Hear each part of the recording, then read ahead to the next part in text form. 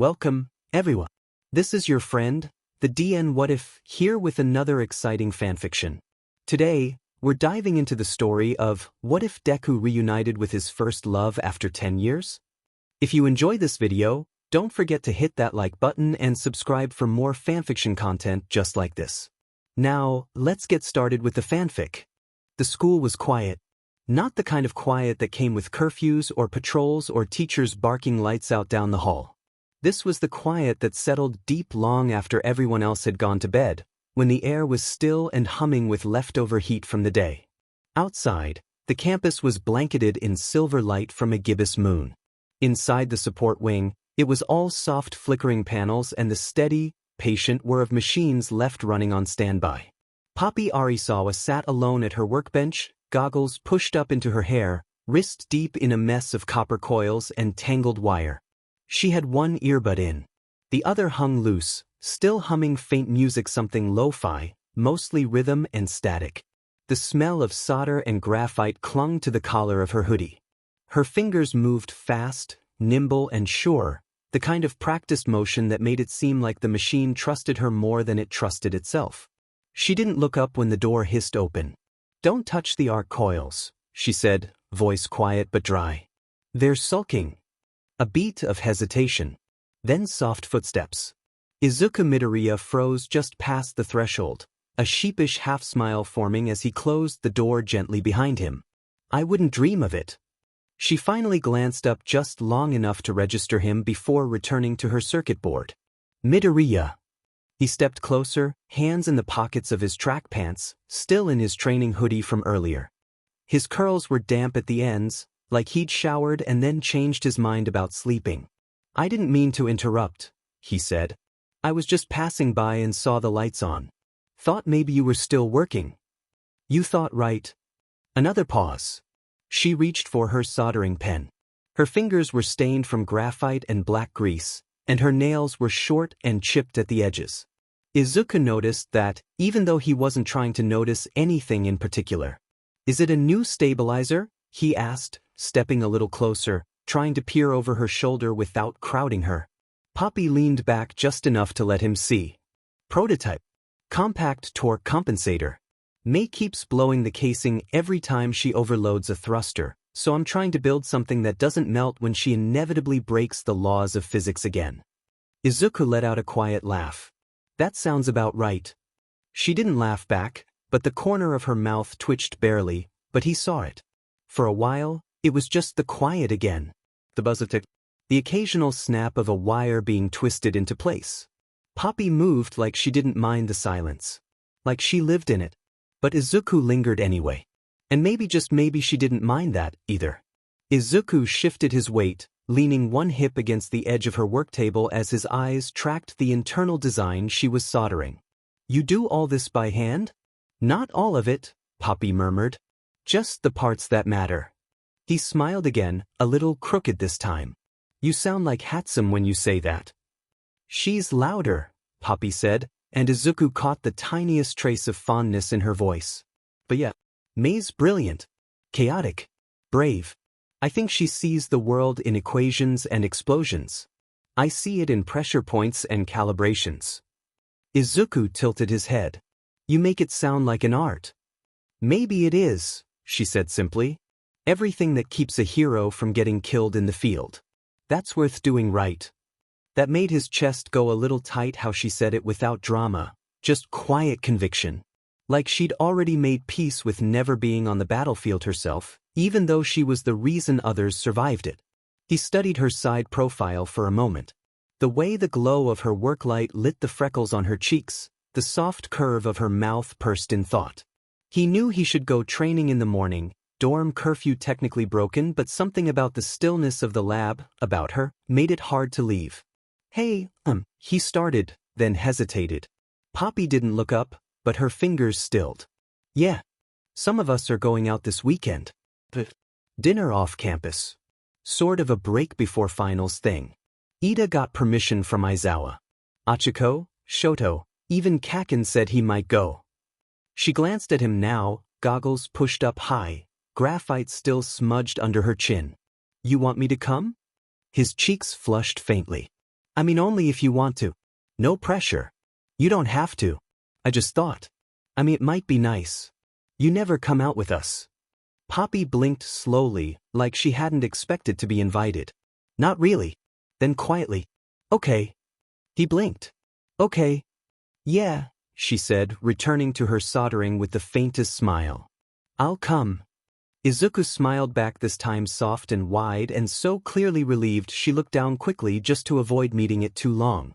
Later that weekend, they met up at a family-owned ramen shop tucked behind a train station a few blocks from UA, where the neon was too bright and the tables too close together, and Bakugo kept shouting about someone stealing his tempura. Poppy sat beside Izuku not by design, just by quiet agreement. She didn't talk much, but she listened to everything. Shoto offered her a bite of his soba without hesitation. Achiko complimented her earrings. Ida tried to rope her into an intense discussion about municipal drone ethics and walked away looking dazed by her quiet counterpoints. And then there was Izuku, sitting beside her with chopsticks paused midair every time she spoke. Listening. Smiling. He didn't say it, but he was thinking it the whole time. She fits here. She fits with us. She fits with me. They left the ramen shop last. Achiko had hugged them both before disappearing into the station with Ida, who waved until the train doors slid shut. Shoto mumbled something about needing to return a library book, even though the library had been closed for hours. And Bakugo, true to form, just muttered a sharp, "Don't die on the way back," before turning in the opposite direction. Now it was just the two of them, Izuku and Poppy, walking side by side down a quiet stretch of sidewalk lined with vending machines and puddles catching the city lights. Neither of them spoke at first. Their footsteps were soft, the night still warm enough for sleeves to be pushed up, cool enough for it to matter when their arms occasionally brushed. Poppy had her hands in her jacket pockets, her face tilted up just slightly to the sky.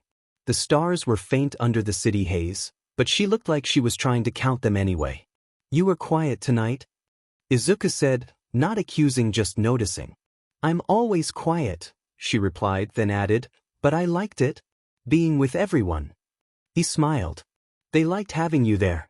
Shoto doesn't usually share soba. That earned him a small, surprised laugh, the kind that came up like it wasn't expecting to be let out. It lit her whole face for a second. Izuku felt something tug in his chest.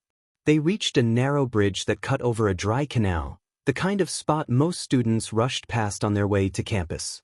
But Poppy slowed, then stopped, resting her elbows on the railing and leaning forward a little. Izuku joined her. The world was quieter here. Fewer cars. Just the buzz of a vending machine behind them and the faint rustle of wind threading through leaves. "Do you ever think about what happens after UA?" she asked, eyes still forward. Izuku blinked. "All the time." She nodded like she expected that. "I think I'll stay in Tokyo. Build things. Not for the commission, not directly. But enough to help." "You don't want to be on the battlefield." "No," she said softly. "I don't." Izuku glanced down at his scarred hands. "I do. I know." Their words weren't opposites. Just truths spoken aloud. She turned her head to look at him. There were freckles on her cheeks and bridge of her nose, pale in the moonlight. Her eyes were soft and serious and unreadable all at once. "I think you'll be brilliant," she said. "As a hero." "And I think," he said, voice lower now, "that everything I've seen you build has already saved lives." Something passed between them, unspoken, but heavy with possibility. Poppy looked away first. "You should get back. Aizawa doesn't take kindly to rebels." Izuku smiled but didn't move. They stood there for another minute, maybe two. And then quietly, almost reluctantly, they started walking again. This time, when their arms brushed, neither of them pulled away. The world felt like it was tipping. The sun had barely set, but the sky over UA was already bruised with clouds, purple, heavy, waiting. Everyone was preparing.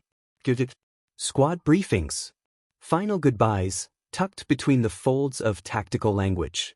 There wasn't much time left before the deployment. Maybe hours. Izuku stood just outside the support wing, his fingers flexing unconsciously at his sides. His uniform was zipped up to the collar. The gloves on his hands were new, reinforced, built to hold power no human body should contain. He wasn't nervous. He was afraid. Not of the fight. Not of Shigaraki or All for One. He was afraid of what he hadn't said. What he hadn't done. He knocked on the door. Inside, Poppy didn't look up right away, still working, soldering something small and delicate. She wore her hair tied back, a smudge of grease on her cheekbone. The moment she looked up and saw him, something shifted in her expression. She set the tool down and stood. "You're leaving?" "Soon," Izuku said. Her throat worked. "I thought you might come." "I had to." They stood in silence for a beat. Then another. "You shouldn't be here," she said, though there was no weight behind it. "You should be resting." "I couldn't leave without seeing you." She opened her mouth, but the words didn't come. Her hand curled faintly at her side, like she wanted to reach for him but didn't know how. "I've been meaning to say something," he said, stepping forward. "For a while now." Poppy's breath hitched. Izuku took another step. His voice was steady. "That night on the bridge. That was the start of it. And ever since, it's been you. Every long day, every quiet night. You're the one I want to come back to." Her eyes burned with something unshed. "I don't know what's going to happen tomorrow," he continued, "but I needed you to know. I love you, Poppy. I've loved you quietly, stupidly for years." Her lips parted. And then, finally, she moved. She stepped into him like gravity had snapped, arms slipping around his shoulders, fingers burying in his hair. Izuku caught her in the same instant, hands at her waist, and then her mouth was on his. It wasn't a slow kiss. It was desperate and real and overdue, like time had been waiting for this moment to happen and was finally letting it. When they pulled apart, her forehead rested against his, her voice trembling. "You better come back." "I will," he whispered. "For you." He left at dawn. Poppy didn't cry when he walked away. She stood just outside the gates of the support wing, arms wrapped tight around herself, and watched as he vanished into the mist of armored transports and warp gates. He'd squeezed her hand one last time, and then he was gone, just a green silhouette swallowed by rising light. For the first few hours, she stayed in the lab. Pretended to focus. May was somewhere in the back yelling about prototype gauntlets, but her voice was distant like a radio underwater. Everything felt like static. When the footage started, she couldn't look away. The whole world watched. Every screen in the dorm commons was tuned to the same broadcast. Aerial drones capturing chaos from above. Heroes were scattered across cities, battling back the dark. Shigaraki had leveled an entire block before anyone got close. AFO was tearing through front lines. There were casualties. Names she knew. But she only searched for one. When she finally saw him bloodied, panting, one sleeve torn and gloves scorched, she nearly dropped the soldering iron she'd been holding. He was fighting like he wasn't afraid to die. And she understood. He had to fight that way. Because he had something to come back for. 2 days later, he did. Poppy opened the door to her dorm at midnight.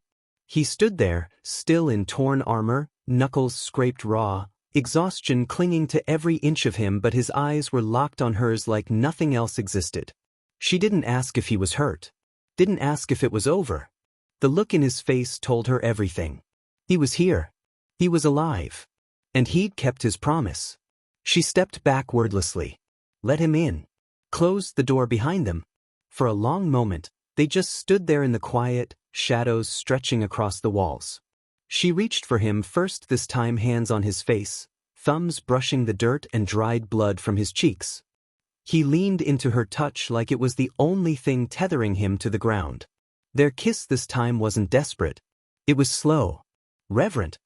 His hand slid along her jaw, then down to her waist as her fingers tangled in the collar of his ruined suit. She didn't pull away when he moved closer. Didn't flinch when his breath caught against her throat. No words now. The skin and scars and the ache of everything they'd held back. They made love that night in the quiet warmth of her dorm room, wrapped in each other like the world hadn't almost ended. The sheets smelled like him. Like dust and ozone and the faint scent of his skin, something clean and warm and threaded with memory. Poppy lay still in the quiet, her cheek pressed to his chest, listening to the slow, steady rhythm of his heartbeat. Her fingers curled lightly over his side, where skin met scars, where the armor had cracked and his body had taken the cost. He was warm, solid, and alive. That alone made her want to cry. Izuku hadn't said anything yet. He hadn't moved much at all, just one hand resting on her back, tracing slow circles over the fabric of the old t-shirt she'd tugged on sometime after they'd collapsed together in the dark. The air between them was still weighted, but not with fear anymore. With something else. Something quiet and complete. His thumb brushed the edge of her spine. "You didn't sleep much," he said softly. "Neither did you." She tilted her head just enough to look at him. His face was half-shadowed by the early light slipping in through the window. Bruises painted the edges of his jaw. A cut near his collarbone was already starting to close. But his eyes were clear when they met hers. "I didn't want to miss this," he murmured. She felt her throat tighten, and she kissed him again light, barely there, just a brush of her lips to his like she needed to be sure. He returned it slowly, his hand sliding up to cradle her jaw, thumb brushing the corner of her mouth. It would have been easy to stay like that. To pretend there wasn't a clock ticking. But she felt it. The weight in her chest. The quiet hum of what she hadn't told him yet. So she didn't speak. Not yet. She just curled closer, burying her face in his neck, and let herself have this for now. The war had ended, but the rebuilding had only just begun. In the days that followed, Izuku was everywhere, meetings with survivors, speeches, interviews he tried to avoid. His name was in every headline. He looked tired in all the photos. She kept clipping them anyway, tucking them in a box she never opened. Poppy returned to the lab. She worked late. Repaired gear. Upgraded prosthetics. Helped draft blueprints for the next wave of support equipment. And every night, when it was quiet again, she would reread the email. An international tech initiative. 1 year abroad. Switzerland.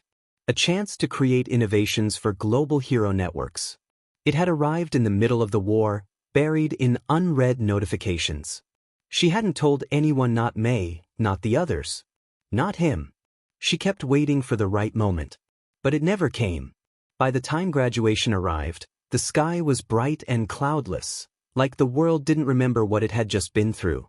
The ceremony was long, formal, full of names and medals and applause that felt both earned and surreal. Poppy clapped when Izuku's name was called. She watched him walk across the stage with his hair neatly tied back and his new uniform crisp at the collar, but her chest ached in a way that had nothing to do with pride. Afterward, the courtyard buzzed with people.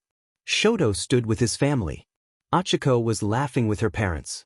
Even Bakugo was smiling just a little, just for once.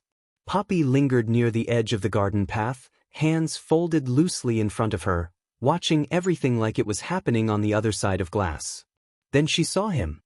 He moved through the crowd like it parted for him, tall now, broader than he used to be, eyes scanning until they landed on her. He came straight over. "You were amazing up there," he said, a little breathless, like he'd run to reach her. "So were you." She smiled. He did too. They stood closer than was probably appropriate for a ceremony like this, but no one was watching. Not really. Not like they were watching each other. "I was thinking," he began, shifting slightly. "After this, maybe we could sneak away for a bit. Just us. Before everything starts moving again." And there it was. The moment. Her hands tightened slightly at her sides. "I got an offer," she said, voice low. "A tech placement. Overseas." He stilled. "Overseas. Switzerland. Research and design program. It's a year." A pause stretched between them, long and thin and fragile. "When did you find out?" Poppy looked down. "Before the war ended." "You weren't going to tell me?" "I didn't know how." His brow furrowed. "Why not?" "Because I didn't want this to be about sacrifice," she said, lifting her eyes to meet his. "I didn't want you to think you had to ask me to stay. Or worse, pretend it didn't matter." His jaw shifted, like he was biting back something. Maybe frustration.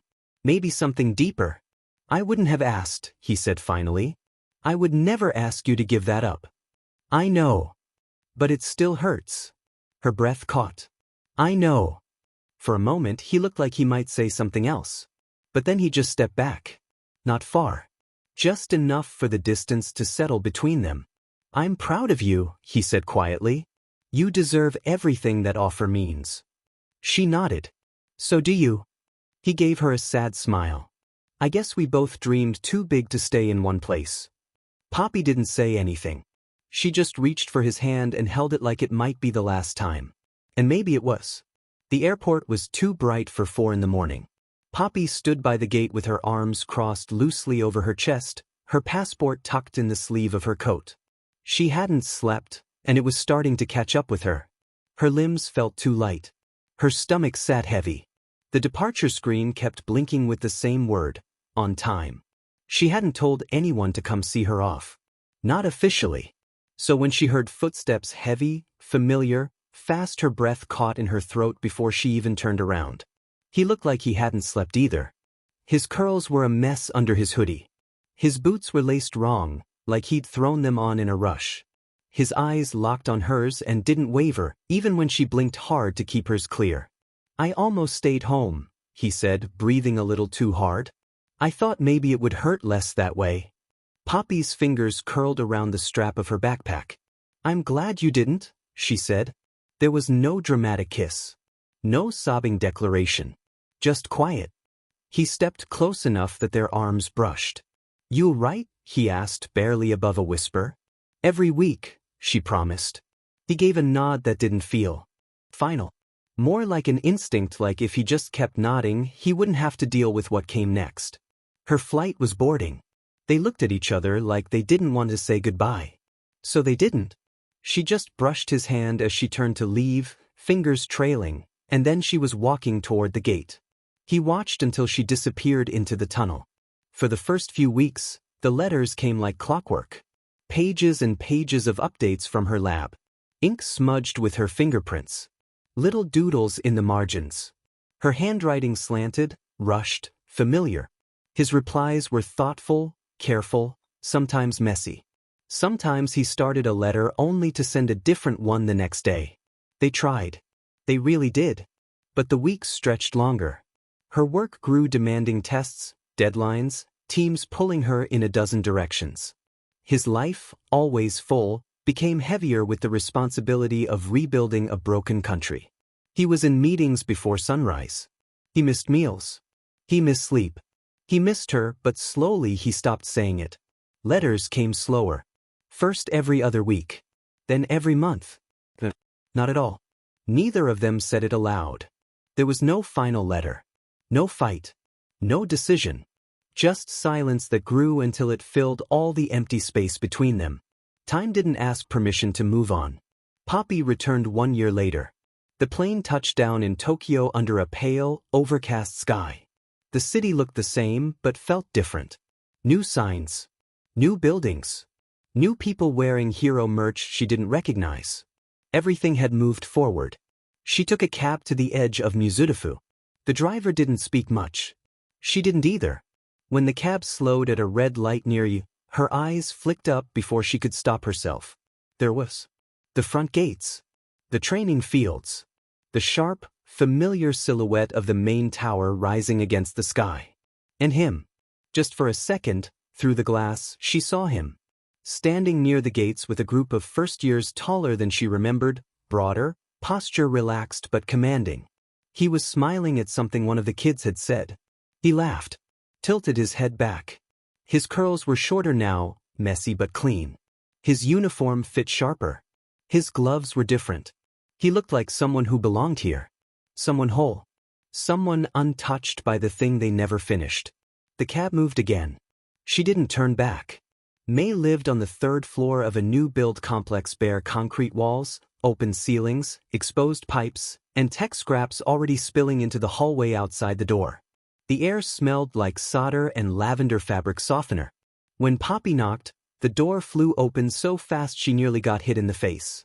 "You're early," May shouted, grinning wildly, goggles pushed into her pink hair, one arm covered in some sort of heat-resistant alloy glove. "I thought you weren't landing until 8. Got through customs faster than I thought," Poppy said softly.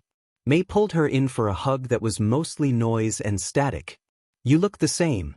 But cooler." Like foreign cooler. Oh my god, wait, did you bring me Swiss solder wire? I brought chocolate. Even better. The apartment was chaos, but it smelled like home metal and tea and glue and memory. Poppy's suitcase rolled neatly into the corner. Her bed was already made. Her name was on the door with a label maker tag that said Poppy, Resident Badass. She dropped her bag and sat on the edge of the bed. Her fingers curled into the blanket. Her chest felt tight. May flopped down beside her, kicking off her boots. So, May said, chewing a piece of candy she found in her coat pocket, "You gonna text him?" Poppy didn't answer right away.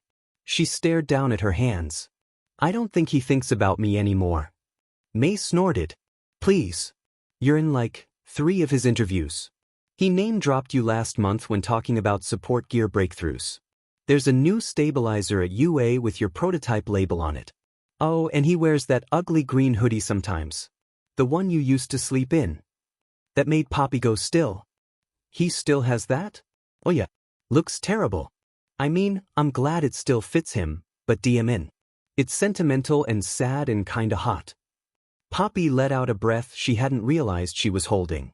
"I don't know what I'm gonna say." "Then don't say anything yet," May shrugged. "Just settle in. Build something cool. Bump into him by accident. You'll figure it out." Poppy lay back, staring up at the exposed beams on the ceiling. She thought about the letter she never sent. The last one. The one that started with "I'm sorry we stopped writing. I didn't mean to let go." She'd folded it and tucked it in the pocket of her duffel bag. She hadn't thrown it away. Outside, the sun dipped low behind the skyline.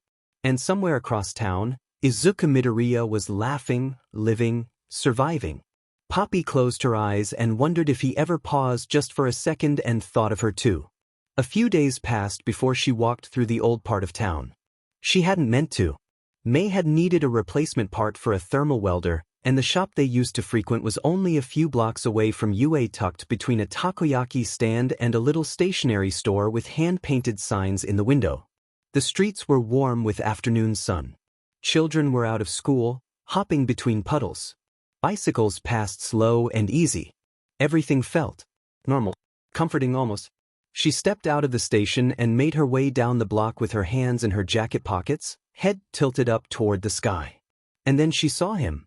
It wasn't anything cinematic. Just a casual moment, perfectly ordinary. Izuku was walking out of a corner shop, a brown paper bag tucked under one arm, laughing about something with someone just behind him. He was wearing a dark shirt rolled up at the sleeves and that same old green hoodie, faded now, stretched at the collar, like he refused to give it up. He turned, still smiling, and said something over his shoulder. The person behind him answered. And Poppy felt her lungs freeze. It was Ochiko. She stepped out a second later, shielding her eyes from the sun. Her hair was tied back in a loose, soft ponytail. She looked casual. Familiar. She walked up beside him, said something with a half-laugh, and nudged him with her elbow. He looked down at her the way he used to look at blueprints, like he wanted to memorize everything. And then he leaned down and kissed her. Not long. Not dramatic. Just something gentle and sure, like they'd done it before, like it was easy now. Poppy stood across the street, tucked just inside the shadow of the awning, and didn't move. Her fingers clenched in her pockets. Her mouth felt dry. Something in her chest cracked, but not loudly. It was small. Quiet. A clean break. She hadn't prepared for this. For them. For it to be real. She thought maybe she'd cry. But the tears didn't come. Just that hollow, echoing kind of silence that happens when your brain refuses to believe what your eyes already know.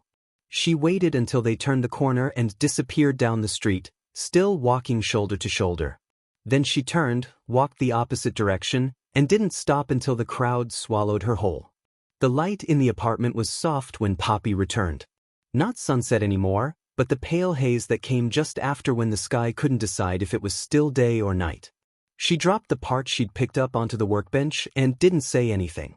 May was cross-legged on the floor, half inside the frame of a prototype drone, her goggles pushed into her hair, a cup of instant noodles balanced precariously on a stool beside her.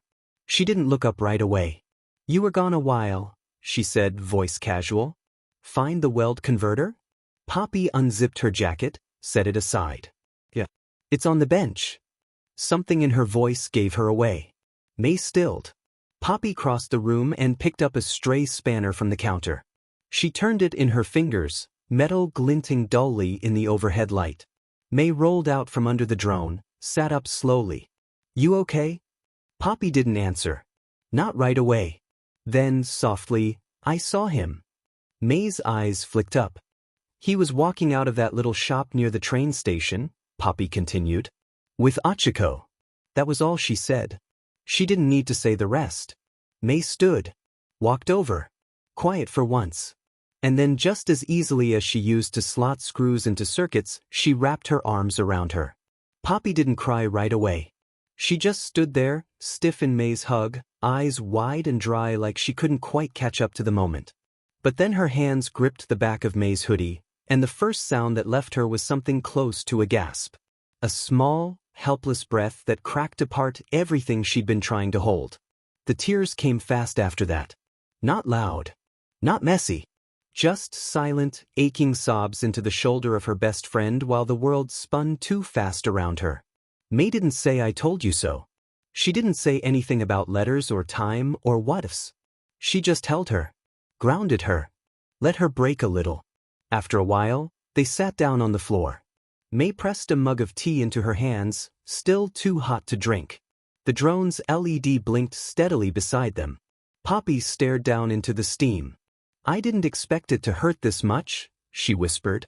I know, May said softly. That's how you know it was real. The bar was loud in all the wrong ways. Neon signs buzzed half dead on the back wall. The music was some blend of synth and static, drowning out the worst of the conversations around her. Poppy sat on a cracked leather stool with a half-finished whiskey in her hand and no appetite to finish it. She wasn't sure what she was trying to feel. Not better. But different. The stool beside her creaked as someone sat down. She didn't look up until he spoke. You don't look like someone who likes this place. His voice was low. Smooth. Not mocking but observant. She turned her head slightly. The man beside her had tousled black hair and golden eyes that looked too sharp for the lighting. He was dressed in black well-fitted clean gloves. There was something calculated about him. Not dangerous exactly, but precise. Is it that obvious? She murmured.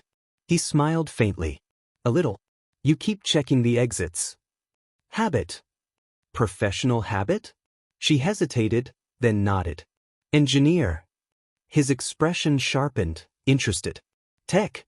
Support gear. Former UA student. Just got back from abroad. Let me guess, he said, swirling the amber liquid in his glass. You're brilliant. Undervalued. And unemployed. Poppy blinked. I'm not. Yet, he corrected smoothly. But you will be. Someone like you doesn't stay off the radar long. She narrowed her eyes slightly. Do you always talk like you already know the ending? Only when I'm right, he said, and lifted his drink in a loose, lazy toast. No job offers yet? She hesitated. Not the kind I'm looking for. He tilted his head, watching her closely. What kind are you looking for? She didn't have an answer ready. Something with purpose. Something that mattered. Something that wasn't here. He must have seen the flicker in her eyes because he leaned in, just a bit closer, voice low, smooth as a promise. I may know someone looking for a mind like yours. Quiet operation. High stakes. Total autonomy. You'd have access to tech most people never even get to see. Poppy stared at him. You don't even know my name. I don't need to, he said, smiling slightly. Not yet. She didn't smile back. But she didn't get up either. And that was enough. 9 years later. The apartment smelled like coffee and rain. Poppy moved through her morning routine on autopilot, brushing her hair with one hand while flipping through data on her tablet with the other. The small apartment was sleek and neat, full of functional furniture and sharp lines, everything in its place. She liked it that way. Order helped. It kept the memories from drifting in too early. The news played quietly in the background, voiceover barely audible beneath the low hum of the weather. That once again at the center of attention, #1 hero Izuku Midoriya was seen leaving a Tokyo charity gala alongside fellow pro hero Uravity. Poppy glanced up from her coffee mug. On screen, there he was, green curls styled back, dressed in a sharp dark suit, waving as cameras flashed. Achiko walked beside him, laughing at something the press couldn't hear. Their fingers brushed but didn't hold. Off and on for a decade, she muttered under her breath, rolling her eyes. The anchor continued. Though the pair have yet to confirm the current status of their relationship, sources suggest. She clicked the screen off. Sources can shove it. With a sigh, she finished her coffee, pulled on her boots, and grabbed her bag. A line of sketches for a new high-mobility suit peeked out of the folder she tucked under her arm. She took the elevator down, nodded at the doorman, and stepped out into the wet Tokyo morning. The building she worked in was tucked between two older towers in a tech-heavy district. No signs. No logos. Just a sleek black entryway and a secure ID panel that scanned her hand as she stepped through.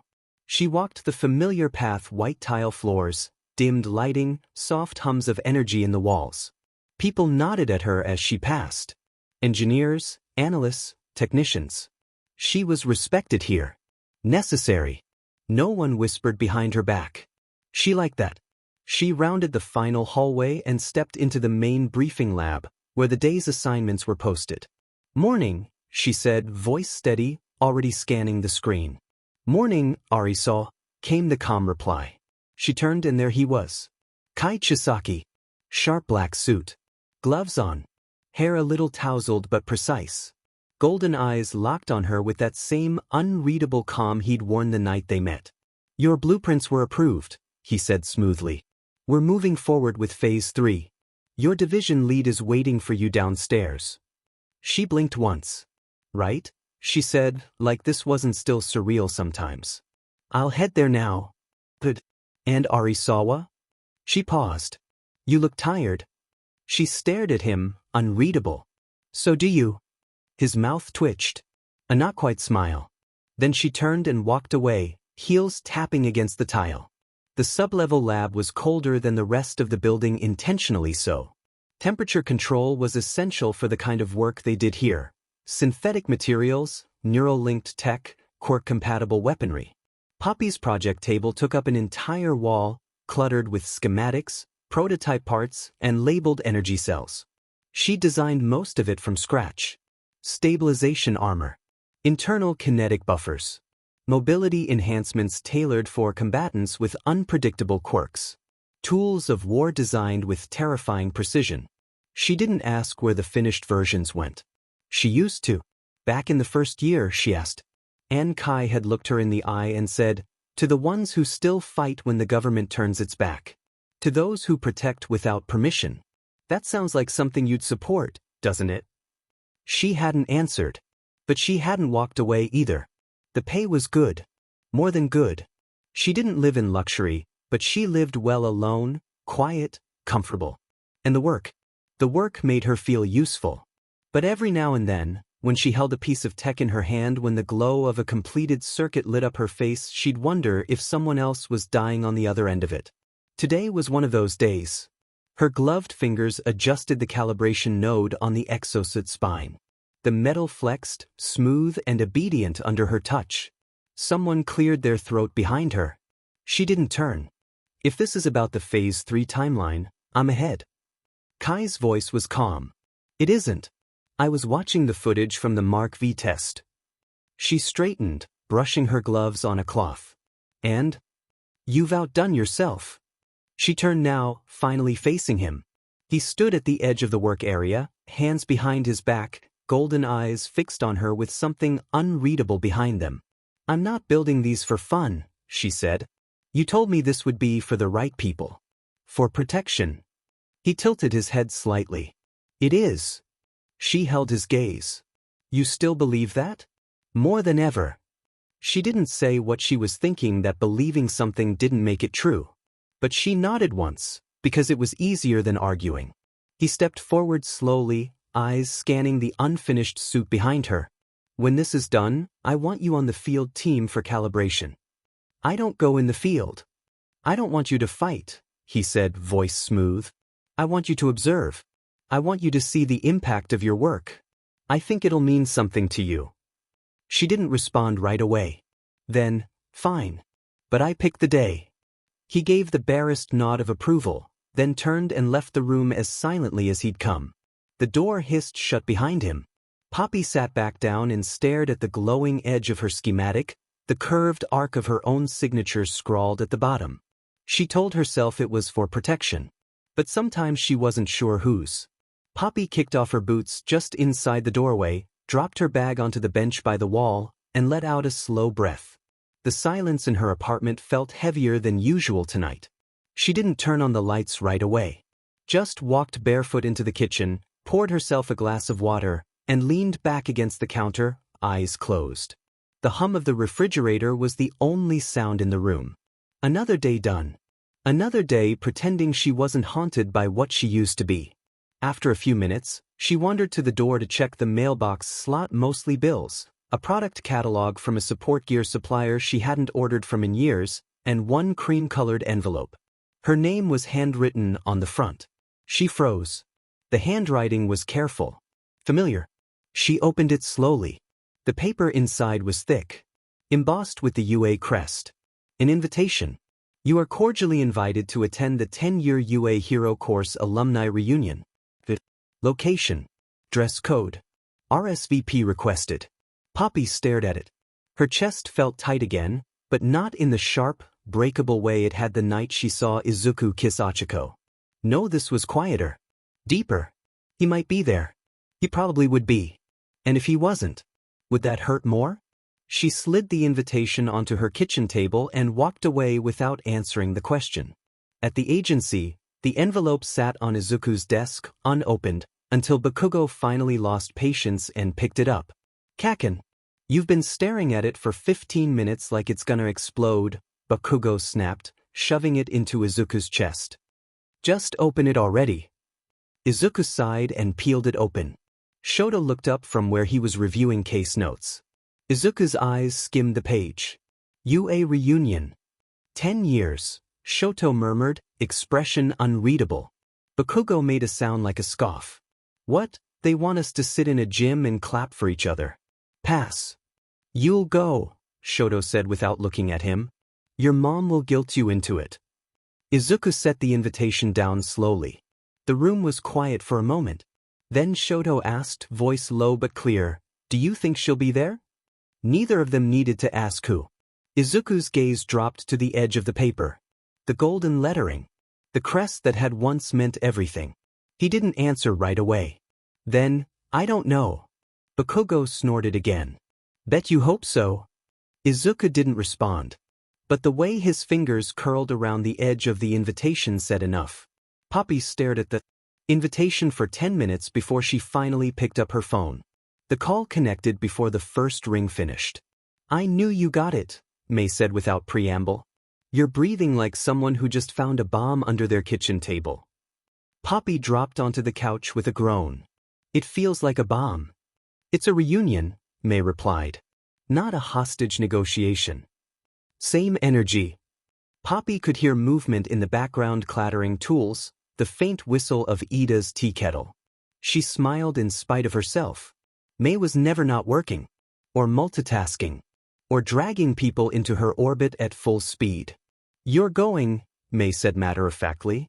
I haven't decided. You don't have to. I already RSVP'd for both of us. May. Come on, she groaned. Don't make me go alone. Ida will be busy making polite speeches and trying to regulate the dance floor. I'll need someone to drink cheap wine with and make fun of Mineta's receding hairline. I don't even know if Poppy stopped herself. May went quiet on the other end. Then, you don't know if he'll be there? Poppy didn't answer. You think it'll hurt, May said, her tone softening in that rare, quiet way she only used when things really mattered. Seeing him again. Poppy ran a hand through her hair. It already does. He's not the same as he was. Neither am I. There was a pause. You know, May said, voice gentler now, you're allowed to want to see him. Even if it hurts. You're allowed to just see what's still there. I don't even know what I'd say. Start with hello, came Ida's voice suddenly in the background, loud, earnest, and perfectly timed. Poppy blinked. Was that? He's standing over me with a cup of tea, May sighed. Like some kind of supportive husband wizard. Tell him I hate how wholesome that was. May laughed. He says thank you. Poppy looked down at the invitation again. The embossed crest. The gold lettering. The folded weight of the past. She exhaled. Fine. I'll go. May hooped. But I'm not staying long. And if it's weird, I'm leaving. I'll have your coat in one hand and wine in the other. Poppy smiled, for real this time. Deal. The ballroom was all soft gold light and polished marble, the kind of space designed to make everyone feel like they'd done something important with their lives. Poppy stepped through the entrance with her shoulders square and her expression unreadable. 10 years. It had been 10 years since UA, since dorm hallways and caffeine-fueled all-nighters and rooftop sunsets. 10 years since she walked away from the battlefield. 10 years since she last looked him in the eyes. The dress moved with her like it knew she didn't want attention but would get it anyway, deep burgundy, halter cut, cinched at the waist and flowing at the hem like it had been made for that exact moment under those exact lights. She looked like a secret the world wasn't supposed to remember but did. Poppy! May's voice cracked through the music like a spark. A second later, she barreled in with glitter on her cheeks and a champagne flute already halfway gone. You came, she grinned, throwing her arms around Poppy. You actually came. I told Ida you would, but he was like, she might not feel comfortable, darling, and I was like, she's coming if I have to hack the security system and drag her in myself. Poppy laughed, tight but genuine. Not necessary. You bribed me with wine. Speaking of, May shoved a glass into her hand with practiced urgency. Drink now. It'll keep you from overthinking everything. Ida stepped in with a warm, earnest smile. It's an honor to see you again, Arisawa. You look wonderful. Are you still designing support systems? Something like that, she said, and lifted the wine to her lips. Don't let her undersell it, May beamed. She's practically running her own operation. I mean off the grid and hush-hush, but still. Genius things happening. From across the room, Denki was already waving both hands, nearly knocking over a snack tray. His suit looked rumpled. Jiro elegant in black, her hair in a sleek low ponytail yanked on his sleeve with one of her earphone jacks. Don't be weird, she hissed through clenched teeth. I'm saying hi, he hissed back. She can see you. She has eyes. Poppy smiled softly, soaking it in. Then she turned. And the world cracked open. Izuku stood mid-conversation with Shoto and Bakugo, holding a glass of water in one hand, the other gesturing lightly as he spoke. His tie was crooked from fidgeting. His suit jacket sat slightly open. He looked older. Tired. He was saying something about patrol rotations when the crowd shifted just a few feet. A step left, a laugh, a gap. And then he saw her. The glass in his hand stilled. There she was. Poppy. Her dress catching the light like it was part of it. The way she held the wineglass. Her posture still sharp, still guarded, still her. Her mouth was parted slightly like she was about to say something to May. Her eyes hadn't landed on him yet. The music swelled in the background. His breath hitched. 10 years. 10 years and she still stopped time just by existing. And then slowly her gaze swept across the crowd. And found his. She froze. So did he. For one perfect, unbearable second, they just looked. Everything else, the chatter, the movement, the years fell away. They stood across the room, staring. Neither moved. The music softened around them, not really, but in the way memory makes it feel. The rest of the party blurred at the edges. No noise. No bodies shifting between them. Just her eyes on his, and his on hers. Izuku had forgotten what it felt like to look at someone and feel his ribs ache. He didn't realize he was holding his breath until she tilted her head just slightly. Not a greeting. Not quite an invitation. More like a question. Are you really still the same boy who asked me to meet your friends after finals? Are you still the girl who kissed me before the war? She looked like she wanted to say something. He did too. He took a step. Midoriya. Someone grabbed his shoulder. A voice behind him. But familiar. A classmate. Too cheerful. Laughing. Izuku blinked. Turned. Just for a second. When he looked back, she was gone. Not far. But shifted. Turned toward May. Her head angled slightly away. Talking. Laughing. Mask on. He felt the weight of it settle in his chest. Like something just barely slipped through his fingers. Across the room, Poppy clutched her wineglass a little tighter than before. May leaned in. You okay? Poppy's voice was calm. Yeah. Fine. Sure you don't want a refill? Let me get through this one first. But her eyes flicked sideways again. Just once. He was still there. Still beautiful. Still hers in some part of her memory that refused to let go. They weren't done. Not even close. The balcony door clicked shut behind her with a soft finality. Cool air slipped around her bare shoulders, lifting the hem of her dress slightly. It smelled like rain that hadn't come yet. Wet pavement, metal, the distant hum of traffic below. Poppy leaned against the railing and tilted her wineglass toward the skyline. Tokyo sprawled beneath her in ribbons of gold and static. Lights blinked in soft rhythm. Neon signs pulsed across rooftops. Somewhere, a siren wailed, but it sounded far away, like the city knew to be quiet tonight. She swirled the last of the wine in her glass. Deep red. Almost black in this light. 10 years, she murmured to herself. And it still feels like standing on the edge. She sipped.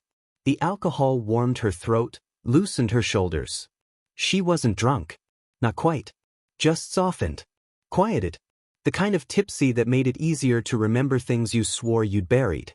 The balcony behind her remained silent. I always thought you liked rooftops more than ballrooms. Her spine went stiff, but not from fear. From recognition. She didn't turn immediately. Funny, she said after a pause, voice low, almost steady. I could say the same about you. A beat of quiet. Then, hi, Poppy. She turned. There he was. Izuku stood a few feet away, hands in his pockets, suit jacket unbuttoned. His tie hung loose around his collar, like he'd stopped trying to fix it halfway through the night. His hair was a little windblown. His eyes, impossibly green in the dark, never left hers. Hi, she said. Silence stretched between them again. Not awkward. Not hostile. But fragile. Like if either of them spoke too loud, it might break the spell completely. You look, he started, then stopped. You look the same. She raised her brows slightly. I'll take that as a compliment. It was meant as one. She sipped her wine again. Her fingers curled around the glass tighter than she meant. I didn't think you'd come, he said quietly. I didn't think you'd notice. He looked like that hit something. I noticed, he said. A breeze swept between them. Poppy looked back out over the city. Funny how the skylines changed, she said. And how some things still look exactly the same. Izuku stepped closer. Not all the way. But enough. You look like someone who's about to ask why I never wrote back. Her voice caught. I wanted to. She looked at him. Really looked at him. Then why didn't you?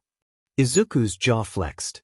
Because everything I wanted to say felt small next to how much I missed you. Poppy didn't respond. She didn't know how to. But her hand shook slightly when she brought the glass back to her lips. And he noticed. The city was quieter now. The wind had picked up just slightly, lifting a strand of her hair across her cheek. Poppy didn't bother tucking it back. She stared out at the skyline like it could tell her something she didn't already know. Izuku leaned beside her, their arms close but not quite touching. They'd been talking for a while now. Laughter under their breath, memories rising between them like ghosts that didn't want to stay buried. Do you remember that old lab station you used to claim? He asked, the corner of his mouth quirking. Far back corner. Right under the busted vent. She smirked into her wineglass. Yeah. No one else wanted it because the vent made that weird whistling noise when the heat kicked on. And you said it sounded like a dying robot bird. Because it did. Izuku laughed, head tilting back. I used to sit across from you during workshop hours just to watch you work, he said after a moment, quieter now. You always had this look in your eyes like the whole world could be rebuilt if you just found the right part. She glanced over at him, wine half forgotten in her hand. You always said that like it was a good thing. It was, he said. Then he paused. His gaze dropped to the way the city lights flickered across her skin, the wind brushing against the edge of her dress. And before he could stop himself, still chasing sparks, firefly? It slipped out. Casual. So, like muscle memory. And then, silence. Poppy froze. So did he. The name hung in the air between them like static, charged and impossible to ignore. She turned her head slowly, her expression unreadable but her eyes. Her eyes were wide. She hadn't heard that name in a decade. No one else had ever called her that. Not even May. Only him. Izuku, she said, but her voice broke somewhere in the middle. I didn't. He straightened slightly, hands coming out of his pockets like he could take it back. I didn't mean. But the damage or maybe the truth was already done. She looked at him for a long time, something soft and shaken flickering across her face. You haven't called me that since. Since before the war, he finished for her. I know. The beat. Why did you stop? He blinked. Because saying it hurt. She didn't speak. Just stared at him. Like she wasn't sure whether to let that pain back in or put it back on a shelf where it couldn't reach her. He swallowed, voice rough. I'm sorry. I shouldn't have said it. No, she whispered. It's okay. Another pause. She looked back toward the city, but her voice was smaller when she spoke again. I missed it. Poppy looked away again, blinking too quickly. She hadn't meant to say it aloud. I missed it. She felt it leave her like a breath she couldn't call back. Izuku didn't push. He just stood there beside her, still as ever, gaze focused on the skyline instead of her face. She could feel him struggling not to close the distance between them. Like if he touched her now, he might undo something he didn't have the right to fix. So neither of them said anything. The silence between them wasn't comfortable, but it wasn't hostile either. It just was. Heavy. Tentative.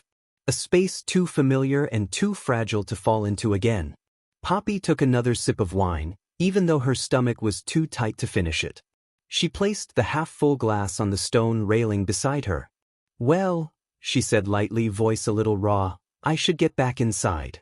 May's probably making balloon animals out of circuit wire. Izuku gave a small, huffing laugh. That sounds about right. She stepped back from the railing, brushing the front of her dress, keeping her hands busy. His eyes found her again, quick. Cautious. Poppy. She looked up. But just then, the door behind them creaked open. Hey, there you are. Ochako's voice was bright, genuinely bright, as she stepped onto the balcony.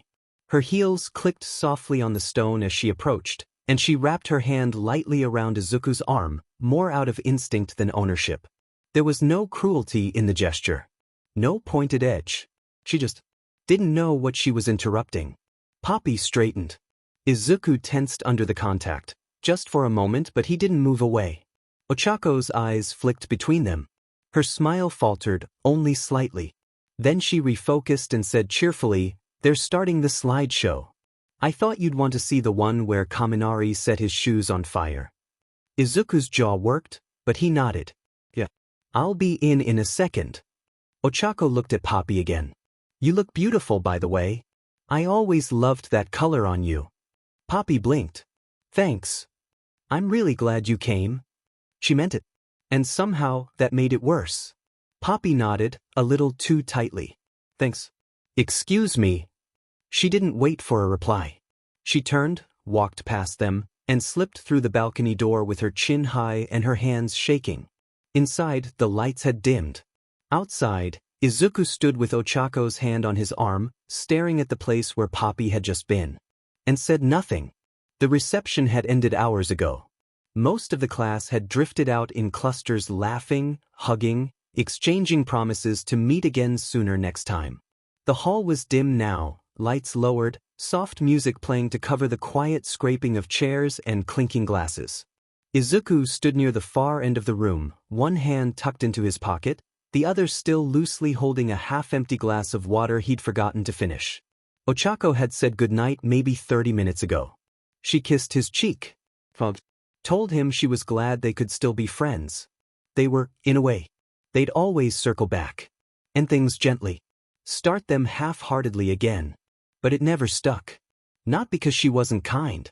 Not because he didn't care. But because she was never the name that lived under his ribs.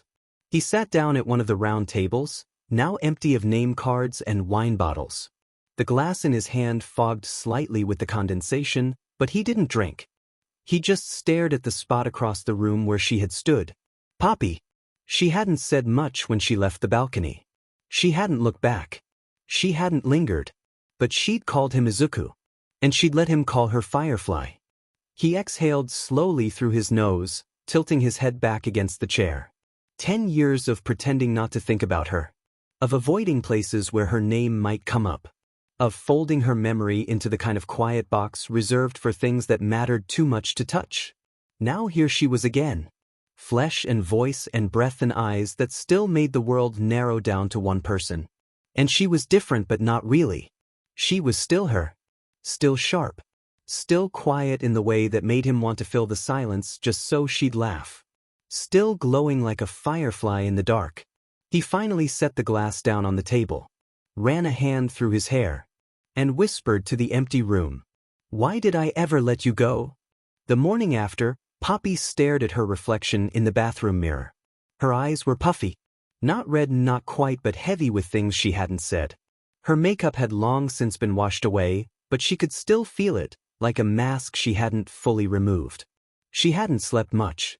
The reunion played in her mind like a loop: his eyes, his voice, the name he hadn't spoken in 10 years. Firefly. And the way Ochako's hand fit so easily around his arm. She splashed water on her face and didn't look in the mirror again. Work was colder than usual. The air in the underground facility hummed steady and low. Lights cast clinical shadows on the floor. Everything was polished. Ordered. Controlled. Poppy moved through the main hallway with her tablet in one hand and her project folder in the other. Her steps were sharp. Purposeful. If anyone noticed her moving a little slower than usual, they didn't comment. She paused outside Chisaki's office. Exhaled once. Then knocked. Enter, came the calm voice inside. She stepped through the door and closed it behind her. Kai Chisaki looked up from his desk, his gold eyes already scanning her face like he'd been expecting this conversation. You're late. I stayed out later than I meant to. He nodded, as if that explained everything. The reunion. It wasn't a question. Poppy lifted her chin. Yeah. He leaned back in his chair, fingers steepled. The black gloves were still on, always on. His suit was immaculate. He didn't blink. Did you see him? He asked. She stared at him. You knew he'd be there, he continued. You went anyway. I don't answer to you outside of work. No, he said evenly. But you forget who you work for. That made her chest tighten. Chisaki stood slowly. Not threatening. Just tall. Composed. You're a valuable asset, Poppy. Brilliant. Quite. Dependable. He walked around the desk, slow and deliberate. But I brought you into this because I thought you understood what we were building. I do, she said, but it came out too quickly. His head tilted. Do you? She said nothing. Don't let a hero like him pull you back into something soft, he said. You chose this path for a reason. You know what happens when you let feelings lead. She clenched her tablet tighter. I'm not some lovesick kid. He didn't smile. Prove it. She swallowed.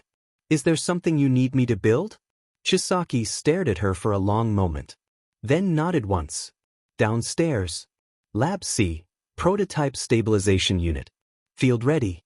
I want the first draft by Friday. She turned to go. Poppy. She paused at the door. His voice was quiet, cold as steel. Don't forget what side you're on. She didn't respond. She just walked out, shutting the door behind her with hands that wouldn't stop shaking. The paperwork never ended.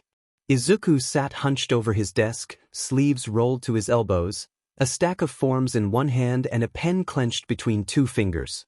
His other hand rested flat on a mission log, unmoving. The clock on the wall ticked with cruel precision. He hadn't touched his coffee. Outside the window, the sun filtered through steel-gray clouds, casting the office in soft light. It should have felt peaceful. It didn't. The words on the page blurred slightly. He blinked hard and pushed the form away. His thoughts kept drifting. Firefly. His thumb against his temple, jaw tight. A light knock on the door. Familiar. Come in, Izuku said. The door opened, and in walked All Might, still tall, still smiling, even as the years left lines behind his eyes. He wore his usual gray hoodie and a soft blue scarf, a paper bag held in one hand. Thought you could use a break, he said, lifting the bag. Katsu sandwich. Extra spicy. Just the way you used to devour them after training. Izuku's tired smile tugged into place. Thanks. All Might placed the bag down on the edge of the desk, then sat across from him in the old chair that squeaked when it turned. You look like you haven't slept. I have. Liar. Izuku gave a low laugh. Maybe a little less than I should have. All Might studied him for a moment, then leaned in. The reunion? Izuku didn't answer right away. He just opened the bag, pulled out the sandwich, and stared at it like it might have answers. I saw her, he finally said. All Might didn't ask who. He didn't need to. She looked good, Izuku said, voice quiet. Stronger. Like she built herself into something that didn't need me. Do you still love her? All Might asked soft. Izuku didn't flinch. He just nodded. I don't know if I have a place in her life anymore. I let go. She did too. But when I saw her again, it felt like the kind of silence that begs to be filled. All Might leaned back in his chair. You don't need to rush, he said. Some things return when the timing is right. Some things need time to trust again. I don't know if she can trust me again. Then show her who you've become. Izuku looked down at his hands. The calluses. The scars. Before he could reply, a sudden sharp beep echoed through the office. They both looked toward the corner terminal. Red light. Rolling alert. Izuku stood immediately, reaching for his jacket. The terminal screen blinked to life, showing a map of downtown Mizudafu. Priority level, high. Villain activity confirmed. Civilians in danger. All Might stood too, voice calm but firm. You want backup? I'll take Shoto and Bakugo on comms, Izuku said. But I've got point. He shrugged into his coat, tightened the strap on his utility belt, and glanced back once toward the sandwich on the desk still untouched. All Might gave him a nod. Izuku's voice was quiet but certain. Time to move. The lab lights were dimmed, casting cold reflections over the dozens of screens that lined the observation bay. Poppy stood at the center console, arms crossed tightly, watching the live footage on the main monitor. Below, in the chaos of downtown Mizudafu, smoke rose in thick plumes from collapsed concrete and crushed glass. Screams echoed from a half-destroyed news drone feed. Civilians ran. Hero agencies scrambled to contain the damage. And in the middle of it, the villain, a tall figure clad in sleek black armor, segmented plating, violet energy nodes pulsing at the joints, streamlined enhancements designed for speed and strength. Her design. Her prototype. Stabilizer Unit Mark V, she murmured bitterly. Tested. Rejected. Too unstable for mass deployment. But Chisaki had liked it. Said instability could be useful in the right hands. She hadn't asked whose. Now she knew. She watched as the villain slammed a hero clean across the street with one arm, no recoil. Her recoil absorption module was still working. But the core, the energy regulation system, was glowing too hot, too fast. It was going to blow. She turned to the technician beside her. Shut it down. The core's overclocking. We don't have access to the override, he said, typing frantically. They must have recoded it for field use. Her stomach dropped. And then, on screen, the core sparked violently. A flash of white-blue heat shot through the chest plate, and the villain roared in surprise. They staggered back, slammed into the side of a support beam, and the shockwave ricocheted upward. Into the building above them. Her building. There was a scream somewhere outside the feed. A sharp crack. Poppy dropped the headset and ran. She burst out the side door of the lab, heels scraping concrete, just in time to see it. A chunk of the upper corner of the building 20 feet wide, all glass and steel breaking free from the structure. Right above her. Time slowed. For a second, she didn't scream. She just stood there, heart pounding, watching her own creation destroy everything she told herself she was building to protect. And then, a blast of wind. Pressure surged around her, sharp, controlled. The air whipped past her so fast she couldn't move, couldn't breathe. And suddenly, arms around her waist. The ground vanished beneath her feet. They were airborne. The wind howled in her ears, but the grip was steady, strong. Her face pressed against fabric, thick, warm, familiar. She blinked through the rush and lifted her head. Green curls. Freckles. Eyes glowing with focus and something more terrifying than fear, worry. "Poppy," Izuku said, holding her tightly, "are you hurt?" She couldn't speak. His body arced midair, one hand stretched toward the crumbling building. Black whips of energy, black whip shot from his arm, slamming into the wall and anchoring them as they swung down to safety. He landed in a crouch, shielding her body with his. Dust settled around them. The broken chunk of building hit the ground a heartbeat later, right where she'd been standing. Her knees buckled. He didn't let her fall. Their eyes met his, wide with adrenaline, hers wide with something deeper. You saved." "Of course I did," he said, voice shaking. "You think I wouldn't?" Poppy stood frozen. The sound of the building's collapse still echoed in her ears, a hollow ringing underneath the pounding in her chest. Her pulse thudded against her skin like it wanted out. Her knees were weak, her breath caught somewhere between a gasp and a sob. Izuku didn't let go of her. His hands were firm but gentle, one around her waist, the other still braced in front of her like he could hold back the entire world if it tried to reach her again. "Are you hurt?" he asked again, this time slower, more grounded, eyes scanning her for signs of injury. I don't think so," she whispered. "Just shaken." "You could have died," he breathed. And the way he said it. Like it would have killed him. She looked up at him, really looked, and in that moment, she saw not the #1 hero, not the man the news paraded beside Uravity, not the flawless symbol in the red tie. She saw Izuku. Freckled. Fierce. Frightened for her. And for a second, her fingers twitched at her sides like she wanted to reach for him. But the world didn't stop for memories. His comm beeped. Static burst through.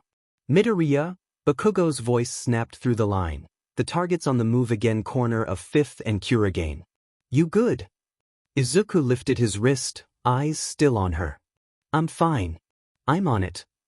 Another pause. Then he turned back to her, gaze lingering. "I have to go." She nodded. He took a step back, then hesitated. His hand reached for her cheek, just briefly.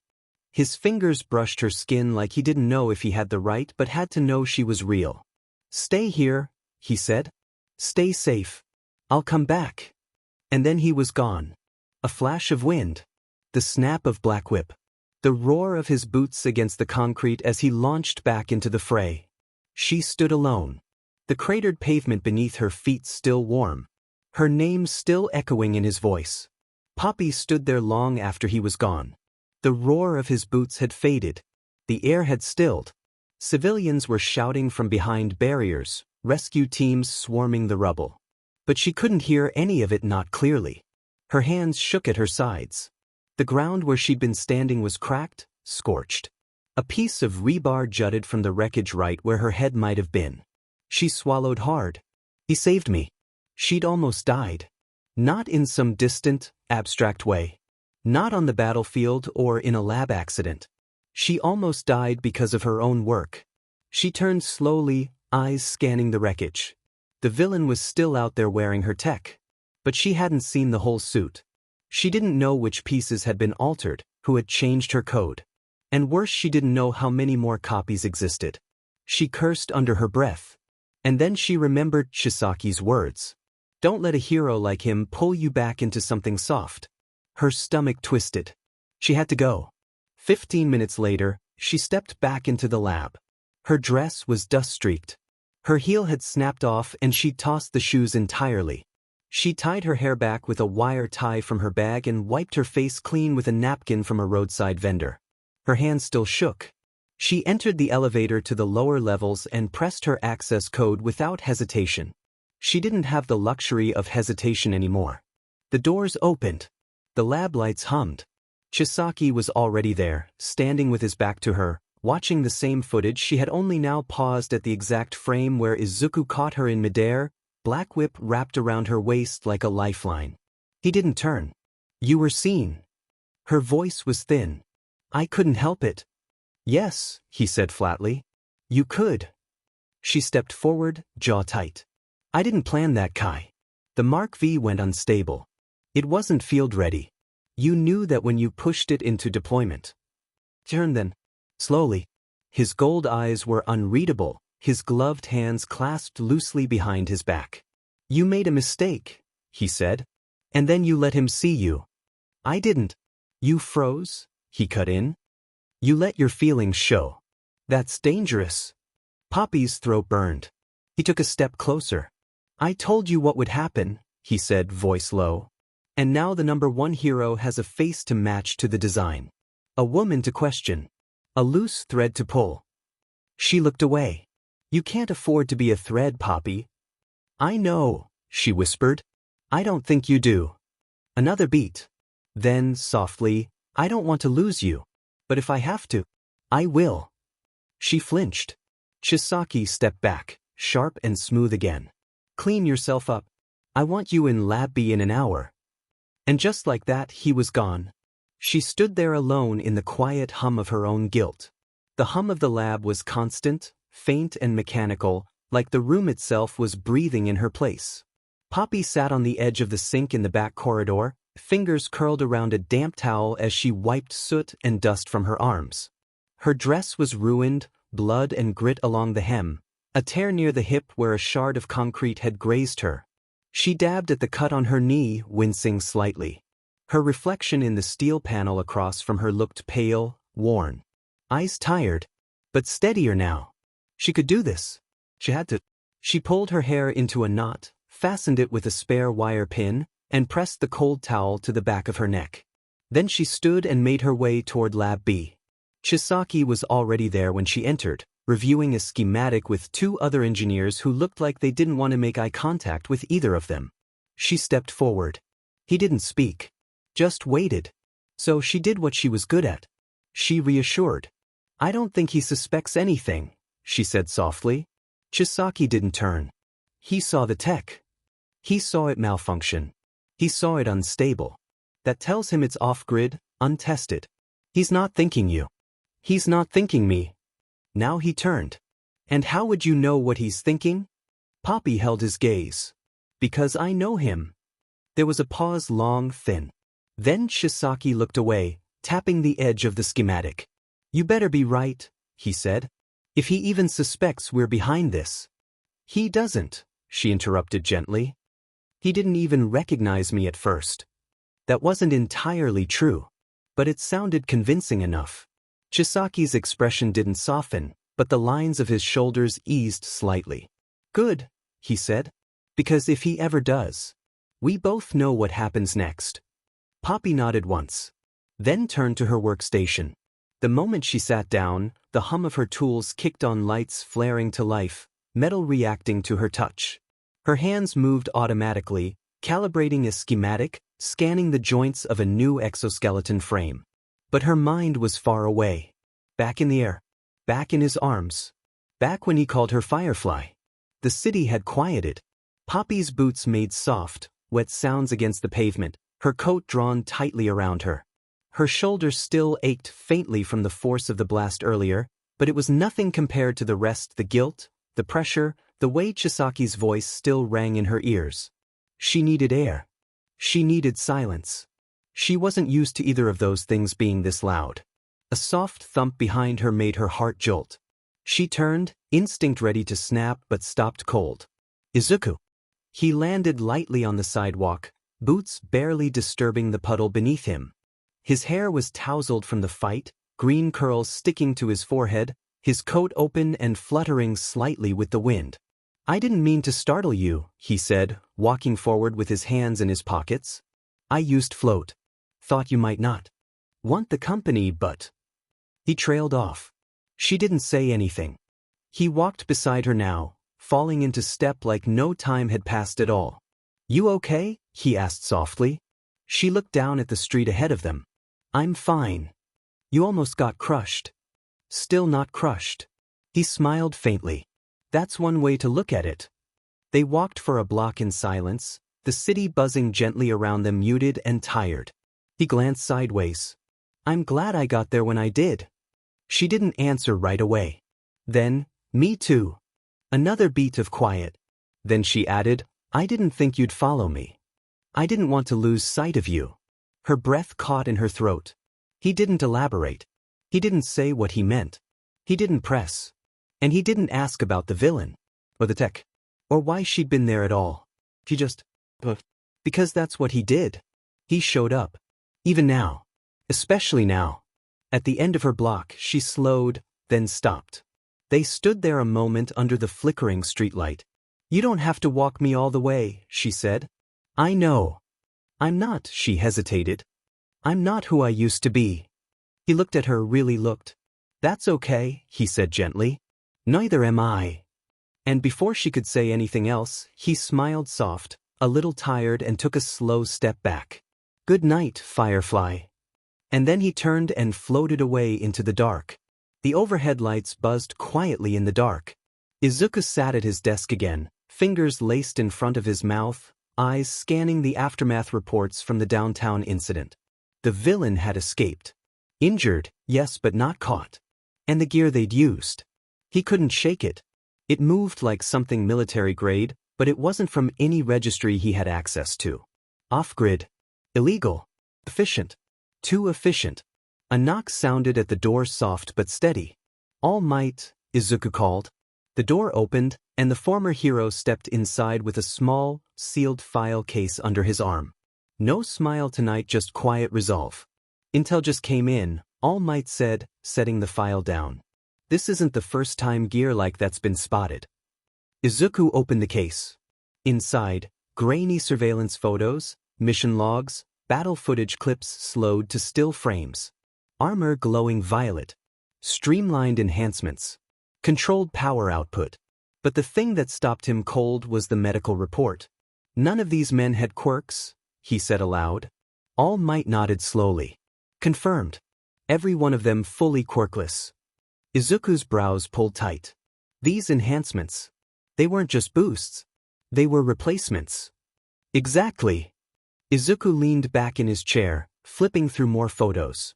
One showed the fractured suit after the malfunction wires burnt out from heat stress, a piece of the spine joint cracked open. He traced it with his finger, brows furrowed. "I don't recognize the base model. It's not from the support gear database. Because it's not official." "You think it's stolen?" All Might exhaled through his nose. "I think someone out there is building weapons for people who were never supposed to be in the fight." Izuku tapped one of the diagrams again. "But they're not professionals. That villain today barely knew how to control the suit. The output wasn't calibrated. The core overheated. Which means they're testing this gear in the field." Izuku's jaw clenched. "They're experimenting," he said softly. "On real people. Real cities." All Might sat across from him. "We're going to find them. But it'll take time. No serials. No traceable tech. Whoever's building this knows how to stay hidden." Izuku didn't speak for a long moment.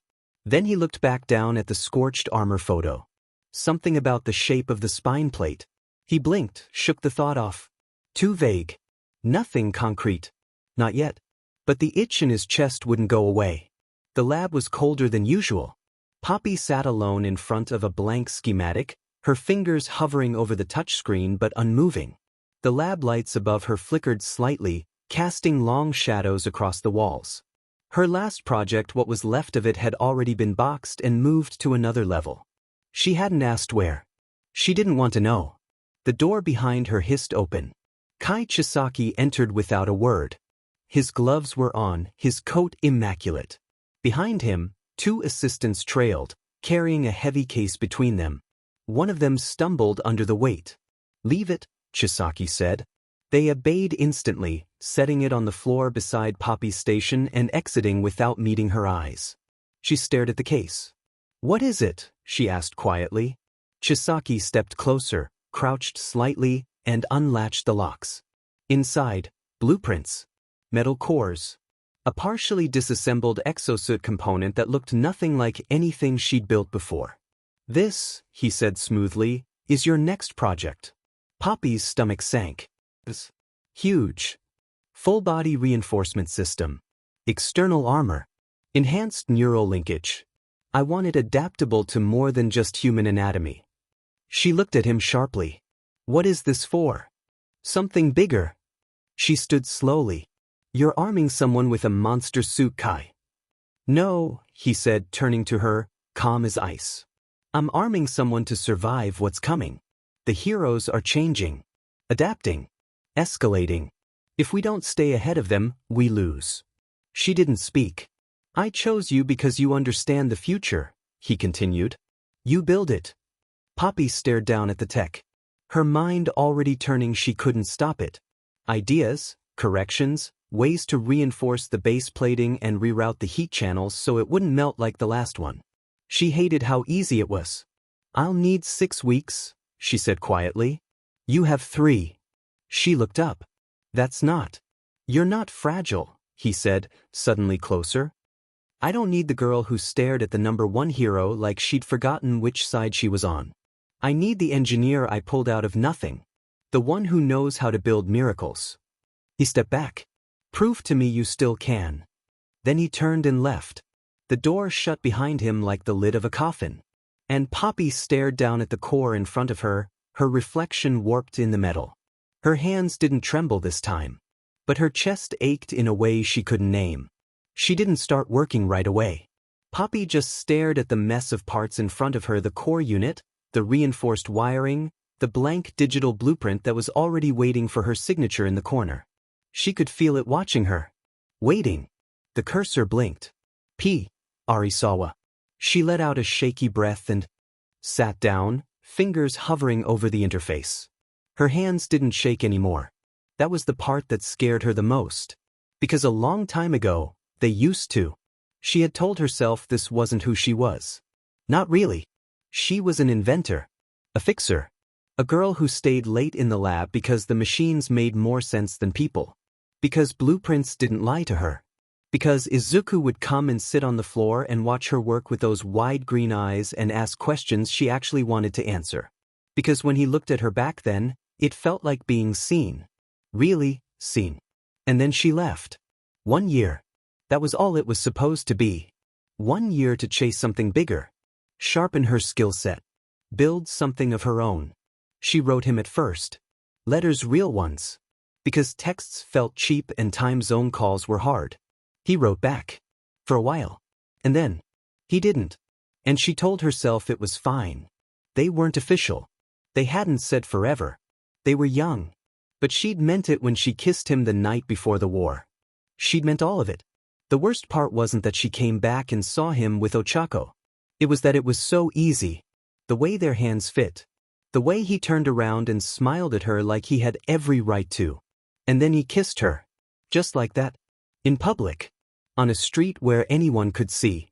Like nothing had ever happened. Like she hadn't existed. And something inside her, the part that had waited, the part that had saved up everything she wanted to tell him, just snapped. She didn't cry. She didn't scream. She just turned around and walked the other way. And the next morning, when she met Kai Chisaki again, and he asked what she was doing with her life, she didn't have an answer that felt like anything. But he did.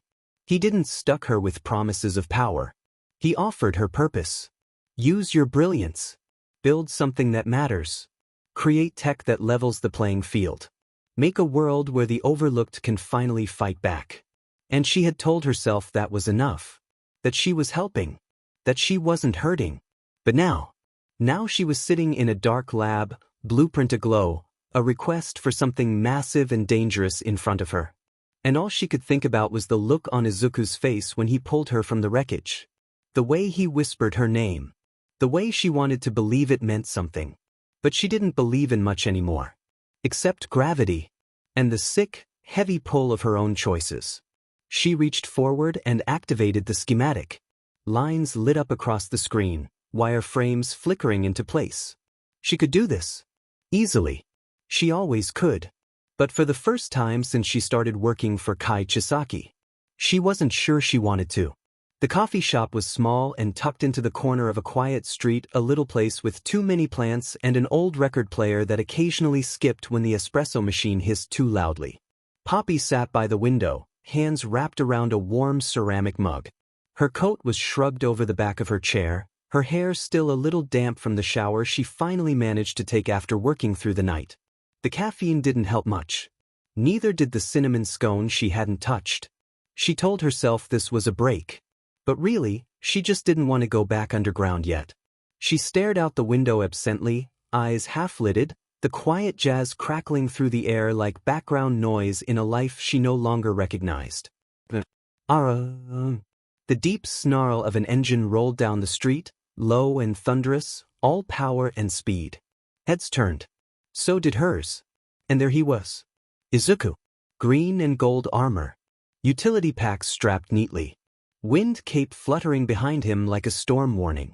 The motorcycle sleek, black and emerald with golden trims cut through the road like it owned it. Hercules too gleamed under the morning sun, trailing faint sparks as it came to a sudden, perfect stop. He pulled off his helmet, curls falling loose. And then he looked toward the window. Toward her. He blinked once. Then smiled. Not wide. Just enough. Poppy's stomach flipped. Because somehow, even in all that armor, with a machine that looked like it could level a building behind him, he still looked like the boy who once handed her a drink after finals and called her Firefly. The door chimed softly as it opened. Poppy looked up, heart already pounding. Izuku stepped inside, the heavy door swinging shut behind him. He glanced around the cafe once, scanning the space like muscle memory, before his gaze landed on her again like it always did. She tried not to shift in her seat. He looked good. Annoyingly so. Wind-blown curls, light sweat from the ride still along his jawline, suit unzipped at the collar. He carried his helmet under one arm, fingers curled casually around the edge, the way someone might carry a basketball or something much lighter than it was. People noticed him, of course they did. A few heads turned. A whisper of recognition passed through the room. But he didn't even blink at them. He walked straight to her. "Is this seat taken?" he asked, voice lower, warmer than she remembered. She glanced at the empty chair across from her. Then back at him. "No," she said. "But I don't remember ordering a hero this morning." He smiled, quick and crooked. "I come with the caffeine." He sat down, placing the helmet beside him. The table between them suddenly felt much smaller. She raised her cup halfway to her lips, then stopped. "Busy morning?" "Bit of intel near the docks. Nothing serious. Mostly traffic." He said it like riding a literal war machine across the city was part of his morning routine. Maybe it was now. Izuku looked at her, eyes bright despite the circles under them. "You okay?" "You always ask me that," she said. "I always mean it." She hesitated. Functioning. That's a very engineer answer. "You always were good at decoding me." His smile faded just slightly. Something more thoughtful settled in its place. "I saw you last night," he said. "After I left." She blinked. "Where?" "Back on the roof." "From a distance." "You stayed there a long time." Poppy looked down at her coffee. "Yeah. I guess I did." He didn't push. Didn't ask why. He just sat with her. In the quiet. In the morning sunlight spilling across the table like gold. Poppy set her cup down gently, fingertips grazing the rim. Izuku leaned back slightly, arms crossed over the edge of the table, watching her with that quiet attentiveness she remembered too well. The kind that felt, too much like caring. She looked at him. Really looked. "You always liked writing," she said after a moment. "Even back then. I remember May and I caught you practicing turns behind the sports complex in the middle of the night." He grinned. "She threatened to launch me off the track with one of her jet boots if I scratched the prototype frame again." "Sounds like her." He nodded. "You were there too. Eating those awful vending machine noodles." "I liked those noodles. They were neon pink." She smiled. It snuck up on her soft and small and a little sad. It's weird, isn't it? What is? How easy it is to talk like this. After everything. Izuku's expression shifted. Gentled. I missed it, he admitted. Poppy looked away. Sometimes, he added, I still think about that rooftop. She tensed. Not just the kiss, he said quickly. Though yeah, that too. But mostly the way you looked at me when I said I didn't want to be the symbol of peace. A good hero. You didn't laugh. You didn't tell me to aim higher. You just nodded. She swallowed. Because I understood. I think you were the first person who really did. A silence fell again, heavier this time but not uncomfortable. It just was. Why didn't you write back? She asked, voice barely above a whisper. When I was abroad. His breath caught. Poppy. No accusations. I just want to know. He looked down at the helmet beside him, thumb brushing a small scuff along the side. I didn't know what to say after a while. You were out there doing what you always dreamed of. I didn't want to hold you back. You wouldn't have. I thought maybe I would. She exhaled softly. I didn't stop thinking about you. He met her gaze. I never stopped thinking about you either. Poppy didn't speak right away. She just held his gaze wide and unreadable, her fingers brushing the lip of her cup like she needed something to ground her. Izuku watched her for a second longer, then dropped his eyes to the table and gave the faintest, almost embarrassed laugh under his breath. What? She asked. I just. He rubbed the back of his neck, then looked up again. I've been thinking about asking you something since the reunion. Her heart stuttered once. He didn't rush. He leaned forward, elbows on the table, hands folded between them like he was preparing for a high-stakes negotiation. But his eyes were soft. Honest. Would you maybe? The pause. Want to get dinner sometime? She blinked. Like her brain needed a second to process the words. He smiled, nervous, just a little. Just the two of us. No hero work. No catching you mid-structural collapse. Dinner. She let out a slow breath and leaned back in her chair, staring at him like she wasn't sure whether to laugh, cry, or say finally. You're serious? He nodded. Dead serious. She narrowed her eyes, teasing. No rooftop ambushes? None. No mech suit explosions? I promised to keep my explosions to a minimum. Poppy tried to hold her smirk, but it broke through anyway. And after a beat, she nodded. Okay, she said. Yeah. Dinner sounds good. Izuku's smile widened, boyish, bright, just a little stunned. Tomorrow night? Depends. You gonna ride up like that again? If I do, he said, I'm getting you a helmet too. She sipped her coffee. Then I guess I better say yes. The apartment was quiet. Warm yellow light spilled over scattered blueprints and the half-eaten leftovers she never bothered to put away. Poppy sat curled up on the couch, her hair in a loose bun, oversized hoodie falling off one shoulder, a cold mug of tea balanced on her knee. The silence should have been peaceful. It wasn't. Because her phone was vibrating violently in her hand, and the moment she answered it, May's voice came shrieking through the speaker like a banshee with a megaphone. He what?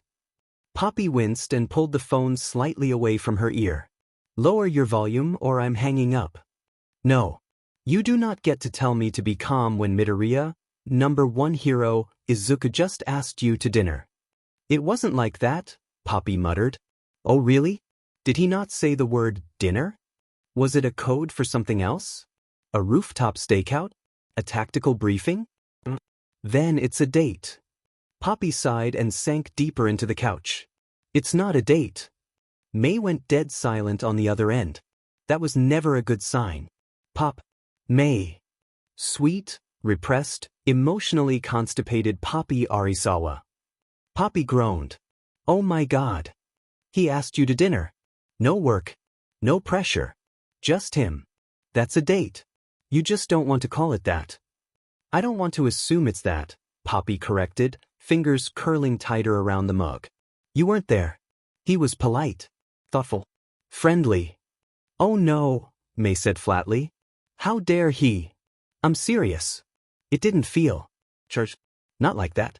Not the way it used to. May was quiet for a beat. Then softer. Maybe that's a good thing. Maybe you guys aren't 17 anymore. Maybe it's okay to start slower this time. Poppy didn't respond. She just looked down at the steam curling from her tea and whispered, "What if it's not real?" "What do you mean?" "I mean." Her voice cracked. "What if he's only remembering the version of me that wasn't this?" There was a pause. Then you show him who you are now. And somehow, that felt even scarier. Poppy stood in front of the mirror, bare-faced, hair damp, a towel tucked around her shoulders. She hadn't moved in 5 minutes. She was not overthinking this. Not the dress options scattered across her bed. Not the fact that she'd started to put on eyeliner and then wiped it off twice. Not the pang in her chest every time she thought about how he'd looked at her in the coffee shop. She pulled on black pants and a soft wine-colored top. Simple. No statement. This wasn't a date. It was dinner. With an old friend. An old friend who used to kiss her under rooftops and call her Firefly. Her reflection stared back with too much clarity. She reached for her jacket. Izuku stood in his hallway in front of a mirror, adjusting the collar of his dark button-down for the 5th time. His tie lay discarded on the counter. Too formal. But a plain shirt felt too casual. He sighed, running a hand through his hair now slightly neater than usual, but still unruly at the ends. There was a faint scar under his jaw he hadn't noticed until this morning. He'd gotten it 2 months ago. Poppy hadn't seen it. Would she notice? Would she care? He didn't want to make this a thing. Not if she wasn't ready. Not if she didn't want it. But he also didn't want to lie to himself. He still loved her. Even if he had no idea what kind of life she lived now. Even if they weren't the same people anymore. He slipped on his jacket, grabbed his keys, and muttered under his breath, "Don't screw this up." The restaurant wasn't fancy. Izuku had picked it deliberately tucked into a quieter district, low lighting, exposed brick walls, and dark wood tables. Warm, cozy, a little rustic. The kind of place where you didn't have to talk too loud. Where you didn't feel like you were being watched. Poppy stepped through the door 5 minutes early. He was already waiting. Seated near the window. No mask, no armor, no utility belt in sight. Just a dark green sweater rolled at the sleeves and a glass of water half full between his hands. He stood when he saw her. Not out of habit. Out of intention. "You came," he said, smiling like part of him didn't believe she would. "You asked," she replied, and slipped into the seat across from him. The waiter brought menus. Lit candles. 2 wine glasses neither of them reached for just yet. For a moment, they just looked at each other. Older. Different. Familiar. "You look good," Izuku said. "So do you," she said, then immediately regretted how fast it came out. But he didn't tease her. He just smiled again. "So, how's work been?" Poppy gave a small, slightly hollow laugh. "Complicated." "Still designing?" "Every day." She stirred her water with the end of her straw. "And you?" "I fight people in armor I can barely track, help with PR I didn't ask for, and file about 100 reports a week on gear I don't understand." She snorted. "Sounds awful." "It is," he said, but he was laughing too. The food came. They looked more slower. He asked about May, about her apartment, about how often she still overworked herself. She asked about Bakugo's agency, whether Shoto ever stopped texting in full sentences, he hadn't, and what it felt like to be the one everyone looked to. "It's a lot," he admitted. "Some days I miss the dorms. Some days I miss the vending machine noodles." "That's concerning." They both laughed, and this time, it didn't feel strange. It felt easy. The candle between them flickered gently with every shift of air, casting soft gold light across their faces and glassware. The din of the restaurant was steady but distant, forks on plates, murmured conversations, the quiet clatter of a barista rinsing glasses somewhere near the back. For once, no one was looking at them. No one recognized him. No one suspected her. And for a little while, it felt like they weren't 2 people carrying secret scars, just 2 people having dinner. "I forgot how much you talk with your hands," Poppy said suddenly mid-bite. Izuku blinked. "What?" She smiled over the rim of her water glass. You do this thing when you're trying to explain something. You start slow and then your hands sort of take over. She gestured, mimicking him, fingers sweeping through the air like he was drawing charts only he could see. His cheeks flushed slightly. I didn't realize I still did that. Oh, you do. She grinned. You always have. I guess I'm still me. That's not a bad thing. He quieted. Her smile softened. And in the quiet that followed, she cut her food slowly, as if thinking through something. Do you still write? He looked up. Write? In your notebooks? Your journals? You used to keep like 7 at a time. He gave a small laugh. I'm down to 4. That's restraint. I write more digitally now. But yet, still journaling. What do you write about? He hesitated, then shrugged. Everything. Fierce. Ideas. The way a villain moved. The way someone smiled. Dreams I have that don't make sense until 2 weeks later. Poppy blinked at that. You still dream like that? Sometimes. Not as often. She was quiet for a beat. Then, softly, you used to tell me your dreams. I remember. She looked down, voice even softer. I used to write them down. His breath hitched. He didn't reach for her hand. Didn't lean closer. But sat in it. Sat in the truth of it. I used to write about you, he said quietly. Her eyes lifted. In my journals, he clarified. Not every day. But enough. What kind of things? He looked down at the flickering candlelight between them. How you looked when you were working. The way you hummed when you soldered. The time you fell asleep in the common room and I covered you with a hoodie and you curled into it like a cat. Poppy swallowed. I didn't know, she said. I didn't want to forget, he answered. The table went still. Neither reached across it. But the pull was there. Steady. Familiar.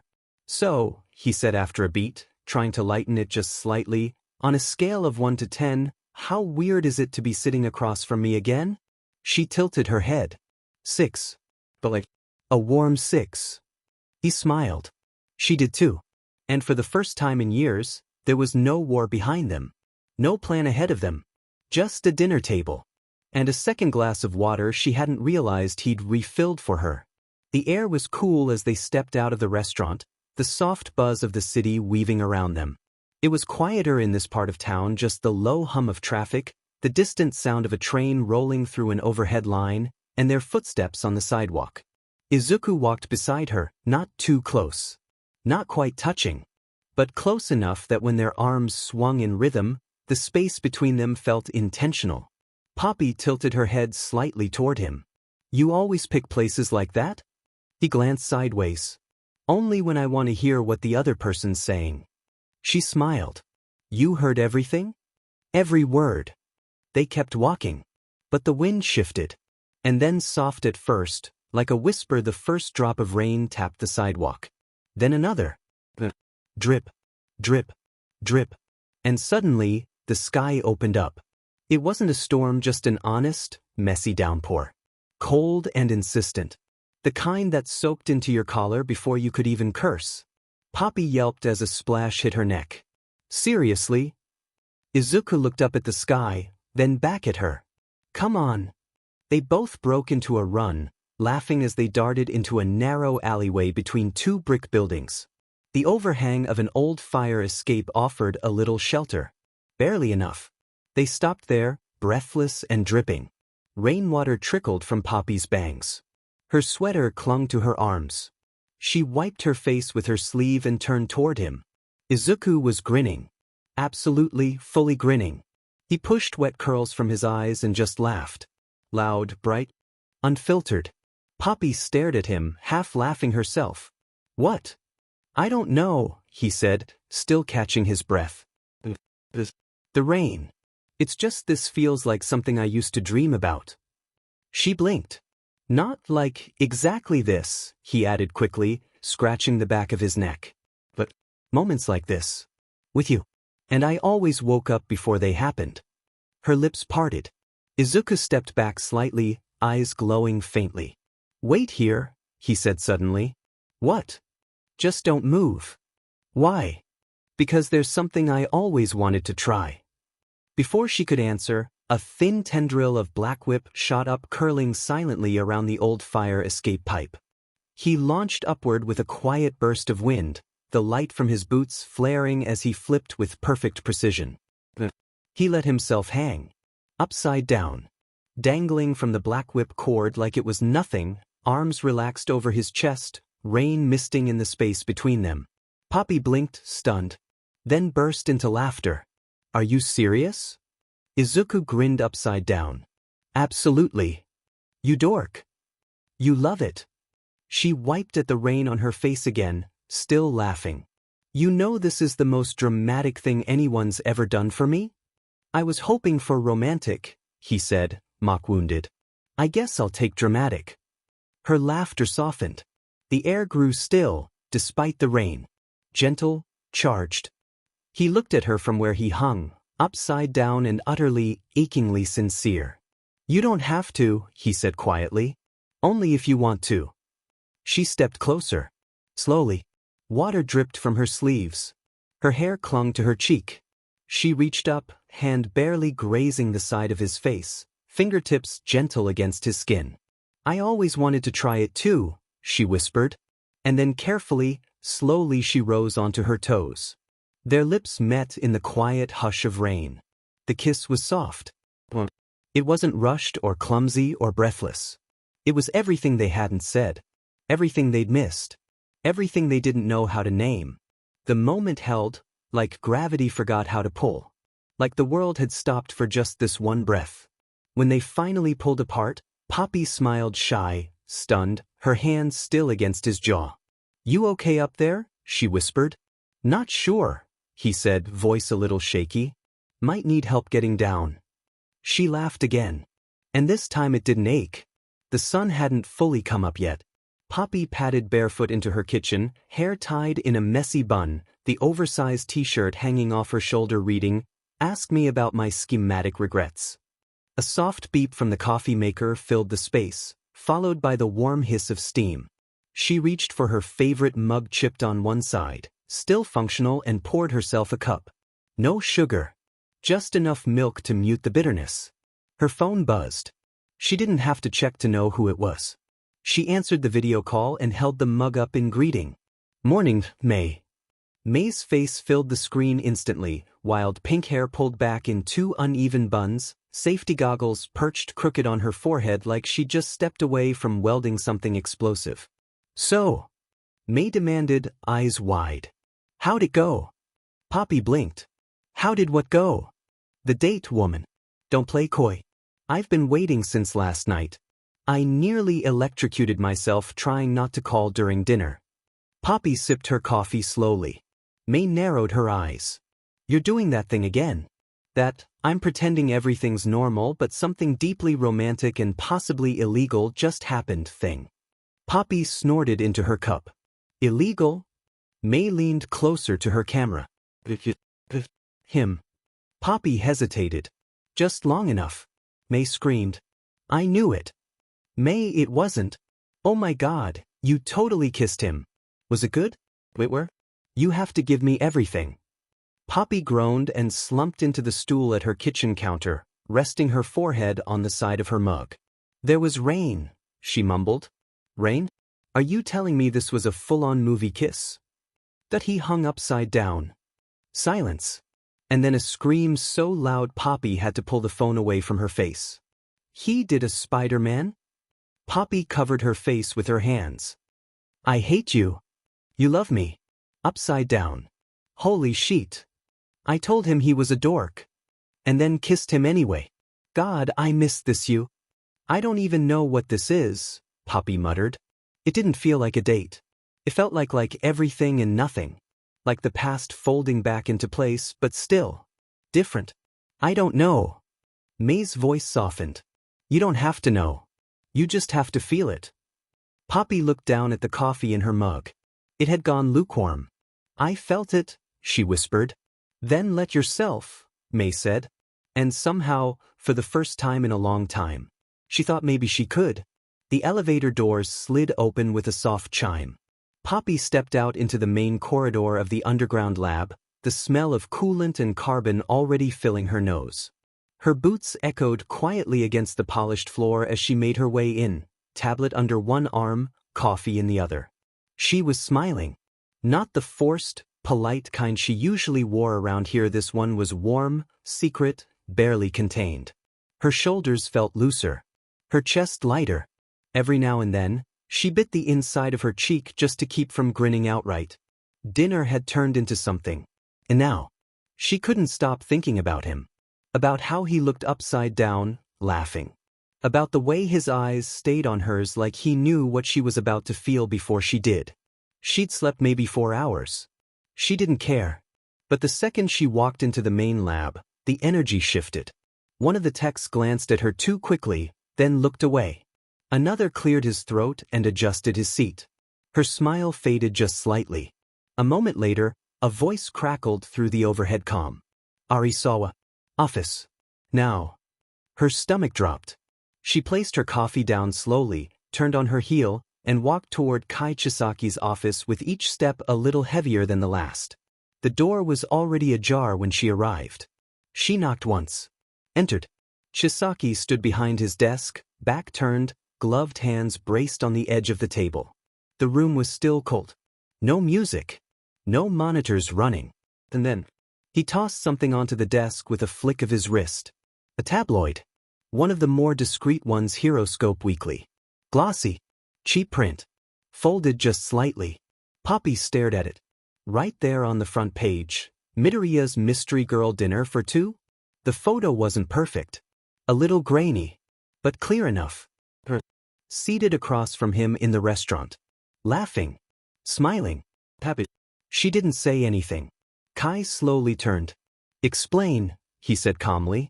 Poppy's voice was quiet. It was just dinner. With the number 1 hero. Her jaw clenched. It was a coincidence. Was it? His voice didn't rise, but the air felt thinner. He stepped around the desk, slow and deliberate. Tell me, Poppy, do you think people like us get to have dinner with people like him without consequence? Her mouth felt dry. He doesn't know anything. He doesn't suspect. Yet, Kai cut in sharply. But he will. And when he does, it won't matter how much he smiled at you over candlelight. It won't matter what names he used to call you. She flinched.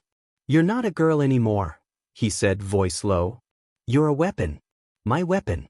And if you forget that if you let yourself get pulled back into whatever fantasy this is, you're going to destroy everything we've built. She stared at the magazine. The photo was still there. Still smiling. Like it wasn't a warning. I'll handle it, she said. You'd better. And just like that, he turned back toward his desk. Dismissed. She walked out with the glossy paper still burned behind her eyes. And for the first time since the kiss, she wasn't sure if it had been a beginning or the start of the end. The early morning light filtered through the blinds in soft stripes across Izuku's desk. He leaned back in his chair, legs stretched out, the day's reports scattered across the tabletop in their usual controlled chaos. But none of that mattered right now.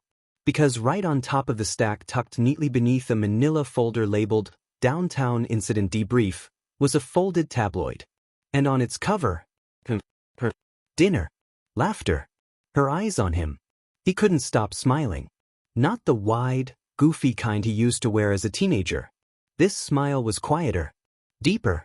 Like something old had finally clicked back into place. He didn't even remember seeing a camera flash. Didn't care. The knock on his office door was followed immediately by it swinging open. You look like an idiot, Bakugo grunted, marching in with a folder under one arm and a half-eaten protein bar in the other. Shoto followed behind, calm as ever, all might in tow with 2 cups of vending machine coffee. Izuku held up the tabloid. They all saw it. Bakugo groaned loudly. Seriously? It's not even noon. Shoto tilted his head. Is this recent? Last night, Izuku said, folding the paper like it was something valuable. We got caught in the rain. She laughed. She laughed, Bakugo mocked, rolling his eyes. God, I knew this would happen. All Might cleared his throat gently. Midoriya, if this becomes public. It already is, Izuku said. And I don't care. Shoto raised a brow. What does it mean? Izuku hesitated. Then, it means something. None of them said anything for a moment. Just the buzz of the city outside. The way Izuku kept glancing at the photo like it held more than just a memory. But then, Bakugo slapped the folder onto the desk. All right, lover boy. Time to get your head out of the clouds. Izuku blinked. The photo was gone. Replaced by grainy footage, redacted reports, and a map marked with strings of data. The villain from last week showed up again, Shoto said, opening the folder. Different district. New gear. Still quirkless, All Might added grimly. Izuku leaned forward. His smile faded. We're sure. Medical confirmed it. Whoever's making this stuff, they're not just enhancing. They're giving power to people who were never born with it.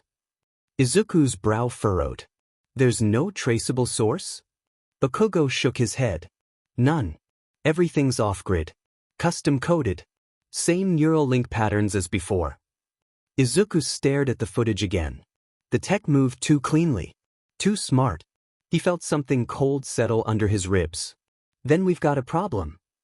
The apartment smelled like miso and takoyaki and something vaguely metallic, which was probably just May. Poppy knocked once before letting herself in, the familiarity of it wrapping around her like an old hoodie. She hadn't been here in a few weeks, but nothing ever really changed. Same cluttered counters, same charging cables snaking across the floor, same stack of engineering journals shoved next to ramen bowls on the coffee table.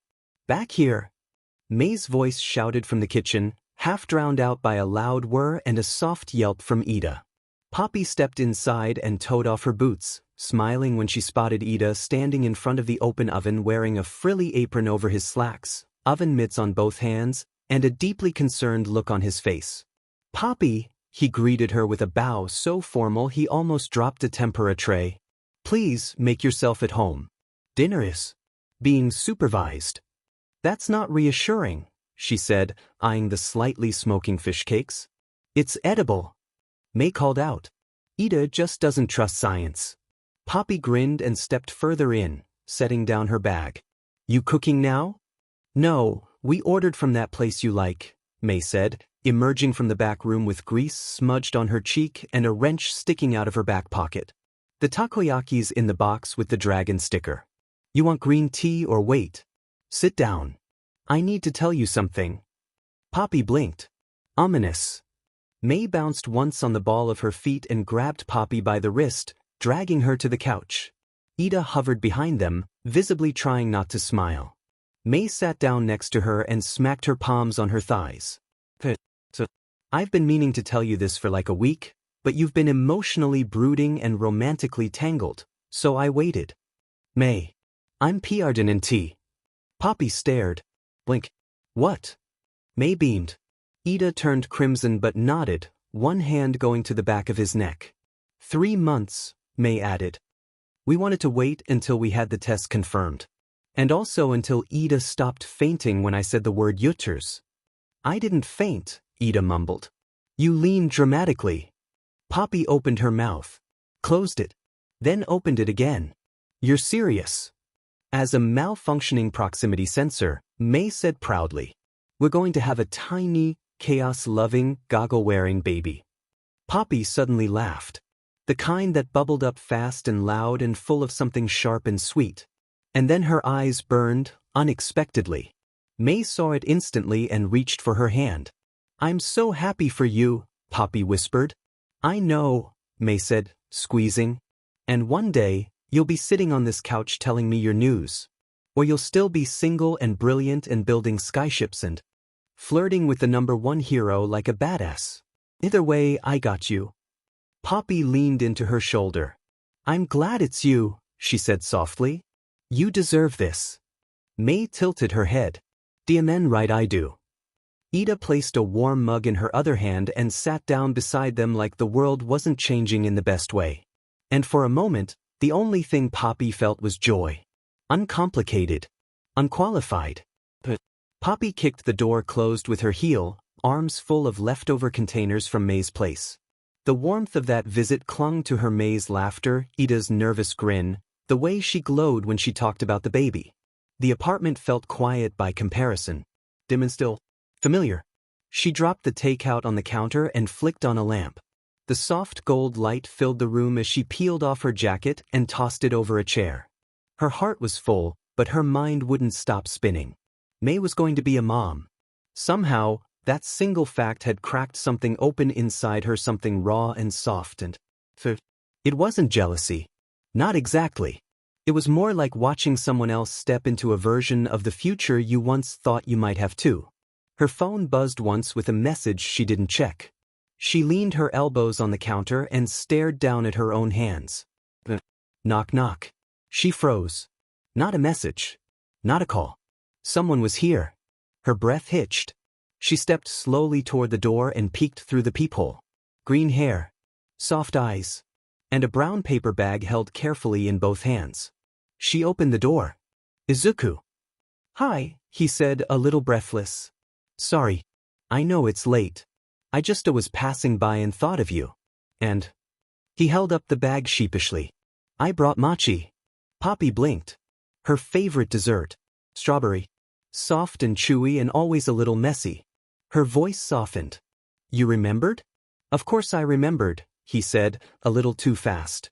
You used to hide them behind the protein powder in the dorm fridge so nobody else would steal them. She smiled before she could stop it. Do I? He started to ask, holding the bag awkwardly. She stepped back and opened the door wider.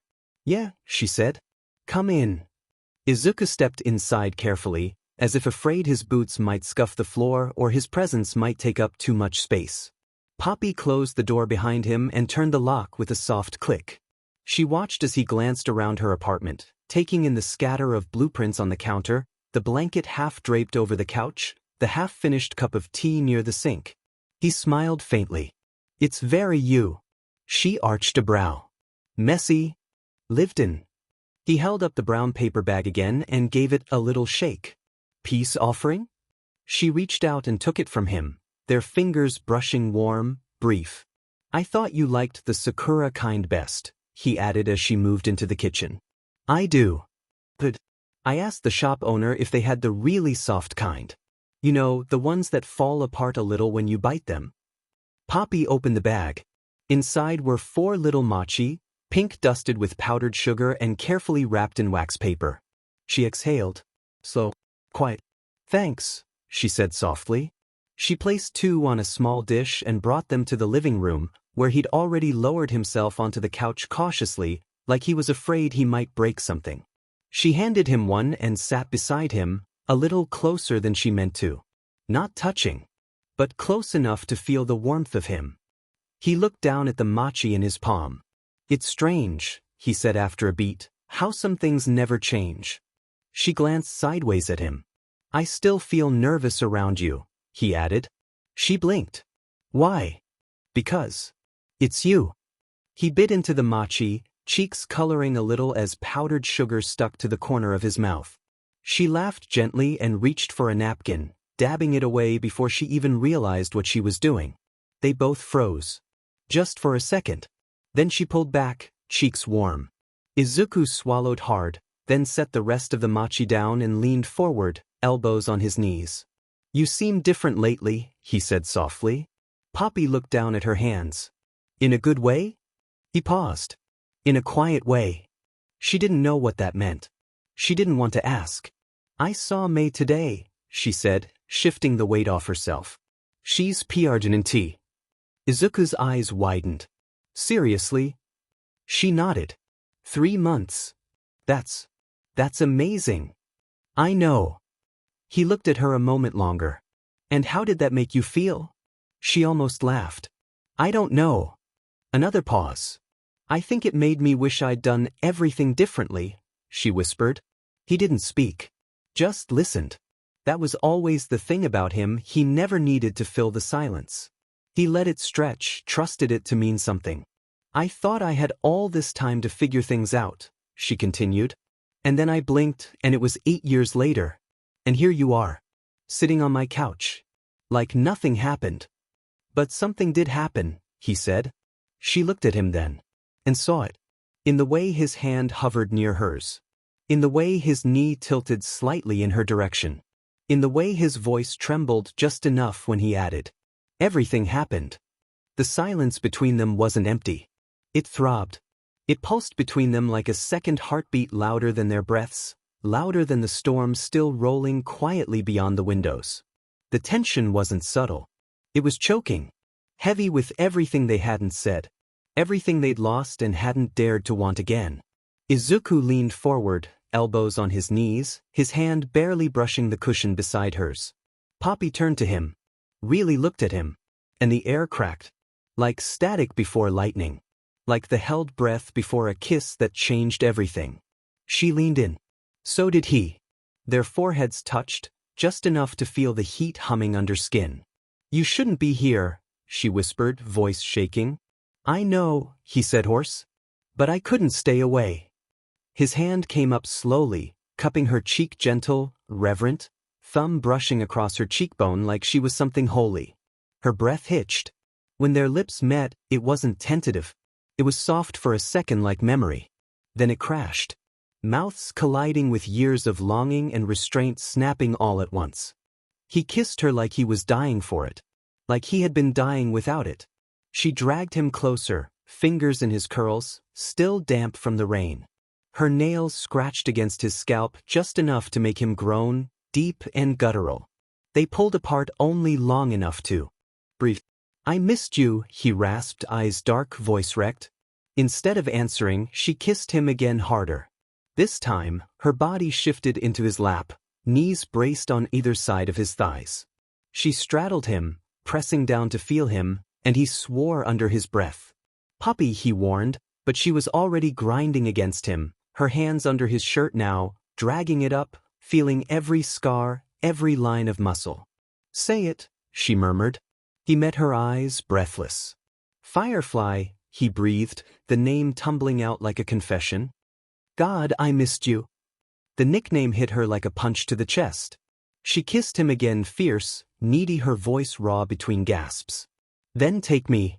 That was all it took. He lifted her in one smooth motion, standing with her clinging to him, her thighs locked around his waist, her lips never leaving his. He carried her out of the living room, down the hall, into the bedroom. But he didn't make it to the bed.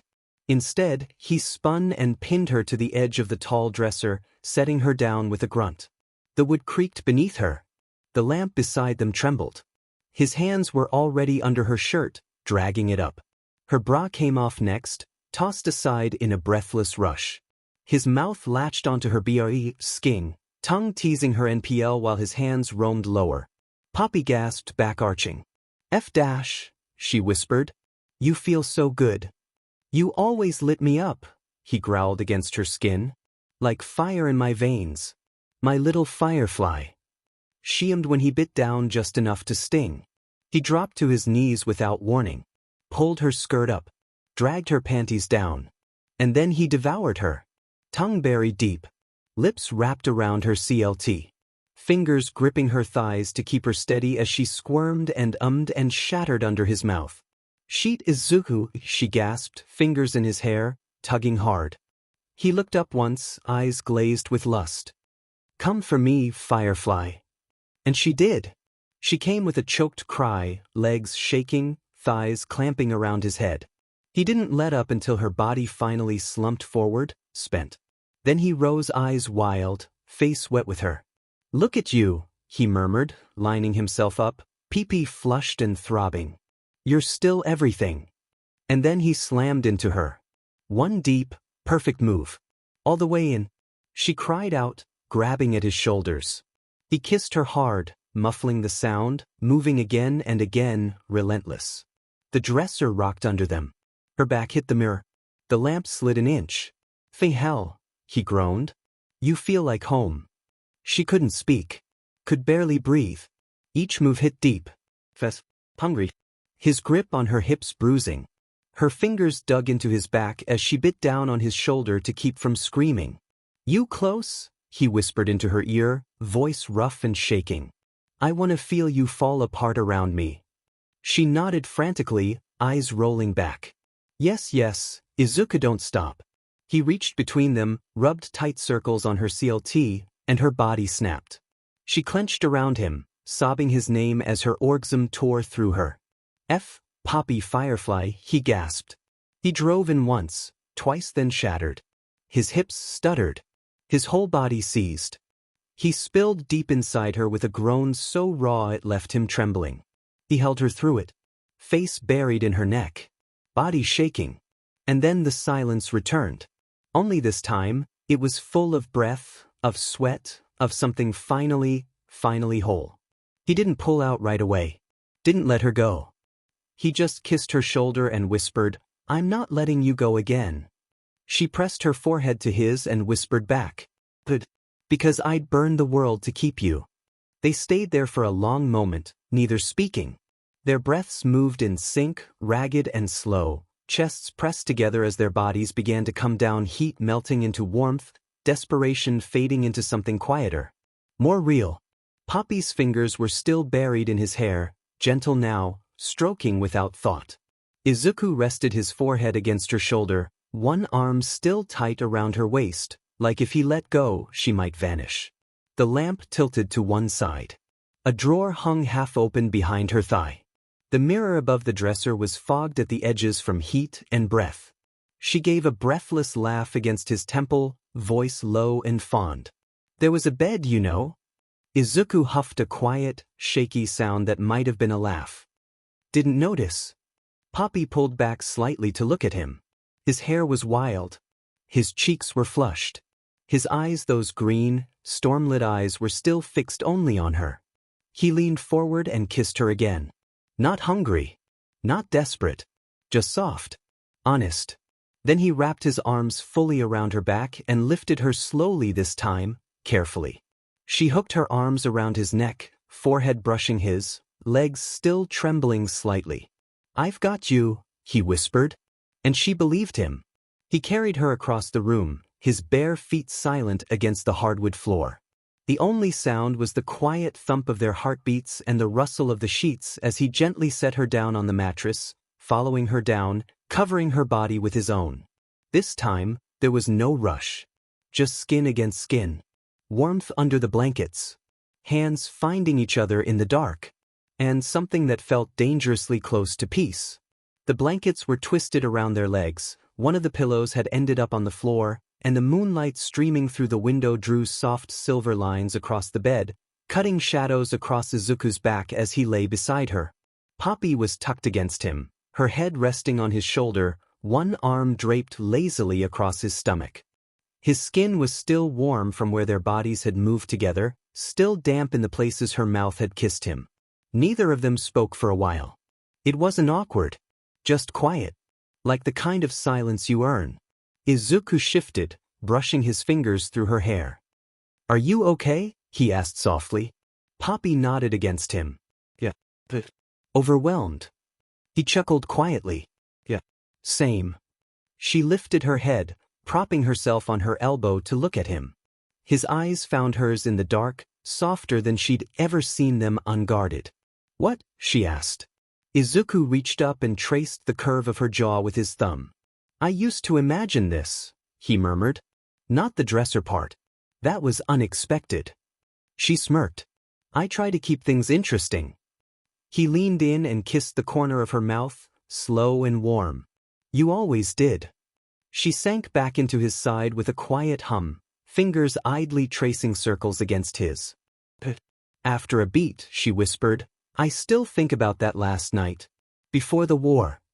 His breath caught. "I do too. I was so afraid you wouldn't come back." "I was afraid too," he admitted.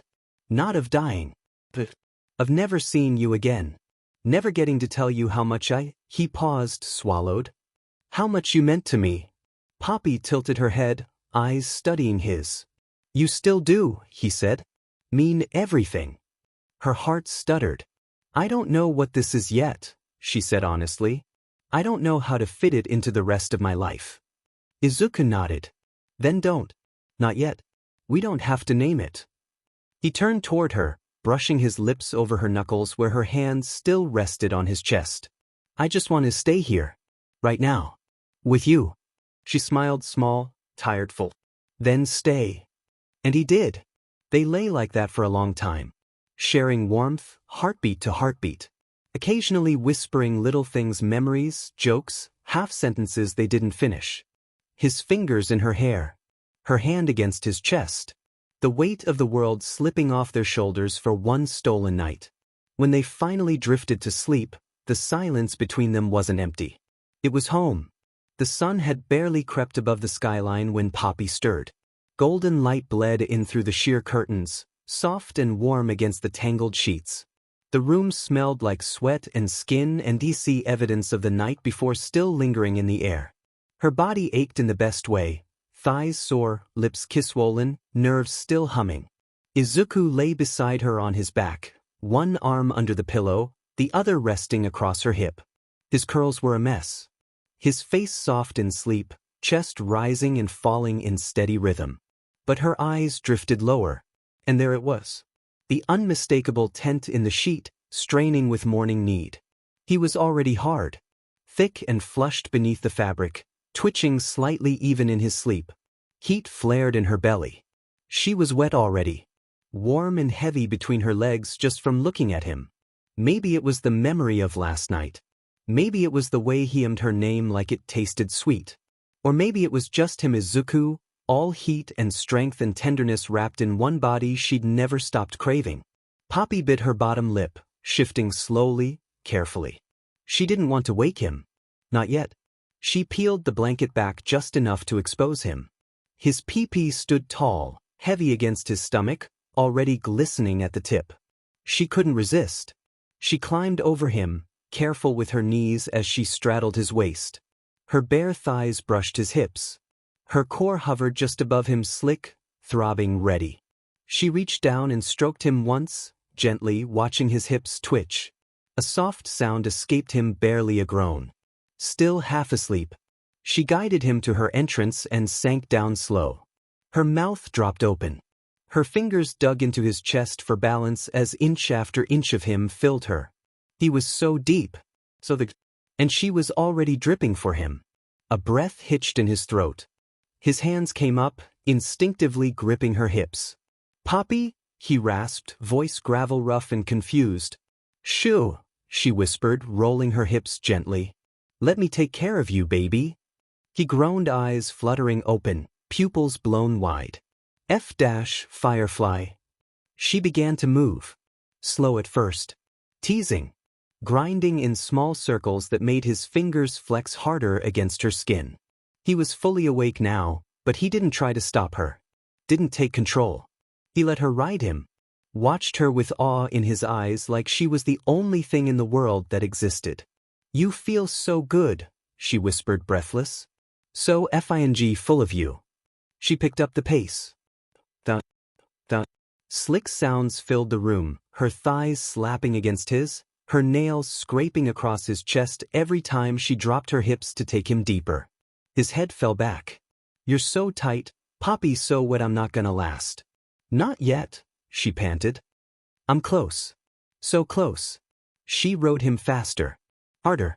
Desperate now, chasing the coil tightening in her belly, the one he'd wound up and left simmering since last night. His hands slid up to her waist, trying to steady her. She came. Her whole body trembled. Her walls clamped down on him like a vice, squeezing his pee-pee so tight it knocked the air from his lungs. Poppy." He came with a shout, hips jerking up into her, pee-pee twitching deep inside her as he spilled hard pulse after pulse, so much she felt it filling her. She rode it out, gasping his name as she milked every drop from him, still fluttering around him as her orgasm pulsed through her thighs, her core, her spine. When it was over, she collapsed forward onto his chest, both of them panting, covered in sweat and bliss. His arms wrapped around her instantly. "Holy sheet," he murmured into her hair. She laughed, breathless. "Good morning." He chuckled, still inside her. "Best one I've ever had." The room was warm with rising sun, golden light washing over the crumpled sheets and flushed skin tangled on the mattress. Poppy lay half-sprawled across Izuku's chest, her breath still coming in soft little exhales against his collarbone. He hadn't moved. Not even an inch. His arms were wrapped around her, one hand lazily drifting along her spine, the other resting at the curve of her hip. Still inside her. Still hard, but softening. Still warm, full, impossibly present. Neither of them said anything for a few long moments. It was the kind of silence you didn't want to break. The kind made for the slow rhythm of hearts settling, of skin cooling, of thoughts catching up to what their bodies already knew. Poppy blinked against the light, her lips brushing his chest as she whispered, "You're not going to pretend that was a dream, are you?" Izuku let out a low, breathy laugh, chest rumbling beneath her. "If it was, I'm never waking up." She shifted slightly, muscles sore in ways that felt earned. Satisfied. Her thighs trembled a little when she adjusted her hips, and he let out a low groan as she moved against him again, too sensitive now, too full of her to want space between them. "Sorry," she murmured, even as she smiled. "No," he said. "Don't be. Stay." She lifted her head to look at him. His eyes were heavy-lidded, green and dark with sleep and afterglow. His curls were a wild mess against the pillow, and there were faint red marks across his collarbone where her mouth had been. He looked perfect. He looked hers. Poppy traced one of those marks with the tip of her finger, soft and slow. "We should probably get up." Izuku hummed, not moving. "Eventually." Shower. "Pretend we're normal people who don't have a hero vigilante secret engineer dynamic going on." "Let me enjoy this first," he whispered, eyes slipping closed again. "Just you. Right now." She softened. Pressed a kiss to his neck. "But you're carrying me to the shower." "I'll carry you anywhere." She laughed. That was dangerously close to romantic. "I'm dangerously close to being in love with you again," he said without hesitation. The silence that followed was different. Fragile. Poppy didn't answer right away. She just leaned in and kissed him again, slow, unhurried. Like a promise she didn't have the words for yet. And he kissed her back like he already understood. The hot water beat steadily against her shoulders, trailing down over her back in a way that soothed every sore muscle.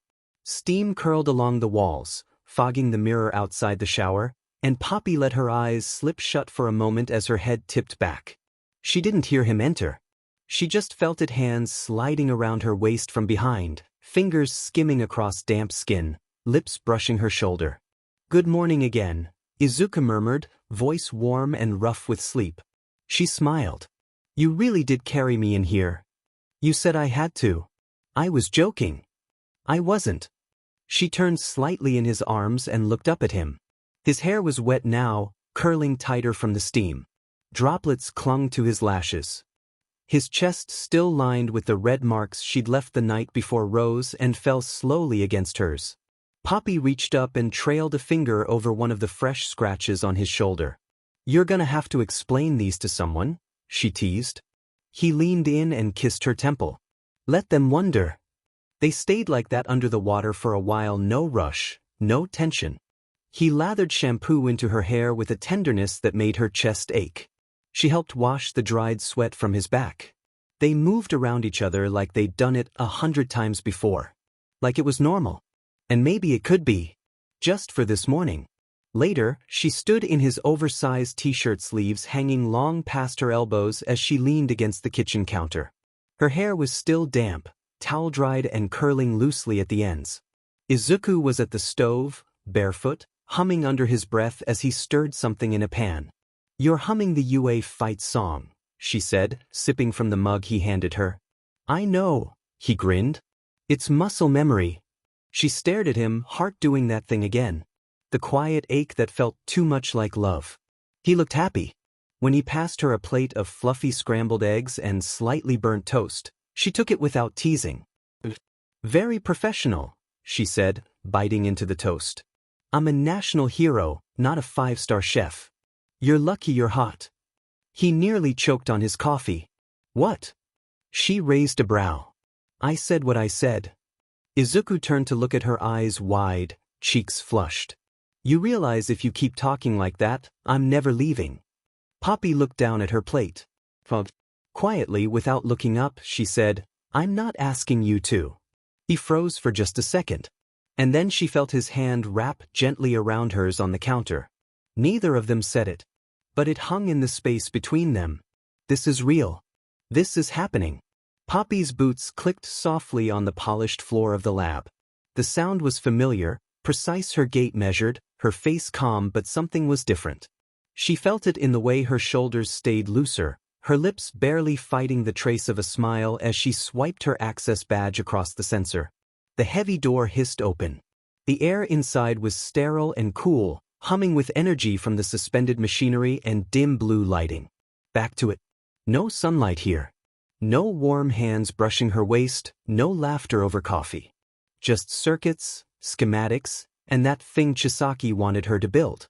She stepped inside, slipped on her gloves, and pulled up the encrypted blueprint. It blinked to life across the table, bright lines of code, components, dangerous promise woven into design. She stared at it a moment too long. Then began. Hand steady. Face blank. Just another day in the lab. Izuku stepped into the agency lobby, greeted immediately by the soft chime of the door sensors and the brisk voice of a receptionist. Midoriya-san, Bakugo and Todoroki are already in the conference room. They said it's urgent. Thanks, he said, adjusting his jacket and running a hand through his still damp curls. He hadn't bothered to hide the smile on his face. He walked through the hall, nodding at a few junior heroes as he passed. The building buzzed with movement calls being made, incidents being flagged, paperwork being filed, but it all felt a little quieter today. Because he'd woken up with her. And that memory was still wrapped around him like a second skin. But the second he entered the conference room, reality shifted again. Bakugo was pacing. Shoto stood near the window, a folder open in his hand. All Might was already seated, brows furrowed, watching a rotating digital model of a new device projected in the center of the table. Izuku stopped. Frowned. What is that? Bakugo turned. New tech showed up last night. Same signature as before. Quirkless? Izuku asked, stepping closer. All of them, Shoto said. But stronger. More refined. This gear isn't improvised anymore. It's engineered. Strategically. Izuku's jaw tightened as he studied the schematics. There was something familiar in the precision. The structure. The way the internals were laid out. He couldn't place it. Not yet. But it pulled at the back of his mind. This was used during an attempted robbery near Nagoya, All Might added quietly. And we're starting to suspect there's a single supplier. Izuku's eyes narrowed. Whoever's building this knows exactly what they're doing. And he had a sick feeling the answer was closer than he wanted it to be. Poppy sat in the lab with her hair pulled back, the sharp scent of coolant in her nose and the quiet hum of monitors in her ears. Her hands moved carefully over the half-assembled module in front of her, each connection clicking into place with practiced precision. But she wasn't building it as designed. Not anymore. She'd left Kai's original schematic open on one screen visible, if anyone walked by. But the real work happened in the lines of code hidden beneath it, the threadbare margin where she wove something else in. A shutdown protocol. A silent code that could deactivate the core if triggered with the right signal. One Izuku would recognize. She doubted Kai would notice. He wasn't a builder. He had an eye for power, for planning, for people, but he didn't think in microcurrents and layered redundancies. Not like she did. Not like Izuku did. Her fingers paused over the keyboard. The quiet, steady ache in her chest rose again. He didn't know. He couldn't know. Not yet. But if when he saw one of these units in the field, she wanted him to see her in it. A fingerprint he wouldn't miss. Not just in design, but in intent. She hoped that would be enough. Even if she couldn't tell him the truth. Not yet. Izuku stared at the rotating schematic on the monitor in his office, elbow propped on the desk, fist pressed lightly against his mouth. His eyes flicked over the design new footage of the Nagoya incident. The gear was precise. Too precise. The neural sync pattern matched what they'd seen in the earlier incidents, but this unit moved faster. Cleaner. The build was more compact now, with fewer exposed ports and more internal stabilization. Whoever was behind this wasn't just talented. They were evolving. And there was something in the movement of the parts, how they clicked and shifted during power-ups, how they collapsed and expanded, that tugged at something in the back of his mind. A memory. Poppy at her desk in the old UA support lab, hunched over a half-built flight rig, her lips moving silently as she double-checked a sequence in her head. She had a habit of grouping her components in threes, 3 wires, 3 plates, 3 conductors even when it wasn't necessary. He leaned closer to the schematic. There was 3 core joints, 3 mirrored power conduits, 3-phase cycling. He sat back slowly. It wasn't proof. Not even close. But it was familiar. He didn't want to believe it. And yet, they met again that evening, quiet and unannounced. Izuku didn't ask to come over. He just texted, "Still thinking about you." She'd answered, doors open. Now she sat curled up on her couch with her legs tucked beneath her and his hoodie draped over her shoulders. He sat beside her, legs stretched out, hair still damp from a shower, bare feet brushing hers beneath the blanket. There was a movie playing. They weren't watching it. His hand rested over hers, thumb gently tracing the back of her knuckles. Her head leaned against his shoulder, and she could hear the soft echo of his heartbeat, steady and sure.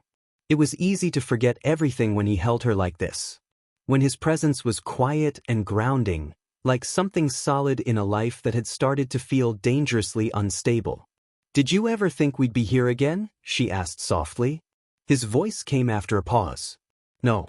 But I hoped." She shifted to look up at him. "Even after everything? I don't think I ever stopped wanting you." The ache hit hard and fast. Guilt. Longing. She kissed him before she could speak. Slow.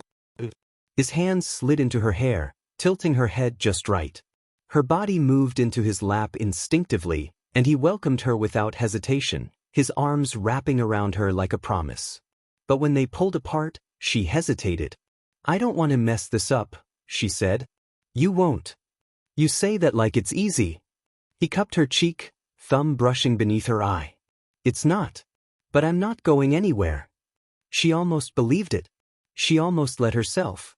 But as they sat together, his breath against her temple, her fingers curled into his shirt, she knew it wasn't that simple. He didn't know what she was building. He didn't know what she was hiding. Not yet. And the longer she waited to tell him, the worse it would be. Later, after he left, pressing a soft kiss to her forehead and whispering, "Sleep well, Firefly," she stood in the doorway long after the sound of his boots faded down the hall. The weight of her secret felt heavier with every heartbeat. She stepped back inside, crossed the apartment, and opened her laptop again. The code was still there. Lines of it, laced with failsafes, buried beneath protocols and redundant overrides. She highlighted the piece she knew he'd recognize, an embedded symbol they'd once drawn together on a napkin in UA during a design brainstorm. It looked like a star, but its lines mirrored her initials. She encoded it into the core. Just in case. Just in case this ends the way she feared it might. The file hit Izuku's desk with a quiet thud, slim, red-tabbed, and without the usual bloat of bureaucratic filler. Shoto placed it gently, eyes steady. Bakugo leaned back in the chair opposite him, arms crossed, expression hard. "This one's different," Shoto said. "We thought you should see it first." Izuku sat forward, the chair creaking under his weight as he flipped the cover open. Photos. 5 of them. Still frames taken from a surveillance drone during a raid on a shipping yard in Ibaraki. A small-time villain group had intercepted a black market transport believed to be moving quirk-enhancing gear. Only it wasn't enhancing anything. It was redistributing. Izuku flipped to the next page. The crate contents were labeled with dummy tags, clean manufacturing fronts, but the image spoke for itself. Neatly packed inside were several units. Modular. The same gear they'd seen used in Nagoya. And Sapporo. And Chiba. Only this time, one of them had been left partially disassembled. His eyes narrowed. He leaned in, tracing the photo's faint shadow of internal wiring. There it was again. The pattern. It was subtle, just a configuration of coils and fuses arranged in a curve that didn't quite match standard design protocol. Nothing illegal. Nothing that would raise red flags. But he'd seen it before. Not in villain reports. Not in government tech. In the old UA support lab. He closed the file slowly, a knot forming in his stomach. "Where did this crate come from?" he asked. Bakugo answered, voice low. "Anonymous route. No IDs. No shipping manifest. But get this, one of the technicians from the black market ring said the crate came with a sealed chip. What kind of chip? Encrypted metadata. Partial coordinates. Some kind of embedded engineer signature. Izuku's pulse quickened. Did he say what the signature looked like? Shoto opened his palm and dropped a small, printed scan out onto the desk. It was low-res, slightly warped, but it showed the raw coding from the chip, faint and blinking. At the bottom, barely visible, a symbol. A star. Made of staggered lines. His breath caught. He didn't say anything. Didn't need to. Bakugo leaned forward. Recognize it, don't you? Izuku swallowed hard. I think I know who made this. Poppy's hands moved faster than usual, gloved fingers flying over the panel of the new unit she was assembling.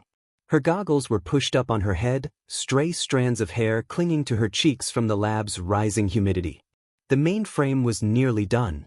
The energy conductor now bore her hidden shutdown protocol tucked between calibration scripts, deeply embedded. It could only be activated with a string of code she'd modified from something she and Izuku once used during an old UA joint support mission. It looked like nothing to most. But to Izuku, it would be a message. I'm still in here. She exhaled, chest tightening with the weight of what she was doing. She wasn't sabotaging Kai's project completely. Not yet. That would be suicide. But she was leaving breadcrumbs. A way out. A warning. She adjusted a magnetic brace on the casing, carefully snapping it into place. The lab was quiet today, fewer engineers on rotation. The quiet suited her. It let her think. Let her feel like she wasn't drowning. But then, she felt it. That prickle on the back of her neck. The subtle shift in the air that told her she wasn't alone. She didn't turn right away. Just reached for the next component and adjusted her posture slightly. Kai's voice cut through the silence, calm and unreadable. You've been busy. Poppy kept her hands steady. You wanted progress. I'm giving it. He moved closer. Slow steps. No gloves today, just the smooth black fabric of his sleeves brushing against the edge of the console as he leaned forward slightly. His eyes flicked over the unit. Then to her. You're ahead of schedule. She looked up, meeting his gaze. Is that a problem? Not unless you're trying to impress someone else. Her jaw tightened. I don't have anyone else to impress. You're sure about that? She didn't flinch. Kai straightened, folding his arms. I know what desperation looks like, Poppy, he said calmly. I know what guilt does to people.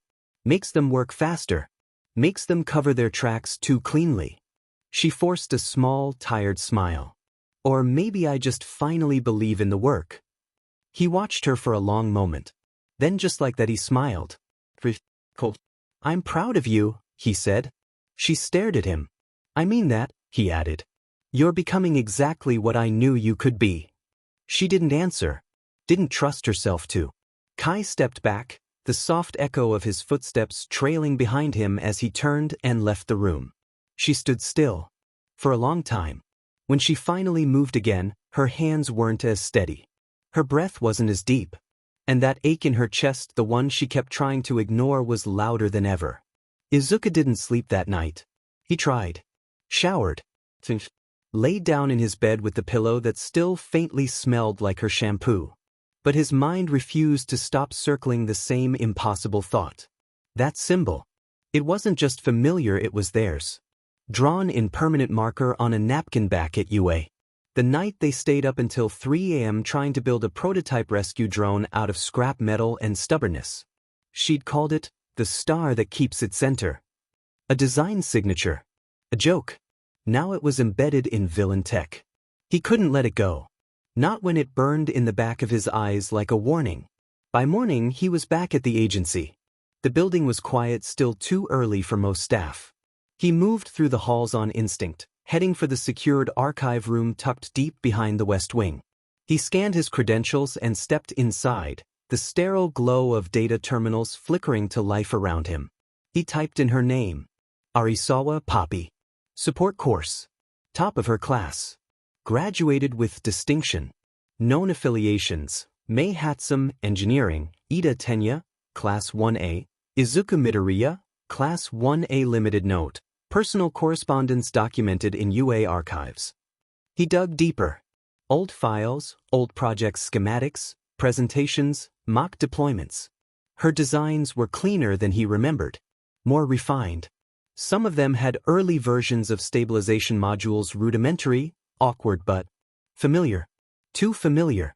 He pulled up one from their final year, a neural assist rig built for zero-gravity rescue. Her coding sequence was nearly identical to the base layer patterns in the villain tech. His stomach twisted. Not plagiarism. Not imitation. It was hers. He leaned back in the chair, running both hands through his hair. There had to be a reason. There had to be something, some detail he didn't know, some factor he was missing. She wasn't like them. She wasn't a villain. She wasn't capable of this. Was she? His fingers hovered over the keyboard. He opened one more file. A photo. Taken during their final week at UA. She was hunched over her workstation, hair falling across her face, grease smudged on her jaw. He remembered taking the picture. She hadn't even noticed. There was a sticky note behind her, tacked to the wall beside her desk. A doodle of that same star. He sat there in silence, the cold screen reflecting in his eyes. His heart ached, because he still wanted to believe she was innocent. But the truth was drawing closer, and it was starting to hurt. The elevator doors parted with a soft mechanical sigh, and Poppy stepped out into the agency's bright atrium. It always struck her how clean it all was. Glass walls, gleaming floors, potted plants that somehow never wilted. The sunlight poured in from high above, warming the marble under her boots as she walked in slowly, her thoughts still hazy with too little sleep and too many knots in her chest. She hadn't meant to drop by without a plan. But Izuku had mentioned he might have a break around this time, and for some reason, that had been enough.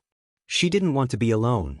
As she passed a row of training schedules posted on the wall, she caught movement out of the corner of her eye. A girl. Young, 15, maybe 16. Petite. Long white hair braided down her back in a neat, silken rope. She was studying a display screen with quiet focus, dressed in a navy training jacket with the UA crest embroidered on the sleeve. Her fingers moved rhythmically across a touchscreen menu, as though memorizing something. Poppy slowed, curious. The girl turned her head at the sound of her steps, and their eyes met yellow to red. Her expression was calm, polite.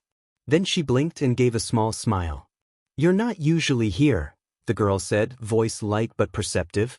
Poppy raised an eyebrow, surprised. "You have a database of regulars or something?" The girl shrugged one shoulder. "I just pay attention. Helps me feel less invisible, sometimes." Poppy softened. "That's fair." The girl stepped forward slightly. "Are you here to see someone?" Poppy nodded. "Izuku." That earned a spark of recognition. "He's upstairs. But he'll probably be back soon." He left his lunch in the fridge again. Poppy smiled. Classic. There was a beat of quiet. "I'm Poppy," she offered, reaching out her hand. The girl hesitated, then reached forward, her fingers curling around Poppy's in a gentle shake. Her skin was warm. "Airy." Poppy blinked. The name rang a distant bell. One she hadn't heard in years. "You were the girl at UA," she said slowly. "A few years back." Airy nodded. "I was younger then." Before Poppy could ask more, another set of footsteps echoed down the corridor. She turned and saw Izuku approaching, a folder tucked under one arm, his green jacket unzipped and flaring slightly with his pace. His eyes landed on Poppy, and they lit up in that way that made her chest hurt just a little. "Hey," he called. Airy turned too, grinning up at him. She was about to leave without saying hi. Poppy smirked. "I was not." He stepped beside them, brushing a hand briefly over Airy's braid. "She catches everything." "I don't miss much," Airy said, matter of fact. Izuku looked back at Poppy, then to Airy. "Have you two met?" "We have now," Poppy said. "She's cool," Airy added. Izuku smiled at that. "I agree." Poppy glanced down at the girl, something tugging at her. "You're in training?" Airy nodded. "Not for hero work. Not yet. I'm still figuring out how to. Trust my quirk. Use it safely." Poppy hesitated. "What's your quirk?" There was a pause. Then, softly, "Rewind." Poppy blinked. That sounds incredible. It can be, Eri said. But it hurt a lot of people too. Back then. Izuku's hand dropped gently to Eri's shoulder, steady and quiet. Poppy looked between them. And then it happened. Eri's voice came softer but steady. My quirk. Someone used it to make quirk erasing bullets. His name was Chisaki. He kept me underground for a long time. The world stopped moving. Poppy's heart dropped like a stone. Izuku's eyes flicked to her, and he read the expression instantly. She felt cold. Eri looked up at her again, calm and quiet, but there was weight behind her gaze.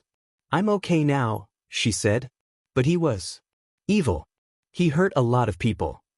Izuku spoke then, gently but firmly. Overhaul Kai Chisaki manipulated her quirk. He used her DNA to manufacture weapons. He kept her locked away, experimented on her, erased pieces of her and brought them back again. Over and over. Poppy couldn't breathe. Her throat closed. Chisaki. The man who gave her assignments. Who told her she was brilliant. Who praised her clean circuitry and rewarded her with silence and trust. The man who brought her tea on long nights and said she was building for balance. Her knees felt weak. Izuku was watching her now closely. She didn't say anything. Couldn't. Are you okay? He asked. I need to go, she whispered. Poppy. I'm sorry, she said, already turning. I need air. And then she was walking fast, hand shaking as she hit the elevator button, breath tight, vision swimming. The doors opened. She stepped inside. And as they closed behind her, she saw Eri still standing there, red eyes watching. Steady. Silent. Forgiving. Poppy wasn't sure she deserved it. She didn't remember stepping outside. She just remembered the elevator doors closing behind her and the rush of air when she finally made it down to the street. Then her feet were moving. No direction. No plan. Her bag thudded softly against her hip as she turned down one street, then another, until the glass and concrete faded into brick and ivy and the wind started to bite at her cheeks. She stopped near a quiet bench beside a closed coffee cart. The umbrella above it flapped gently in the breeze. The city still moved around her cars, bikes, footsteps, but it felt far away. Muffled. Like her ears had gone underwater. She sat. And then she broke. It wasn't loud. It wasn't cinematic. It was a slow, tight unraveling. A kind of cry that never made it to the surface, just pressed itself into the corners of her eyes, into the sharp line of her jaw. Her hands curled into her lap, shaking. Her body felt cold, even under her coat. He used her. The image wouldn't stop replaying in her mind Eri's soft voice, the calm way she said, he kept me underground. The words clawed through her like glass. Poppy had known Kai was dangerous. Of course she had. She knew about the underworld connections. She knew his reputation. But she hadn't asked questions, not when he offered her work, and space, and praise. Not when he said he needed her for restoring balance. Not when he claimed the tech was for order. She told herself she wasn't like them. She was only building. She wasn't the one using the weapons. But now, it wasn't abstract anymore. It had a name. A face. A girl. She pressed her palms to her eyes, hard enough to see sparks. God, she was stupid. She was selfish. She should have known. Should have walked away the second she saw how carefully he watched her. How calm he always was. How he never let her near the true data logs. She thought of Izuku's face when Eri spoke. The quiet horror. The guilt. The steady hand on her shoulder. And then she thought of his face if he ever found out about the star. The one she'd been embedding in her builds like a signature. A warning. The one Chisaki hadn't found. Later that night, the lab was silent. Poppy sat at her station, barely breathing. Her goggles lay untouched on the table. Her hands were still. She had added the star to the newest module, just as she had the last few times. Carefully, subtly woven into the substructural code like a thread in fabric. It was small, but it was hers. It said, I'm still in control. The door hissed open behind her. She knew the sound too well. She didn't look. Kai, she said without turning around. It's late. I thought you might still be working. His voice was even, measured. She stood slowly, wiping her hands on the cloth beside her. I was just finishing a few calibrations. A beat passed. Quiet. Too quiet. You've been efficient lately, he said. I know. Confident. Should I apologize? Another pause. Then soft cold. No. You should explain this. Something landed on the table beside her with a metallic clink. Her heart stopped. It was the backup module from last week. She'd hidden the star inside the interface buffer. He'd cracked it open. She didn't speak. Kai stepped closer. Too close. She could feel the chill of him even without touching. You thought I wouldn't notice? He asked calmly. That I wouldn't check the microstructure? I didn't think you'd care, she said quietly, her voice low. He tilted his head. No, he said. You just thought I trusted you. She clenched her fists. I didn't hurt anyone. I left a mark. A signal. For who? He asked, voice tightening. He was in front of her now. She didn't back away. For me, she said. He stared at her. Then, without warning, the sound was louder than she expected. So was the flash of pain across her cheek. He hit her hard, open palm to the side of her face. The force knocked her sideways into the table. Her palm caught the edge as she stumbled, her cheek already burning, her ears ringing. She tasted blood. Her eyes welled, but she didn't let them fall. Kai stood still, composed, like nothing had happened. I don't like disobedience, he said calmly. She didn't answer. He stepped back toward the door. You'll finish the build. No more marks. No more messages. Then, almost as an afterthought, clean yourself up. And he left. The door hissed shut behind him. Poppy stayed where she was braced against the console, breath sharp in her chest, fingers trembling. She reached up to touch her cheek. It throbbed. Her skin was already swelling. Her eyes fell to the discarded module on the table. The cracked star glinted in the light. She didn't cry. She just stared. And whispered to herself. Never again. The knock at the door wasn't loud. It was soft, gentle, like it was asking for permission rather than demanding entry. Poppy sat frozen on her couch, wrapped in a faded blanket with her knees pulled to her chest. Her apartment was dark except for the dull glow of the streetlights outside. She hadn't moved in over an hour. She knew who it was. Part of her wanted to stay still. To pretend she was asleep. To lie, just one more time, and keep this fragile thing between them from shattering. But he knocked again. And she stood. The blanket fell from her shoulders. She crossed the small space barefoot, slowly, until she reached the door. Her hand hovered on the knob for a second longer than necessary. Then she opened it. Izuku stood there, holding a small paper bag. Brought mochi, he said quietly. His voice was soft. Steady. Her favorite. Her throat tightened. She nodded and stepped aside without speaking. He stepped in, closing the door gently behind him. The quiet settled between them like dust. Poppy turned away, heading back toward the living room. I wasn't expecting you. I know, he said. You left pretty fast this morning. I just wanted to check on you. She sat back down on the couch. Her shoulders were tense. He walked over and set the bag on the coffee table. And that's when he saw it. Her hair shifted slightly as she adjusted the blanket and the light from the window caught the shadow on her cheek. It wasn't fresh anymore. But it was unmistakable. A bruise. Blooming along the edge of her jawbone. Swollen. He stopped cold. Poppy. She looked up. Saw his eyes go wide. Who did that to you? She froze. He stepped closer, kneeling in front of her now, his hands hovering but not touching. Tell me. Her lip trembled. I didn't want you to see it. Poppy. It's not what you think. He blinked. Then tell me what it is. She opened her mouth. Closed it. Tried again. It's Kai. His breath stopped.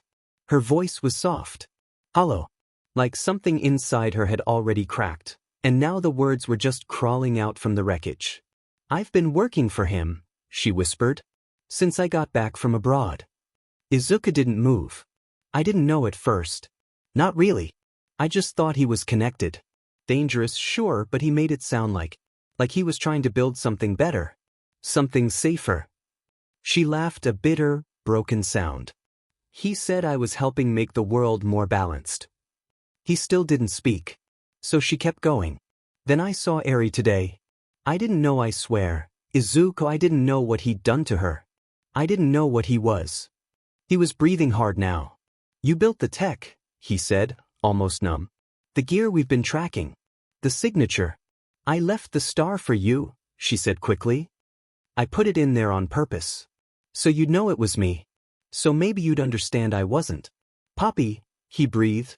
She finally looked up. His eyes were wide. What? You've been working for the man who tortured Eri. She flinched. I didn't know, she said again. I didn't. He hit you, he said. His voice was shaking. He hurt you. She swallowed hard. Yes. He stood suddenly, pacing a few steps away, running both hands through his hair. She didn't stop him. Didn't beg. She just sat there. Quiet. Waiting for whatever came next. He turned back after a long moment. His voice cracked when he spoke. Why didn't you tell me? Because I thought you'd leave, she whispered. And that silence was louder than anything else. The silence didn't break. It tore. Poppy sat still, barely breathing.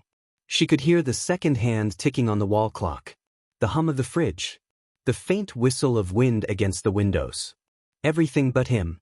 Izuku stood with his back to her, hands planted on the edge of the kitchen counter, head bowed. His shoulders were rigid. Not like they were after a fight when he was sore, winded, steady. This was different. This was grief. Finally he spoke. Quiet. You should have told me the moment he approached you. She didn't defend herself. I know. You let him put you in that lab. Let him use your mind, your work to hurt people. And you didn't tell me. She swallowed hard. I tried to fix it. I've been leaving a signal. I was going to, I don't know. Do something. Tell someone. You should have told me, he said again, louder this time. You know what he did to Eri. I didn't know before today. Her voice cracked. God, Izuku, if I had. He turned around then. And his expression nearly broke her. It wasn't anger. It was heartbreak. You're the smartest person I've ever met, he said softly. You knew. Somewhere in you, you knew something wasn't right. Her breath hitched. And you stayed anyway. His voice wasn't cold. It was worse. It was hurt. She stood slowly, blanket falling from her shoulders. I didn't stay for him, she whispered. I stayed because I was angry. Because when I came back and saw you with her, I thought I had no place here anymore. Blinked. With Achiko? You kissed her. It was months ago, he said, stunned. You were gone. I thought I didn't know if you'd ever come back. Poppy's voice cracked. I thought you moved on. Izuku stepped forward, slowly, like approaching something fragile. I never stopped thinking about you. She looked up. Tears finally broke free, trailing down her bruised cheek. I didn't mean for any of this to happen, she said. I just wanted to build again. I wanted to feel like I mattered. You do matter, he said, stepping even closer. To me. He reached out then. Gentle. Fingers brushing her wrist. She didn't pull away. But this, he whispered, this is bigger than us now. She nodded. I know. I want to protect you. But I can't do that if you're hiding things from me. Her chest ached. I'm done hiding. He exhaled shakily. Good. Because I'm going to take him down, Poppy. Chisaki. For what he did to Eri. For what he's doing now. She nodded again. He stepped closer still. Pressed his forehead gently to hers. And for the first time in hours, she let herself breathe. I'm scared, she whispered. So am I. They stood like that close, shaking still. Wrapped in the kind of silence that wasn't empty. But full of everything they still had to say. The next morning broke in hushed colors, soft gray clouds blanketing the sky, diffusing the light into something pale and still. It matched the way Poppy felt, hollowed out, quiet but steady. She stood at the kitchen sink, rinsing out her coffee mug, staring through the window without seeing. Izuku leaned against the counter nearby, arms crossed, his eyes on her instead of the view. You sure about this? He asked softly. She nodded. Yeah. You know it could go wrong. I know. He didn't try to talk her out of it, because he knew she was already past that point. They had spent most of the night talking. No plans yet. No grand strategies. Just honesty. Everything she knew about Chisaki. Every quiet instruction he'd given. Every bruise she wore beneath the surface. Izuku had listened. Not like a hero but like someone who knew what it meant to carry weight you didn't ask for. By morning, they had a plan. I'm going in alone, Poppy said. He won't talk if you're there. He'll know something's off.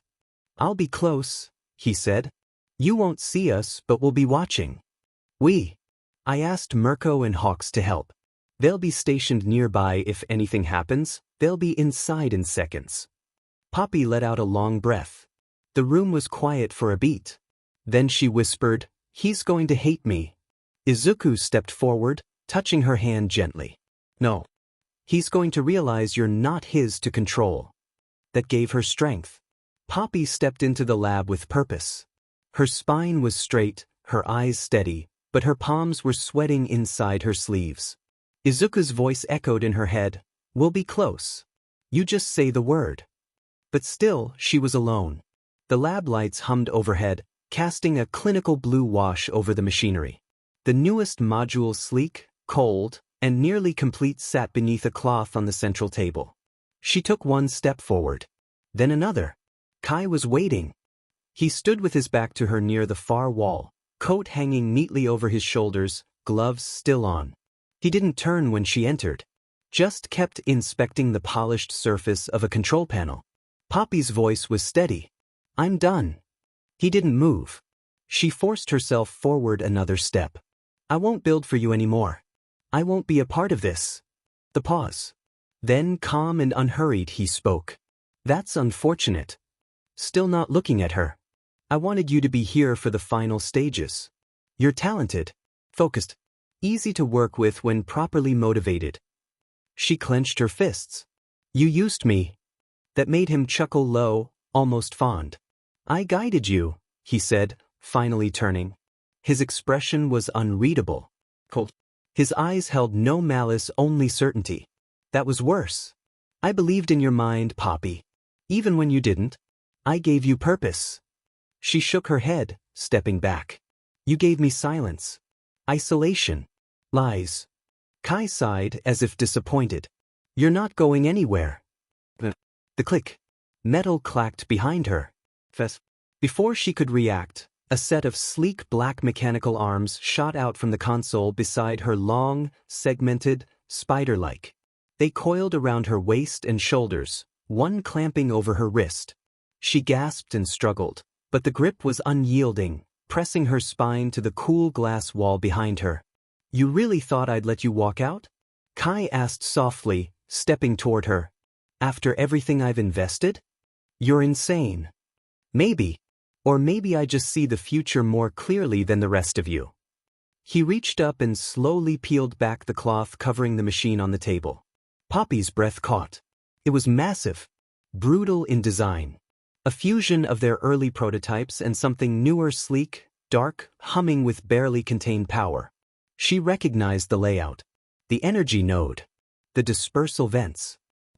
You finished it? He looked proud. Of course. I was never just relying on you.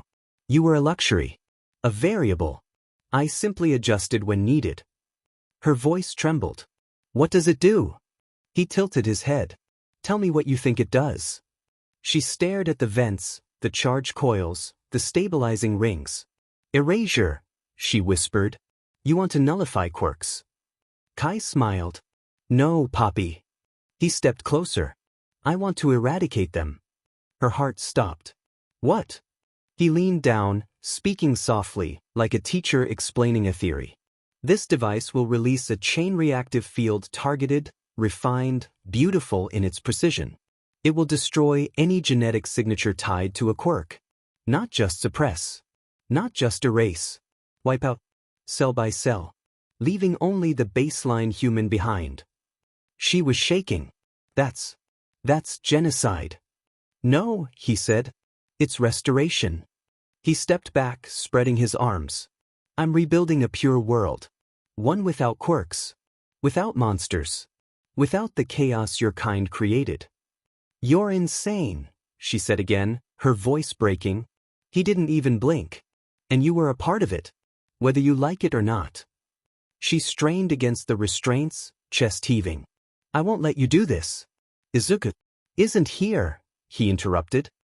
And even if he were, it's too late. This device is complete. I've already tested it. Quietly. No survivors. Her knees buckled slightly under the pressure of his words. But still, she looked up at him, eyes burning. You won't win. For the first time, something dark flickered across his face. Then without warning, he pulled off one glove, held up his bare hand, and pressed it to the wall beside her. The surface beneath his palm cracked, then melted, rebuilt, cracked again. It shifted like wet clay, as if obeying his will. Her blood ran cold. Your quirk is coming back, he said. Stronger every day. She stopped breathing. I'm done playing polite, Poppy, he whispered. You were a convenience. A brilliant one. But your usefulness has ended.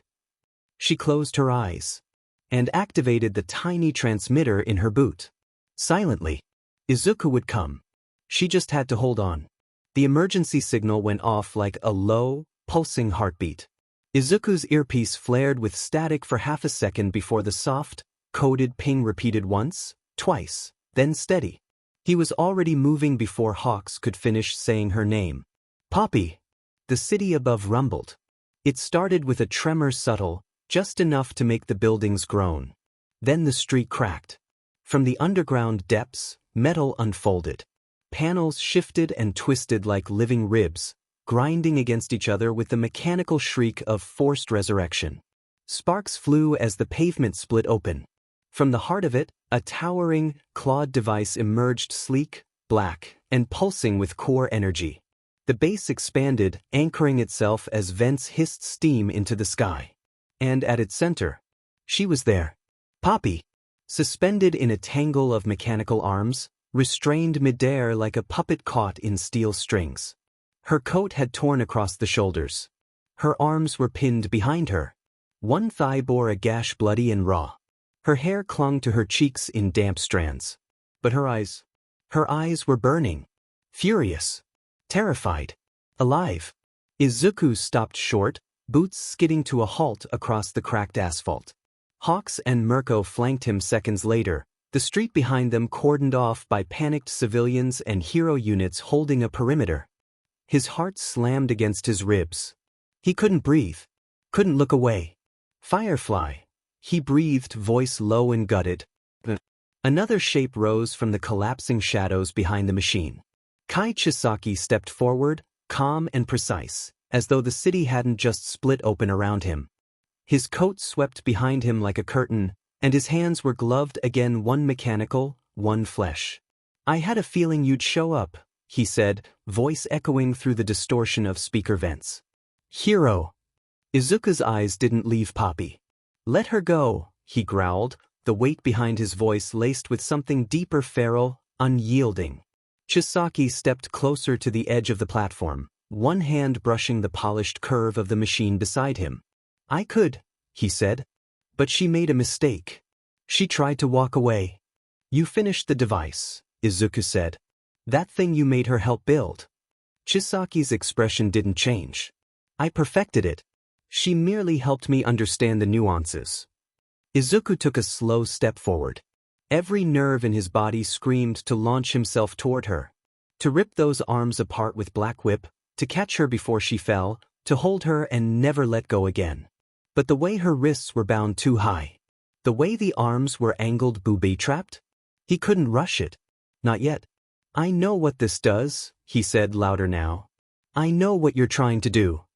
Then you understand, Chisaki said calmly, why I have to finish it. He spread his arms, almost reverent. A new world, Midoriya. The pure world. No quirks. No corruption. No freak accidents. Just order. You call this order? Izuku's voice broke like thunder. You're trying to wipe out everything that makes people who they are. Exactly. You tortured a child. You mean Eri? She was the key. Beautiful in her power. But too unstable. I needed something cleaner. His eyes flicked to Poppy. Izuku's rage cracked like lightning in his chest. She is not your tool, he hissed. She was mine the moment she chose silence. She chose survival. Chisaki smirked. Then she chose wrong. The machine behind him powered up, glowing along its seams. And the sky quiet seconds ago now crackled with static. The streets trembled again. Izuku's chest heaved. He couldn't wait much longer. But he caught her eyes Poppy's, and in that tiny moment of clarity between the chaos, she nodded once. I'm still here. His whole body lit up with green-blue energy. Black Whip flared to life. You're going to regret touching her, he said. And then he launched forward. Straight into the storm. The second Izuku launched, the world blurred. Wind rushed past his ears. The sky narrowed above him, the ground dropping away as he ignited float without hesitation, lifting high above the broken city street. Black Whip burst from his arms in writhing, glowing cords snapping against buildings, anchoring his trajectory like ropes flung from the stars. In his chest, Ephigene burned. He'd been charging it since the moment he saw her, since the second his heart cracked wide open. Every step toward her had stored kinetic energy, and now it surged through his limbs like a second heart. He let it go. And dropped.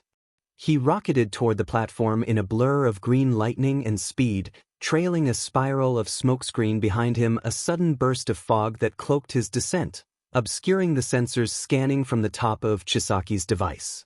Below him, mechanical arms twitched alerted, but not fast enough. He moved faster than thought. Danger sense flared in his spine just in time to twist midair, narrowly avoiding a cluster of spiked limbs as they shot toward him. He flipped, twisted float keeping him aloft just long enough to reach her. Poppy, he yelled through the smoke. She looked up, gasped. Another arm lunged.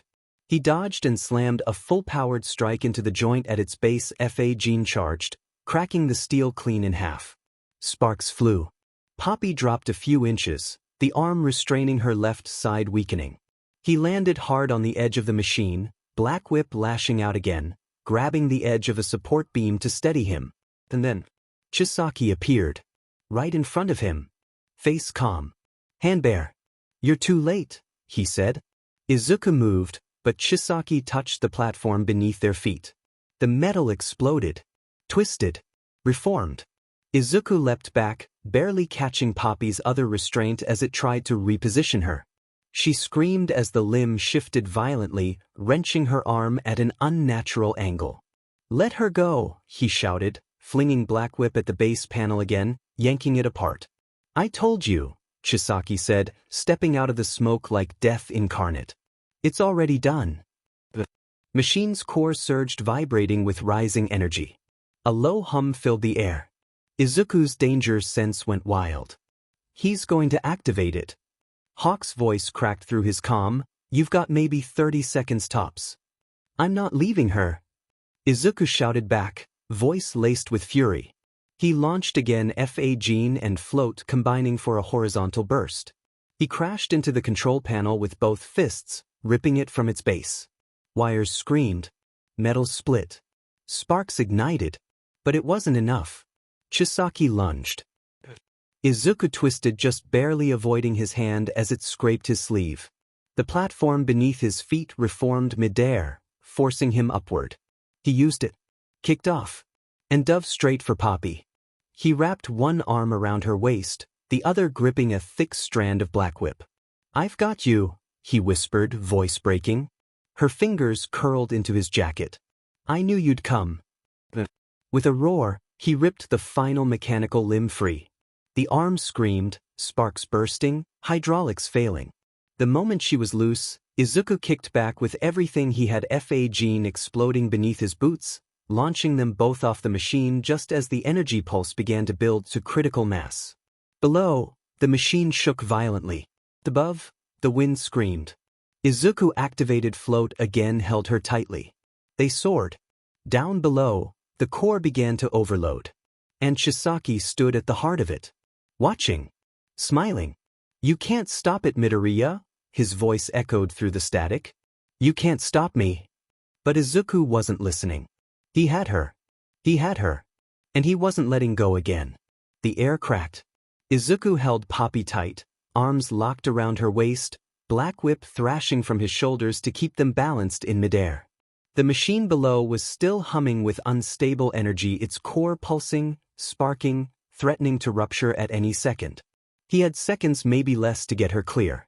She clung to him, face buried in his chest, her body trembling. Chisaki moved.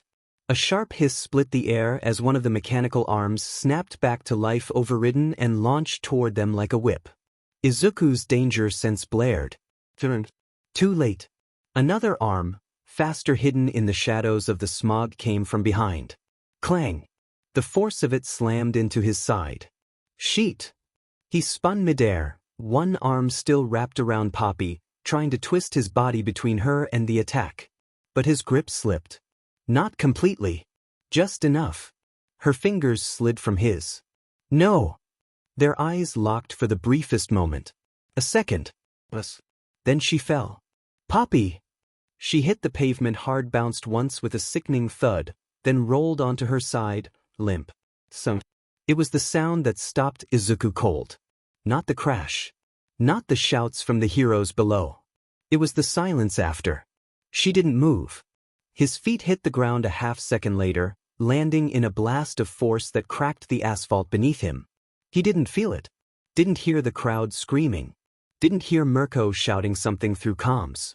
All he saw was her. Lying there. Unmoving. Blood. It was pooling beneath her side, staining the concrete in a slow, thick spread. His breath caught. His knees nearly buckled. Poppy? His voice was small. Shaking. He took one step toward her. Another. Then he stopped. The pressure building inside his chest, inside his bones, spiked. It rushed upward, into his throat, into his soul, ripping through the last fragile thread of control. The ground trembled. Energy surged from his body in jagged bolts of turquoise and white, violent, untethered, searing hot. His hair sparked. His eyes blazed. The street cracked beneath his boots. And his face. It twisted into something that looked nothing like the Izuku Midoriya the world knew. It looked like fury. It looked like grief. He opened his mouth, but no words came out. Only breath. And power. Black whip lashed out uncontrollably, snapping at the air like wild limbs. Float flickered on and off at his feet, grounding him, then trying to lift him again. His muscles tensed, ready to tear something apart. Fa gene charged instinctively, energy vibrating in his limbs. He was seconds away from losing control. Deku! A familiar voice cut through the storm. Bakugo.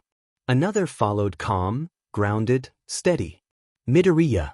Look at me. Shoto. They both landed near him, Bakugo crackling with sparks, Shoto's boots hissing against the stone. Poppy's breathing, Shoto said quickly. She's hurt, but she's alive.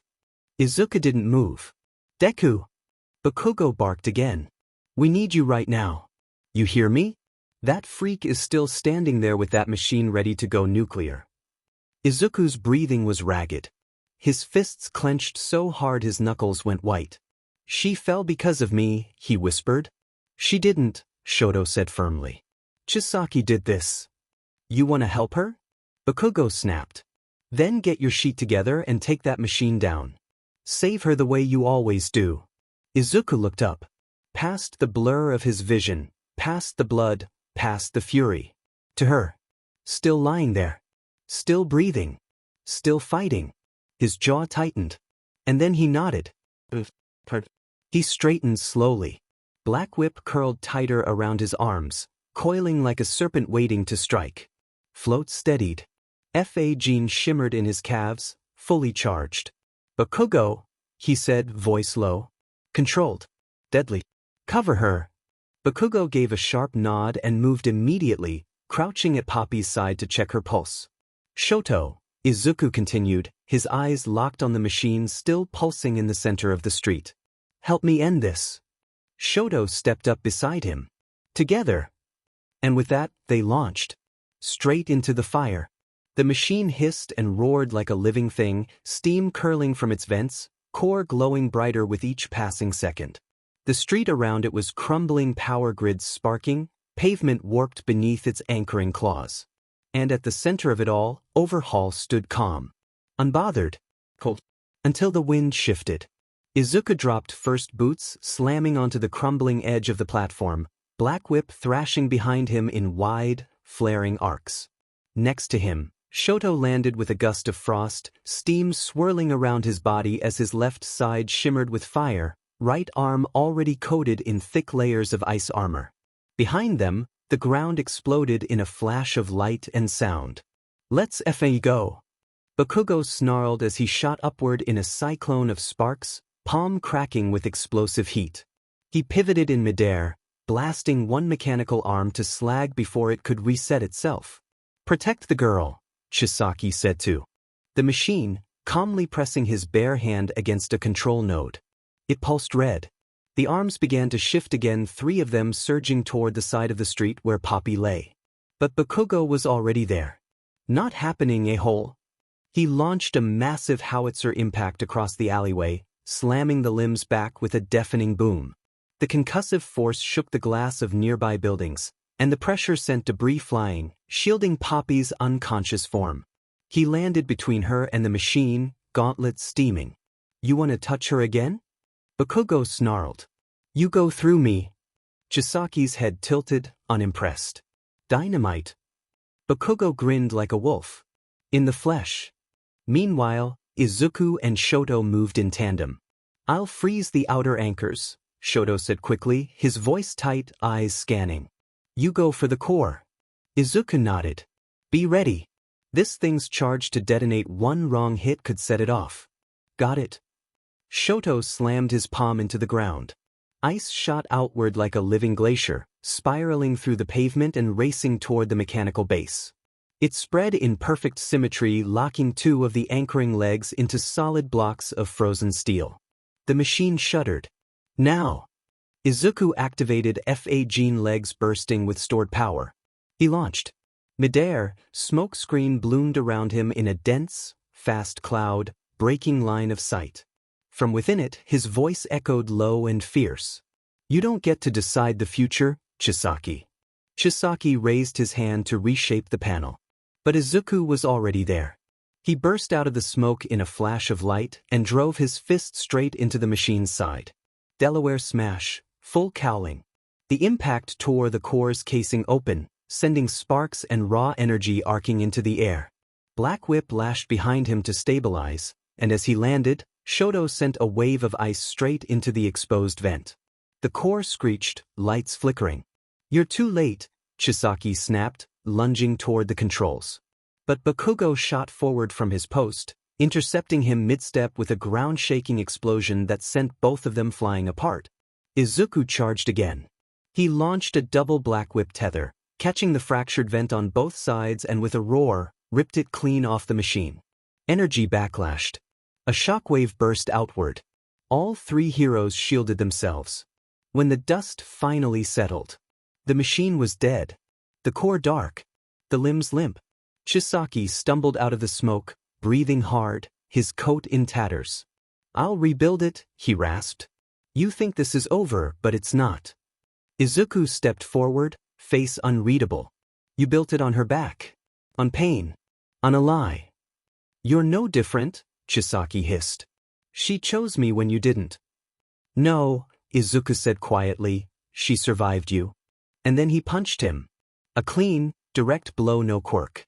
Just his fist. Chisaki dropped like a stone. And the city exhaled. The world came back in fragments. A distant whine. The sharp tang of smoke. Cool air brushing her cheek. And pain. God, the pain. Poppy's whole body ached sharp and deep, like she'd been wrung out and tossed aside. Her ribs throbbed. Her shoulder felt wrong. Her mouth was dry, and something warm and sticky clung to her side. She tried to move, but a quiet groan was all she managed. "Whoa, whoa, easy." That voice. It broke through the fog in an instant. Her lashes fluttered open. Light bled into her vision, fuzzy shapes resolving into a familiar face hovering above her. Green eyes. Messy curls. Freckles smudged with soot. Izuku? His face crumpled with visible relief. He sank to his knees beside her, gloved hands cupping her jaw so gently she barely felt the pressure. "You're okay," he whispered. "You're okay now." She blinked slowly, piecing together the world around her. They were still in the street. What was left of it? Emergency lights flashed in the distance. She could hear voices, paramedics, heroes, maybe even civilians, but it all blurred into the background. All she could see was him. "I fell," she murmured, confused.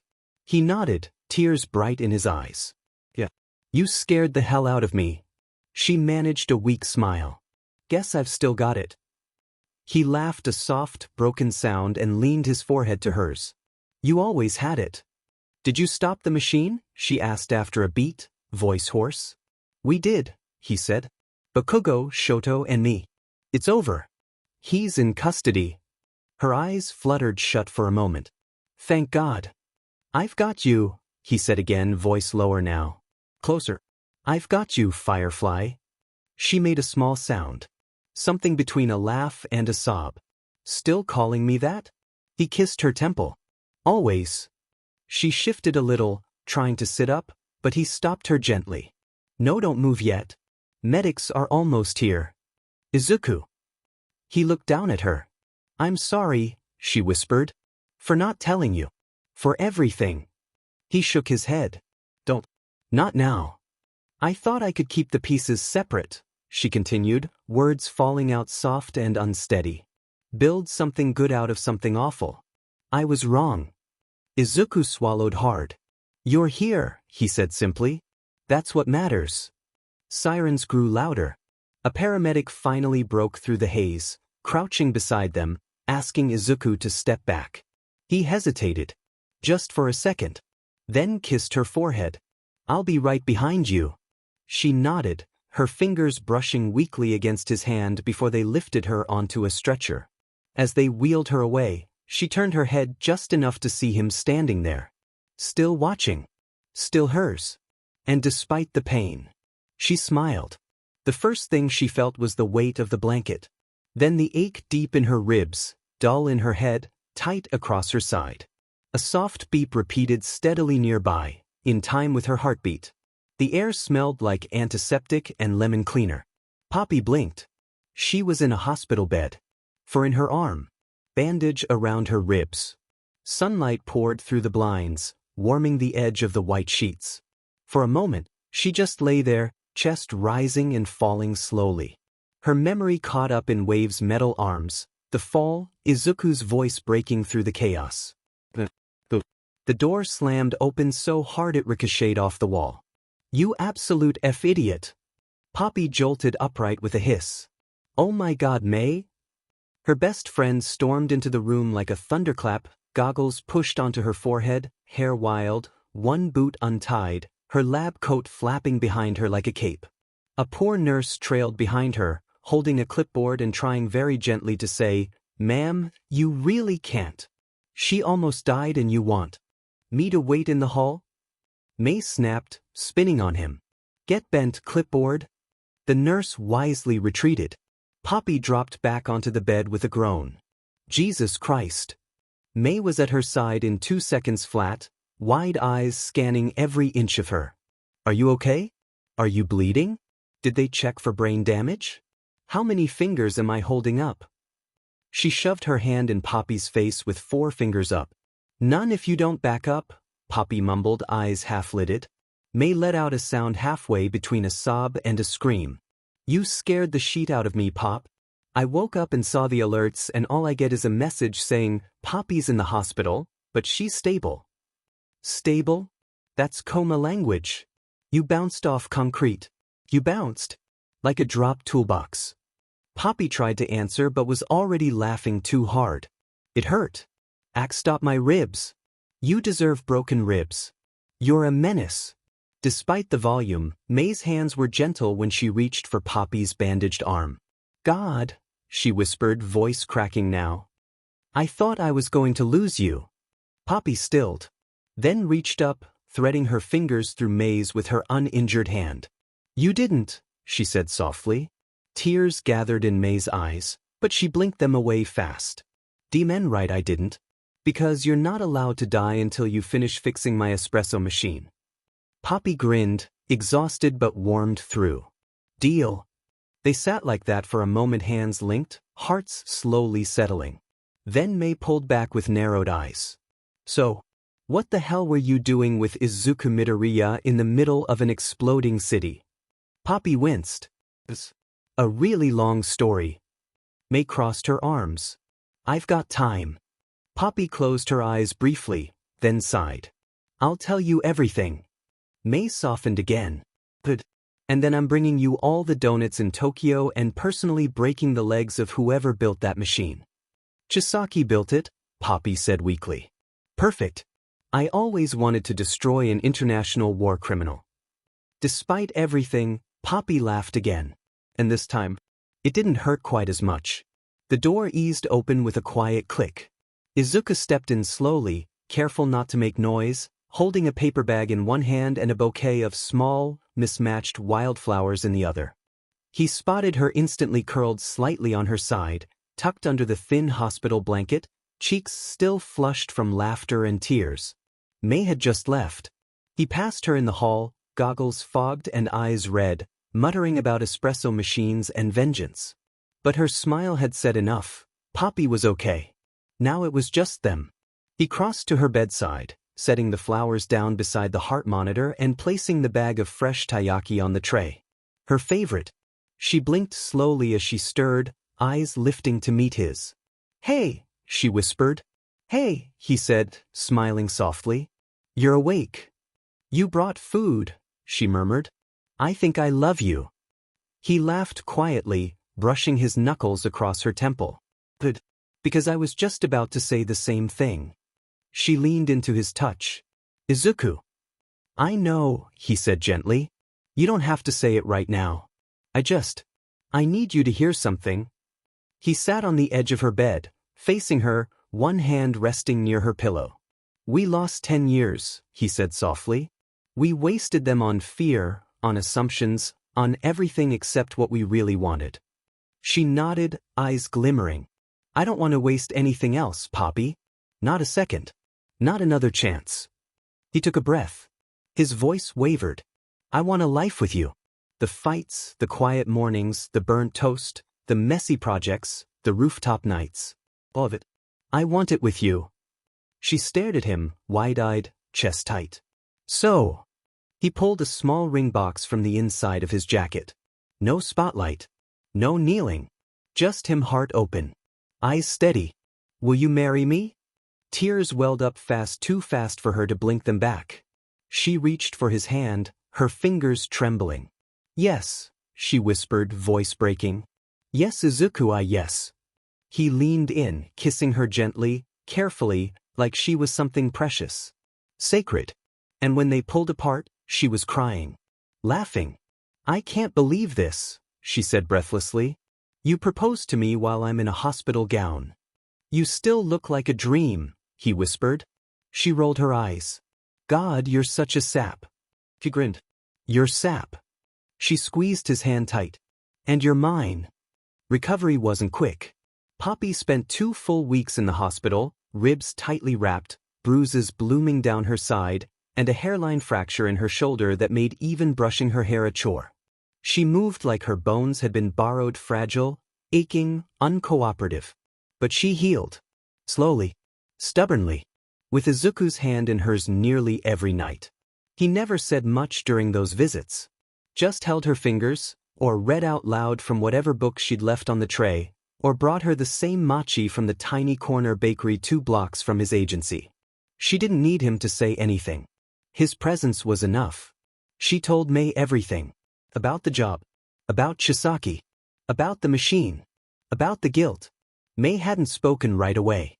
She just listened, eyes serious behind her lenses, one hand over her belly. When Poppy finally finished, voice cracked and tired, May exhaled and leaned back in her chair. "Well," she said, "that explains a lot." Then she reached out and grabbed her hand. "But it doesn't change the fact that you're my best friend. You were trying to survive. You fought your way back." Poppy blinked through grateful tears. I don't deserve you. Demon right you don't, May said. But lucky for you, I'm benevolent. Poppy laughed so hard she wheezed. That was also the same visit where May casually dropped, "Oh, and the baby? It's a boy." Poppy nearly screamed. "Are you kidding me?" May grinned. Little gearhead in the making. May! She flung a pillow at her, only to wince as her ribs protested. Everything hurt. But everything also felt right again.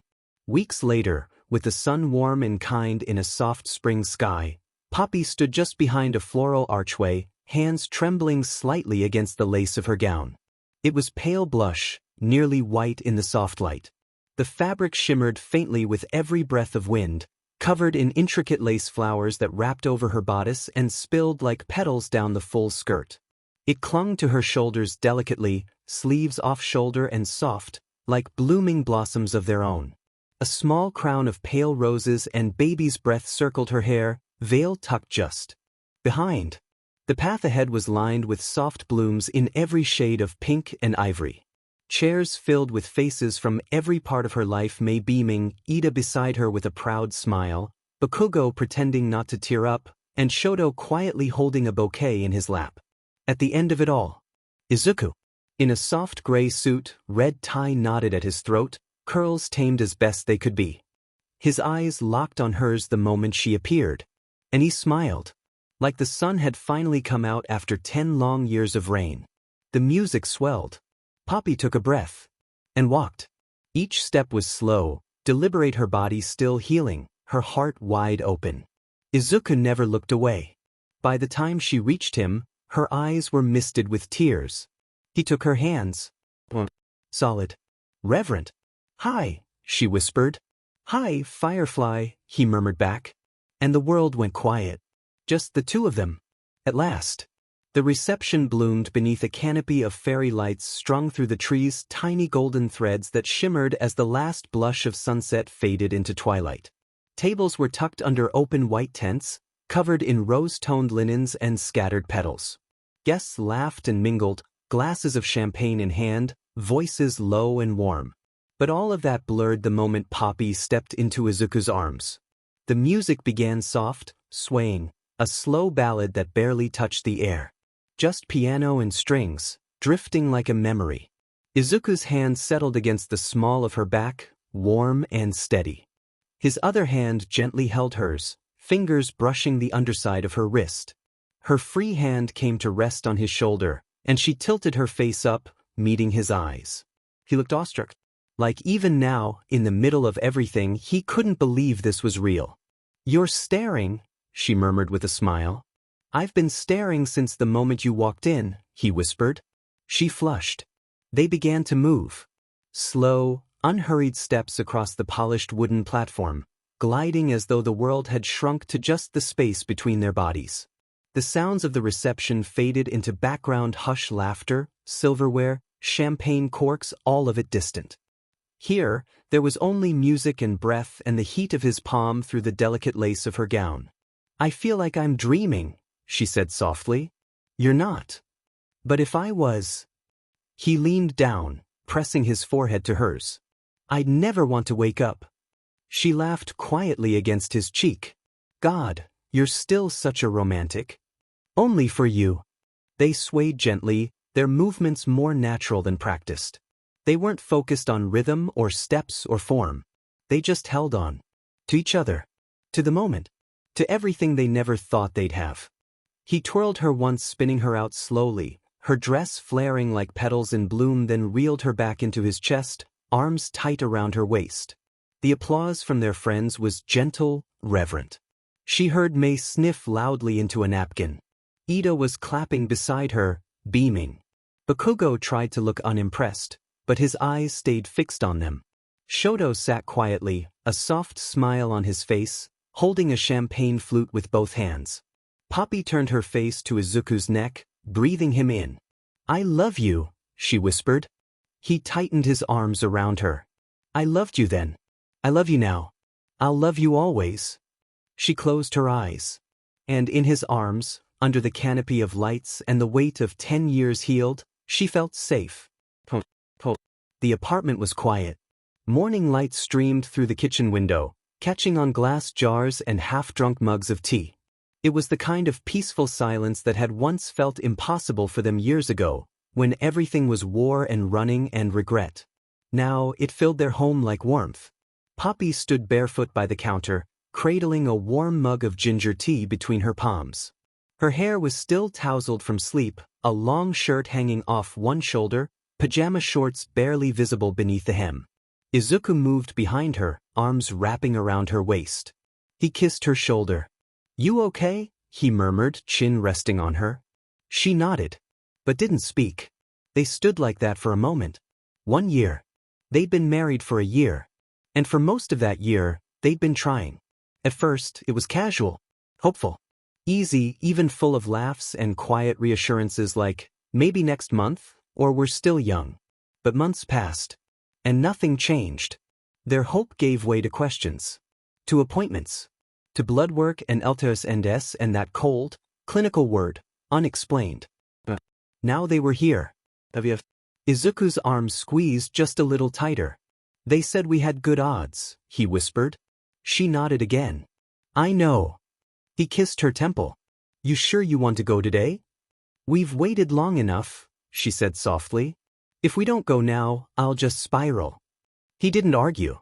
She turned in his arms, looking up at him. The freckles across his nose were dusted with sunlight. His green eyes were soft but shadowed. "You still okay with all this?" she asked. "What?" "The shots. The schedule. The money. Me turning into a hormonal maniac." Izuku smiled. "I'll give you every shot myself if you want. I'll cook every weird craving, even if it's pickles and peanut butter. And I'll never complain about the money because I'm not trying to build a bank account. I'm trying to build a life. With you." Her throat tightened. She set the mug down and wrapped her arms around his middle. "I love you. I love you more." They held each other for a long time, the quiet wrapping around them again. Later that afternoon, they sat side by side in the clinic, hands clasped, knees touching while a nurse explained the schedule, the medications, the hormones. They listened, nodded, signed forms. Poppy was calm on the outside. But inside, everything trembled. Not out of fear. Out of hope. Hope that this time this year things would finally take root. And grow. The first injection happened at home. The little box of vials and pre-filled syringes sat in their fridge for 2 days before Poppy touched it. Izuku had rearranged an entire shelf so it could rest there like something sacred, clear space. Labeled bag, post-it notes in his handwriting. "You've got this, Firefly." She hated how clinical it looked. Precise. Sterile. She hated that something as soft as hope could be reduced to hormones in a capped tube. The night of the first shot, she sat on the edge of their bed, shirt pulled up, skin bare where the needle had to go. Izuku knelt in front of her. His hands were steady. Hers weren't. "You sure?" he asked, thumb brushing her hip gently. She nodded. "Do it quick before I freak out." He kissed her knuckles once, then uncapped the syringe. The pinch was sharp but fast. It was over in seconds. She didn't cry. Not from pain. But afterward she leaned into him, arms around his neck, and whispered, "That's one down." He held her tighter. Each day brought more. Hormones that made her nauseous. Emotional. Exhausted. Some days she woke up crying for no reason. Other days, she snapped over dropped silverware or a commercial about paper towels. Izuku never flinched. Never snapped back. He just rubbed her back, brought her a heating pad, or offered to rewatch the same animated movie they'd watched 3 times that week. He was her anchor. Through the scans. Through the blood draws. Through the endless waiting. He was there every morning she injected herself. He was there when she screamed into her pillow the night the bloating got so bad she couldn't button her pants. And when they finally made it to the retrieval appointment, white walls, surgical masks, quiet nurses, he kissed her forehead before they wheeled her away and waited in the cold, too bright room until they brought her back. "You okay?" he asked softly when she blinked awake. She gave him a tired thumbs up. "Drunk on anesthesia." He laughed, quiet, gentle. "They got 9 eggs." She blinked again. 9. 9. Tears welled up before she could stop them. "That's a good number." It's a great number. They made it through fertilization. Through the lab updates that sounded more like code than life. 5 embryos developing well. 2 are excellent quality. When transfer day arrived, Poppy lay back in a white gown, stomach full of water, heart full of prayers she didn't even know how to speak. Izuku held her hand the whole time. He watched the screen as the tiniest spark of possibility their child was placed into her womb. It looked like a flicker of light on a stormy sea. And in that moment, everything felt still. Sacred. Later, at home, she lay in bed with his hand on her belly. Neither of them spoke. They just watched the ceiling and imagined. A heartbeat. A cry. Tiny fingers wrapped around his. She fell asleep like that, his palm resting over the fragile hope blooming inside her. The days that followed felt like a lifetime. The 2-week wait was worse than every injection, every scan, every blood draw. It was quiet. Too quiet. There were no numbers. No progress reports. Waiting.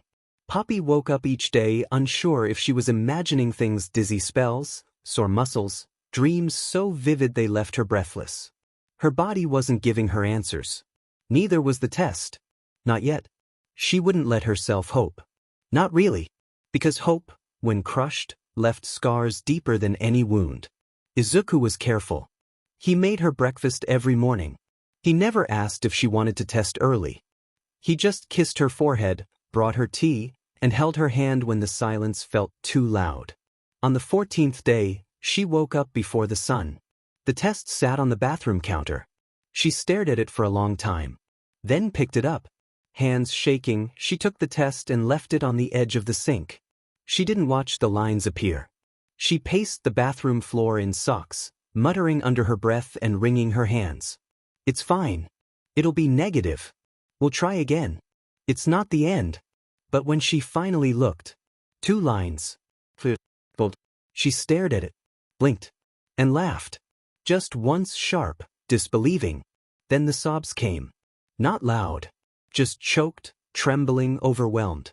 She slid down the bathroom wall, the test clutched in her hand like a lifeline, and tried to breathe through the storm of emotion breaking inside her.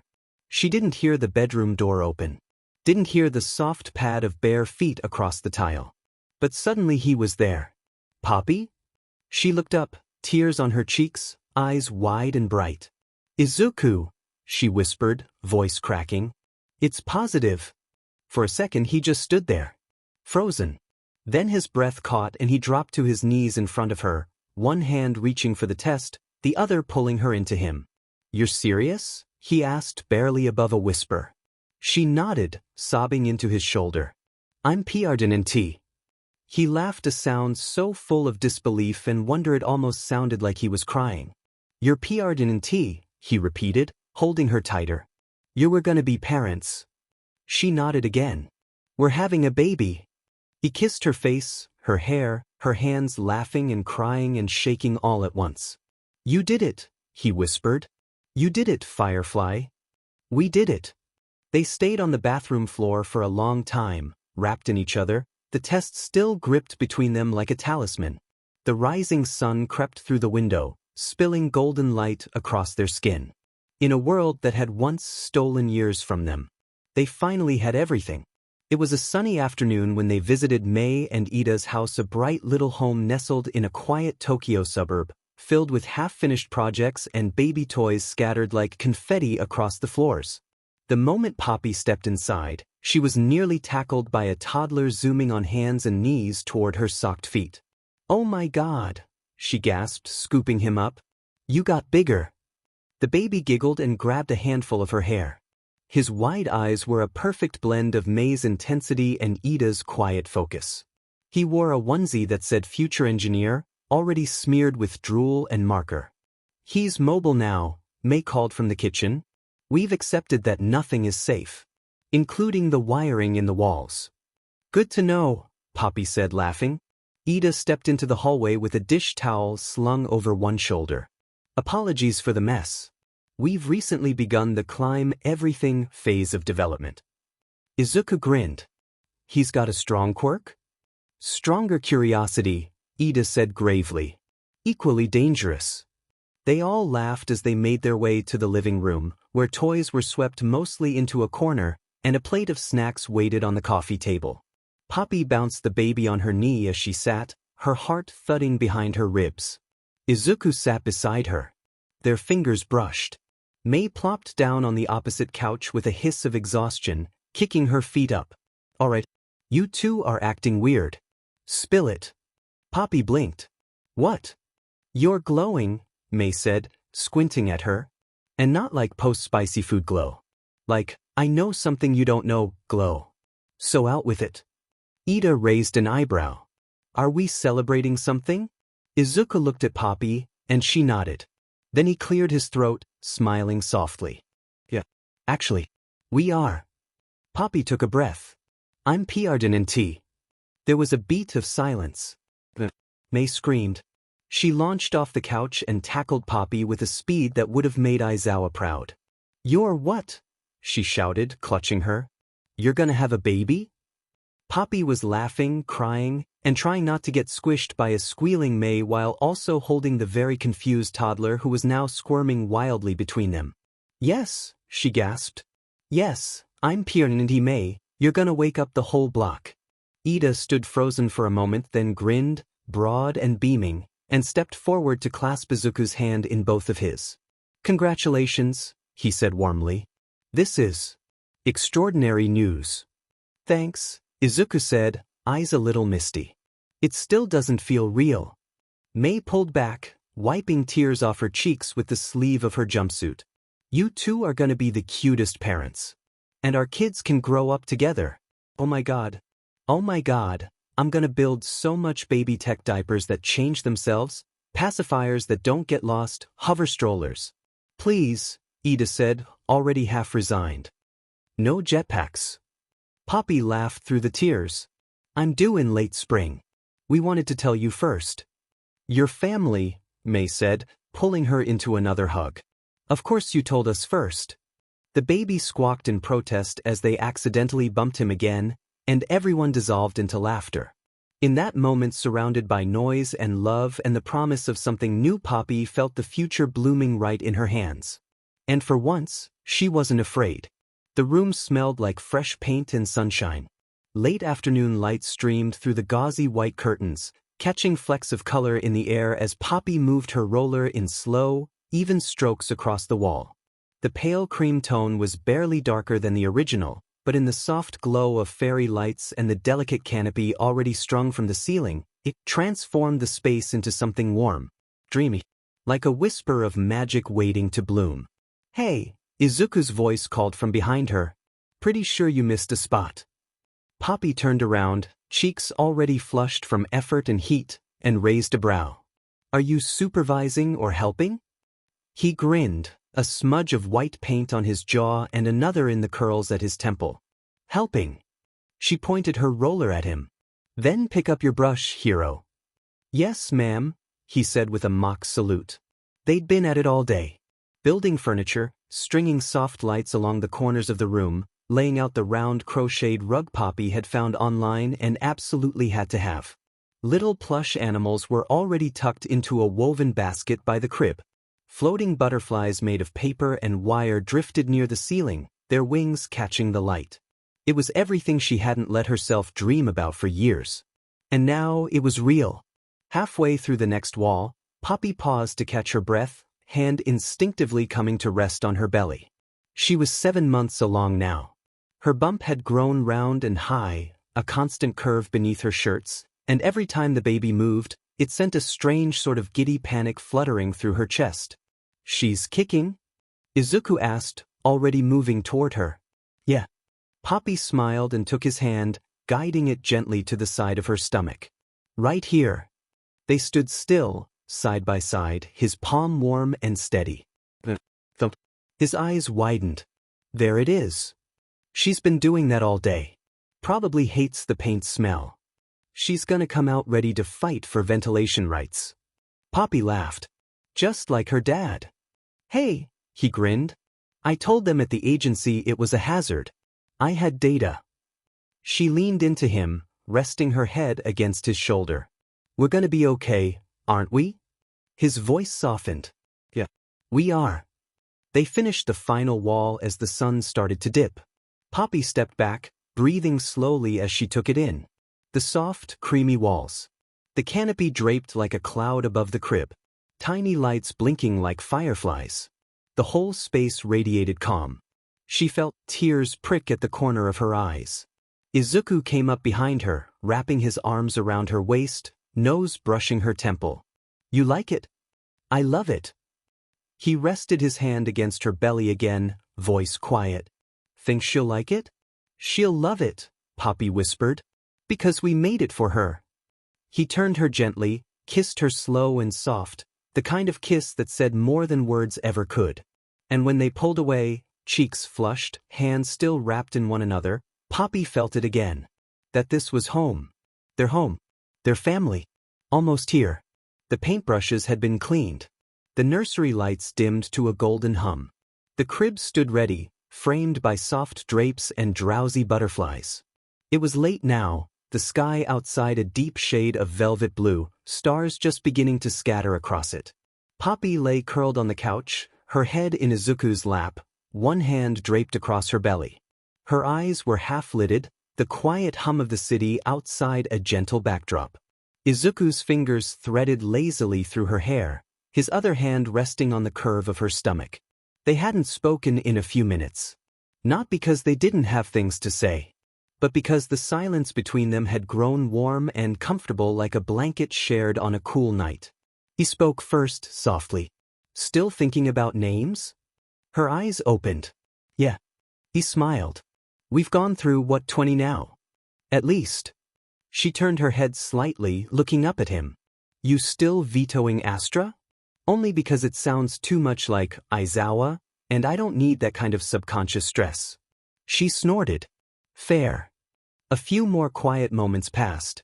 Then Poppy said it, almost like it had just fallen out of her chest. Ophelia. Izuku's fingers paused in her hair. I think I like that name, she murmured, voice soft and far away. It's gentle, dreamy. There's something really beautiful and sad about it, but also hopeful. Like someone who survives things. Who loves deeply. Izuku looked down at her, eyes searching hers. Ophelia, he repeated. She nodded. She's already got a little of that in her. Don't you? His hand lifted to rest fully on her stomach. The baby shifted beneath his palm. She's already strong, he whispered.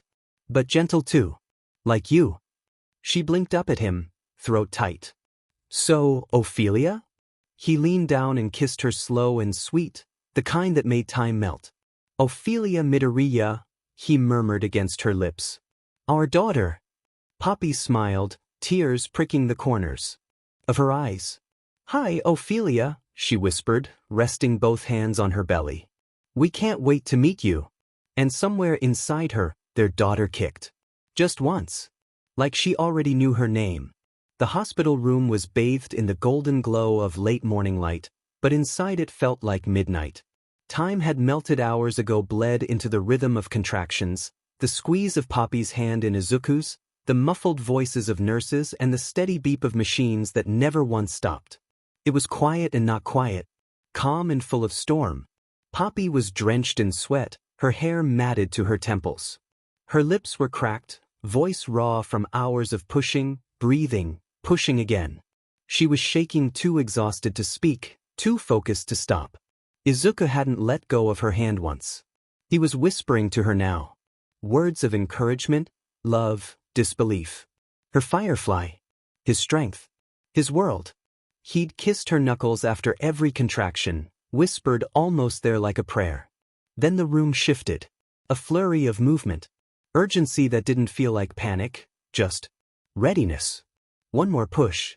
A cry broke through the air. A real, sharp, bright sound that cracked the world open. Their daughter's cry. Poppy sobbed before she even saw her. Izuku had gone still beside her, mouth slightly open, tears essing his cheeks silently. And then, a nurse was placing a tiny, wriggling form onto Poppy's bare chest. Still slick with birth. Still pink and furious. But perfect.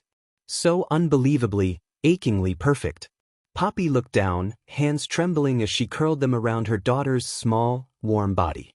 Her skin was soft like rose petals, her hair already thick and curling slightly damp with sweat and something golden underneath. Her face was round, cheeks flushed, lips full and already quivering with little hiccups of sound. Then she opened her eyes. And they were green. A bright, luminous green just like Izuku's. Poppy gasped, heart clenching so hard it felt like she might burst open with it. "Oh my God," she whispered. "Hi. Hi, baby." "Hi, Oilia." Izuku leaned in, hand trembling as he touched the back of their daughter's tiny head. "She's real," he choked. "She's here. She's ours," Poppy whispered, tears streaming freely. Oilia hiccuped again, and Izuku laughed, breaking completely, sobbing now with his forehead pressed to Poppy's temple and one hand cradling both of them. "She has your freckles," he said between breaths. "And your hair. But those eyes." "She looks like both of us," Poppy whispered. "Exactly like she should." They held her like the world had stopped. Because for a while it had. No villains. No pain. No past. Just their little girl curled against her mother's chest, eyes fluttering shut, a tiny fist wrapped instinctively around Izuku's pinky finger. "I love you," he murmured into Poppy's hair. "So much."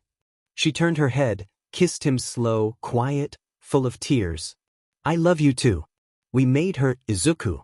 We made this." And as Oilia slept against her, tiny chest rising and falling in sync with her parents' breath, Poppy finally let herself believe. They had survived everything. And now, something new had begun. The apartment felt different. Not in the way of rearranged furniture or fresh linens or the faint scent of lavender from the laundry May had dropped off earlier that morning. No, it felt different in the way a room feels after something sacred has happened inside it. Like the air knew. Like the walls were holding their breath. Poppy stepped through the doorway first, swaddled bundle cradled gently against her chest. Izuku followed close behind, one hand on the small of her back, the other balancing the overnight bag, his eyes never once leaving them. It was so quiet. No sirens. No hum of monitors or beeping IVs. No footsteps down a hospital corridor. Just the soft creak of their floorboards and the tiny snuffling breaths of their daughter. "Home," Poppy whispered. Izuku smiled dazed, overwhelmed, glowing in a way he hadn't stopped glowing since the moment they cut the cord. "Welcome home, Oilia." They walked slowly through the apartment, Poppy's body still tender, her steps smaller than usual. Izuku hovered without hovering, ready to catch her at the slightest wobble. Everything had been cleaned, prepared. A bouquet of pastel flowers sat in the kitchen from May, along with a very serious set of laminated baby feeding schedules from Ida. There was a handmade blanket folded neatly on the couch crocheted in warm earth tones, one of Jiro's quiet gifts. Even Bakugo had texted a one-line message that made Izuku choke up when he read it that morning. "Don't screw this up, nerd. You've got someone to protect now." Poppy drifted into the nursery, her feet nearly silent on the rug. The room looked just like it had the week before. The butterflies still floated. The fairy lights still blinked softly. But now the crib wasn't empty. She bent down carefully, brushing her lips to Ophelia's forehead before setting her down into it. The swaddle shifted slightly, but Oilia didn't wake. Her tiny fists were tucked in close. Her mouth opened just enough to exhale the quietest little breath. Izuku stood beside Poppy, arm curling around her waist. They didn't speak for a long time. They just stood there, watching, breathing. She was so small, so impossibly small. And yet, somehow, she filled the entire room. "I can't believe she's ours," Izuku said softly. Poppy turned her face toward him. "She always was." He kissed her temple, then slid down to the floor beside the crib, back against the wall. Poppy joined him, leaning into his side, her hand finding his. Their fingers laced without effort. "She has your stubbornness," Poppy murmured. Izuku smirked. "She literally just got here." "Yeah. And she was late, dramatic, and refused to sleep unless I was holding her." "Okay, that's me." They sat there for a long time. No phones. No distractions. Just the weight of each other and the tiniest person they'd ever loved sleeping soundly a few feet away. And for once, the world outside didn't feel so loud.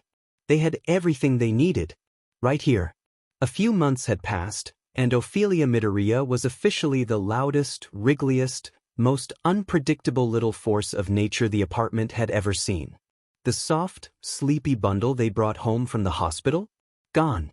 Replaced by a bright-eyed, babbling baby with a mop of unruly green curls, soft golden wisps around her ears, and the roundest hazel green eyes that could melt the resolve of even the most hardened pro-hero. Currently, she was sitting in her bouncer, one sock already missing, arms flailing as she tried to shove both fists into her mouth at once. Poppy stood in the kitchen doorway, hair piled into a messy bun, a faint smear of banana puree on her cheek. She had one slipper on. The other had mysteriously vanished, likely tucked behind the couch by a certain tiny saboteur. Izuku walked into the living room, drying his hands on a towel, just as Oilia let out a very loud, very determined "Duh." He froze. Poppy blinked. Did she just say? "Duh," Oilia repeated, louder this time, bouncing in place like she was announcing her entrance to a fight ring. "Okay," Izuku said, grinning as he dropped the towel. "Okay, no, hold on, that totally counts." Poppy turned to him with an incredulous look. "Counts as what?" "That's just a sound." "It's my sound," he said, chest puffing up. "She's trying to say Deku." "You mean Dad?" Poppy offered. "Nope. That. I know my own name." "Duh." Oilia shrieked again, pleased with herself. Poppy rolled her eyes, but she was smiling too. "Great. First word is your ridiculous hero name. Guess she's on brand." There was a knock at the door before Izuku could respond. Poppy moved to answer, scooping up a pacifier from the floor as she went. When she opened the door, a gust of wind and cologne swept in, followed by two familiar figures. Bakugo was in casual wear hoodie, sweats, and a deep scowl that didn't fool anyone. Shoto stood beside him, hands in his coat pockets, hair dusted lightly with wind. He nodded politely. "We brought food," Shoto said, holding up a large bag from their favorite curry place. Bakugo shoved past him into the apartment. "Where is she?" "In here," Poppy said with a grin, stepping back and waving them in. "Brace yourselves." The two pro-heroes walked into the living room and froze. Oilia stared back at them from her bouncer, then let out a high-pitched squeal, throwing both arms up like she was welcoming a long-lost friend. Bakugo blinked. "She's small." "She's 3 months old," Izuku deadpanned. "She looks like a gremlin." "Katsuki," Poppy hissed. Oilia squealed again, completely unfazed. "She likes you," Shoto said, amused. "Yeah, well, she's got bad taste." "You're literally her godfather," Izuku added. Regrettably. Despite all his huffing, Bakugo stood awkwardly by the edge of the carpet, eyeing the baby with the same sort of cautious awe he might show an active explosive. Oilia locked eyes with him, then grinned wide, gummy and toothless. "Duh." "Oh my God," Poppy groaned, burying her face in her hands. "She's saying it again." Shoto tilted his head. "That's not a bad first word. Could be worse." Bakugo turned to Izuku slowly. "What the F did you teach her?" "Nothing." Izuku insisted, holding up his hands. "She just started doing that yesterday." Oilia, clearly thrilled by the chaos, bounced harder. "Duh. Duh." "Oh no," Poppy said, laughter shaking her shoulders. "It's a chant now." Bakugo looked like he was trying to figure out how fast he could leave without hurting anyone's feelings. Shoto stepped forward instead, kneeling beside the bouncer. He offered Oilia one finger. She latched onto it instantly. "She's strong," he said softly, a faint smile tugging at his lips. "Like both of you." Poppy's heart melted just a little more. "She's going to need it," she whispered. "This world's still rough. But she's got good people around her." "She has you," Shoto said simply. Bakugo grunted. "And me, unfortunately." They spent the rest of the evening eating curry on the couch, passing Oilia around while she babbled nonsense and drooled on everyone's sleeves. Bakugo pretended to hate it. Shoto didn't bother hiding how much he loved it. And Izuku looked at them all like his entire universe had finally come into focus. Later, when the apartment had gone quiet again and Oilia was finally asleep in Izuku's arms, Poppy leaned against the doorway to the nursery and watched them. Her husband. Her daughter. Her peace. And even though there were still shadows in the world, still villains and politics and complications, here, in this tiny room filled with soft light and butterflies, there was nothing but love. And a little girl who said, "Duh," like it meant everything. It happened on a quiet afternoon, one of those golden, sleepy Sundays where the world seemed to hush itself for a while. Poppy was in the kitchen, humming softly under her breath as she rinsed strawberries into a bowl. The windows were open, the breeze warm, and somewhere down the hall, a pop song Oilia loved was playing faintly on repeat. 3-year-old Oilia Midoriya was supposed to be coloring. Supposed to be. Mama Aya. Poppy didn't flinch. She'd learned early that Oilia only used that tone when it was something very important, like a missing crayon or a butterfly she needed to chase. "In the kitchen, baby," she called back. "Okay, I'm gonna show you something." "All right, sweetheart, just don't." But the rest of her sentence never made it out. 'Cause when she turned around, Oilia was in the air. Floating. At least 3 feet off the ground, arms stretched out like airplane wings, curls bouncing around her face, her sundress fluttering gently in the breeze from the window. Poppy's heart stopped. "Izuku!" she screamed instinctively, already running toward their daughter. "She's floating, she's in the air. I'm flying." Oilia squealed, absolutely delighted, little legs kicking like she was swimming through the air. "Look, Mommy. Look." Izuku came skidding into the hallway, socks nearly sending him into a spin as he caught sight of her. Oh wow. He moved toward her slowly, hands raised. "Okay, baby girl, that's amazing, but let's come down gently, okay?" Gently. But Oilia wasn't scared. Not even a little. She was thrilled. "I'm like you, Daddy. I'm like you." Poppy's knees hit the carpet beside her husband, hand clutched over her heart. "Oh my God," she whispered. "It's your quirk." Izuku nodded slowly, tears already gathering in his eyes. Float. It was unmistakable. And not just levitation. This wasn't an accidental stumble off the couch or a moment of tripping midair. She was in control. Her body hovered with strange ease, bobbing slightly as she tilted her arms like wings. Not even scared. Not even straining. "Izuku," Poppy breathed. She's good at it already." "She's a natural," he whispered, voice cracking. Poppy stood slowly, holding her hands out. "Okay, Firefly, come down, sweet girl." Oilia grinned, wobbling a little. "How?" Poppy blinked. "Don't know." "Nope." Izuku chuckled, already crouching beneath her. "It's okay. Daddy's got you."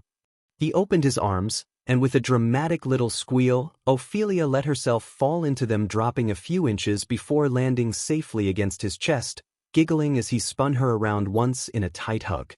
"You did it," he whispered against her hair, kissing the top of her head. "You really did it, baby girl. I'm gonna fly like you," she declared proudly. Poppy dropped to her knees beside them, wrapping both arms around her family, tears finally slipping down her cheeks. "I'm so proud of you," she whispered. "You're amazing, Oilia. So amazing." And as they held her, this bright, laughing girl with curls like her father and fire in her heart, Poppy realized something she hadn't dared to let herself believe before. Her daughter was going to soar. And nothing would ever bring her down. The excitement of the day had finally slowed. The house was dim now, only the soft glow of the nursery lamp painting stars across the ceiling. The curtains swayed gently in the breeze, and the scent of strawberry shampoo clung to the air from bath time. Everything had gone still, save for the little voice whispering between yawns. Again, Oilia said sleepily, already curled up in the middle of the bed. Poppy smiled and tucked the covers tighter around her. "One more page, then sleep." "K," the little girl murmured, thumbs sliding gently across the satin edge of her blanket. Izuku was already sitting on the other side of the bed, legs folded beneath him, the storybook resting on his lap. It was the one she always picked lately, the girl who touched the sky. He cleared his throat gently, soft and low, and turned the page. And when the wind carried her higher, the stars sang her name in golden threads only she could hear. Ophelia's lashes fluttered, long and dark against her cheeks. Poppy leaned in close, hand brushing gently over the curve of her daughter's back. "You're just like her, you know." "Like the girl in the book?" Ophelia asked, her voice barely a whisper. "Exactly like her," Izuku said, looking over at her with a smile. "You touched the sky today. Did the stars hear me too?" "They definitely did," Poppy whispered. "And so did we." Ophelia let out a soft hum and nestled deeper into the blankets, little fists curling close beneath her chin. "Good night, Mommy," she murmured. "Good night, my love." "Good night, Daddy." "Sleep tight, Firefly," Izuku said, bending down to press a kiss to her curls. They both stayed for a long time, watching the rise and fall of her breathing, the soft curve of a smile still lingering on her lips. And when they stood to leave, arms brushing in the low light, Poppy whispered, "She really is going to soar." Izuku nodded, wrapping his arm around her shoulders, eyes still on their daughter. "She already is." The apartment was quiet again. That rare kind of stillness that only came once Ophelia was sound asleep, her tiny chest rising in rhythm, nightlight glowing softly across her sheets, her favorite bear tucked beneath her arm. The world beyond their daughter had finally gone still. Peaceful. And in that gentle hush, Izuku clicked their bedroom door closed. Poppy stood by the window in one of his old shirts, oversized, draped off one shoulder, worn down to a softness that clung just right. Her hair was down, loose waves catching the golden spill of city light filtering through the curtains. He stopped. So every part of her pulled him in warm, glowing home. She turned, lips curved in a sleepy smile. "Hi." "Hi," he echoed, his voice low, already thick with want. He crossed the room in quiet steps, hands finding her waist like muscle memory, thumbs stroking slow circles against her sides. She leaned into him with ease, resting her forehead to his. "It's been a while," she whispered. "Yeah. Think we forgot how to be anything but exhausted?" He chuckled softly against her cheek. "Pretty sure I forgot what sleep is." She slid her hands up his chest, fingers tangling in the curls at the back of his neck. "Then maybe we remember something else tonight." His breath caught. Then she kissed him. Soft at first, like a memory. Like coming home. But there was hunger buried under the tenderness, heat simmering beneath the quiet. Her lips parted for him, tongue brushing his, and he groaned softly into her mouth. He lifted her before she could speak again. Strong arms under her thighs, legs wrapping around his waist. She gasped as her back met the door gently, her body pinned between cool wood and the solid warmth of him. "I missed this," he murmured, kissing the line of her throat, skin gently at her pulse point until she whimpered. She clawed at his hoodie. "Then take it off." Clothes fell away in pieces. Her shirt. His hoodie. The hush of cotton. The brush of skin against skin. She pulled him down onto the bed with her, their bodies sinking into the mattress like gravity had been waiting. He kissed her slowly, deeply, every press of his mouth speaking things he didn't know how to say.